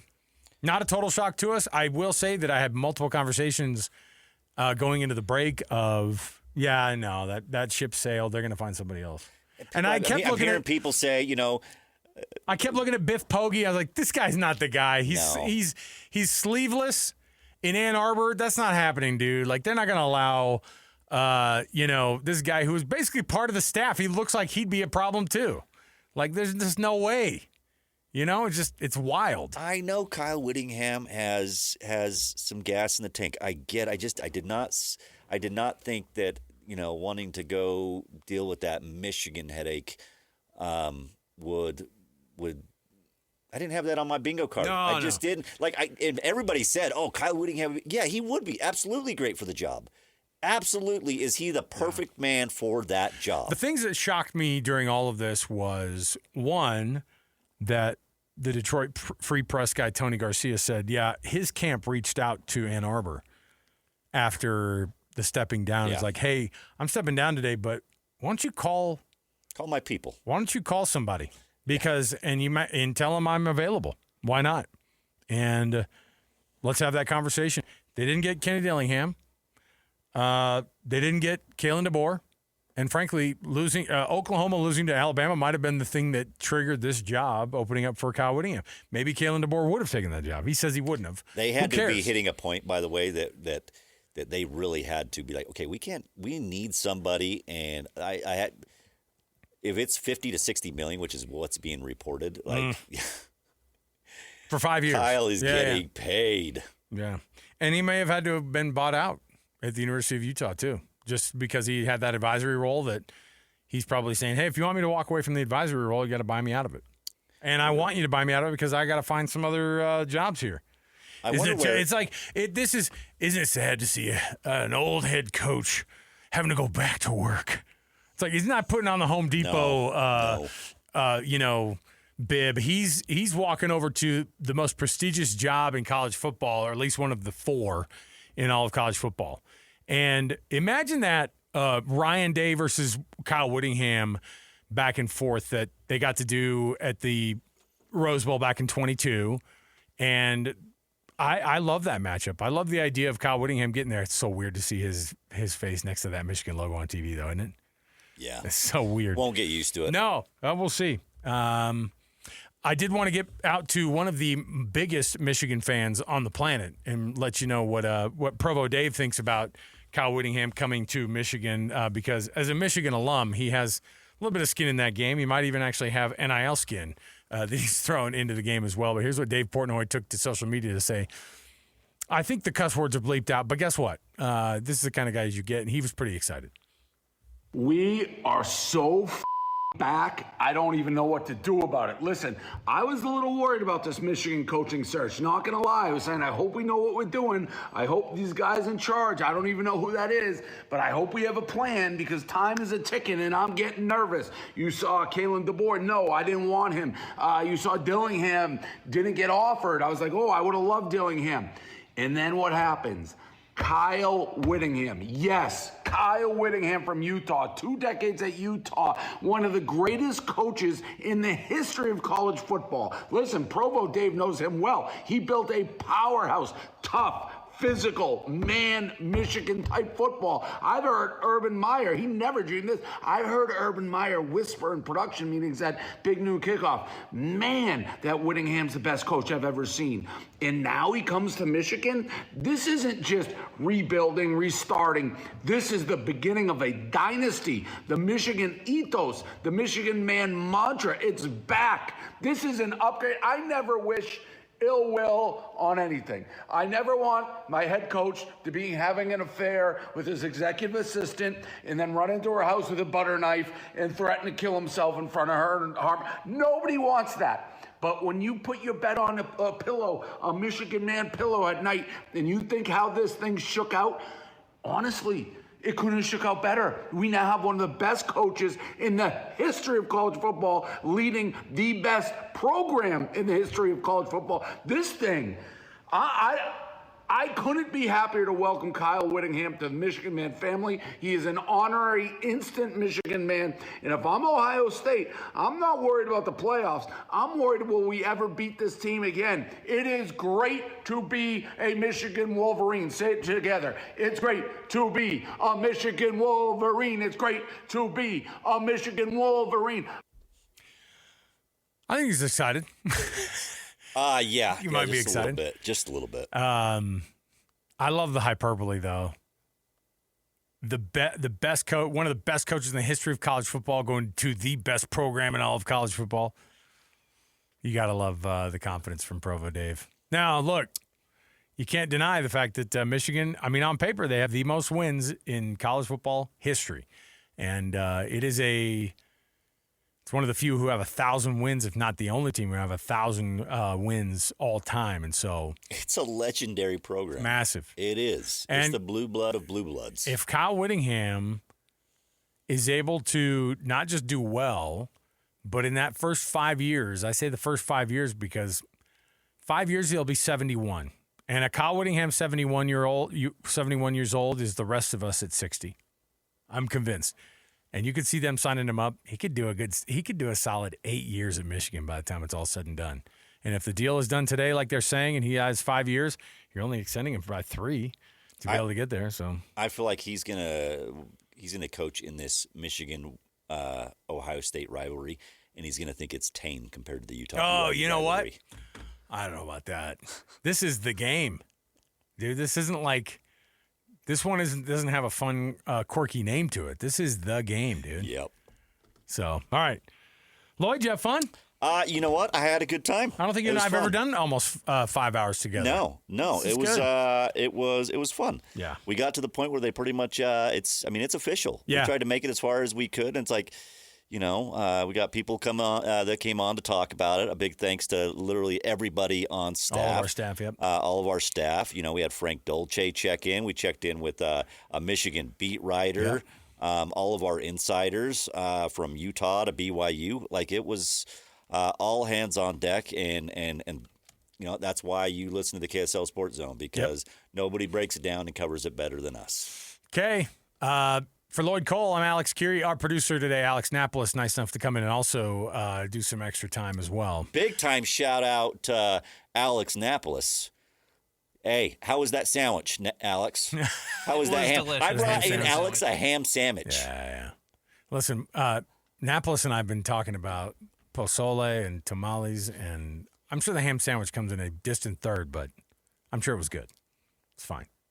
I'm going to go down. No tamales, no pozole. You think I'm not going to roll by the KSL fridge downstairs and have myself a gander?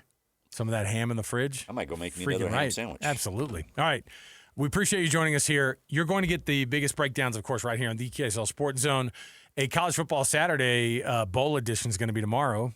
I'm sure they will be talking a little bit of Kyle Whittingham in Utah. I don't think it'll be just a BYU bowl breakdown. I think you're going to get a little bit of all of it. We're going to get a lot, and we'll get you rolling there. So stay tuned in here. More to go, and you don't want to miss, of course, as we turn the corner on Monday as well. Across the station, you're going to get the full breakdowns, and we'll have a ton to talk about. So for Lloyd and Alex, I'm Alex. We'll see you next time, everybody. 97.5 the KSL Sports Zone.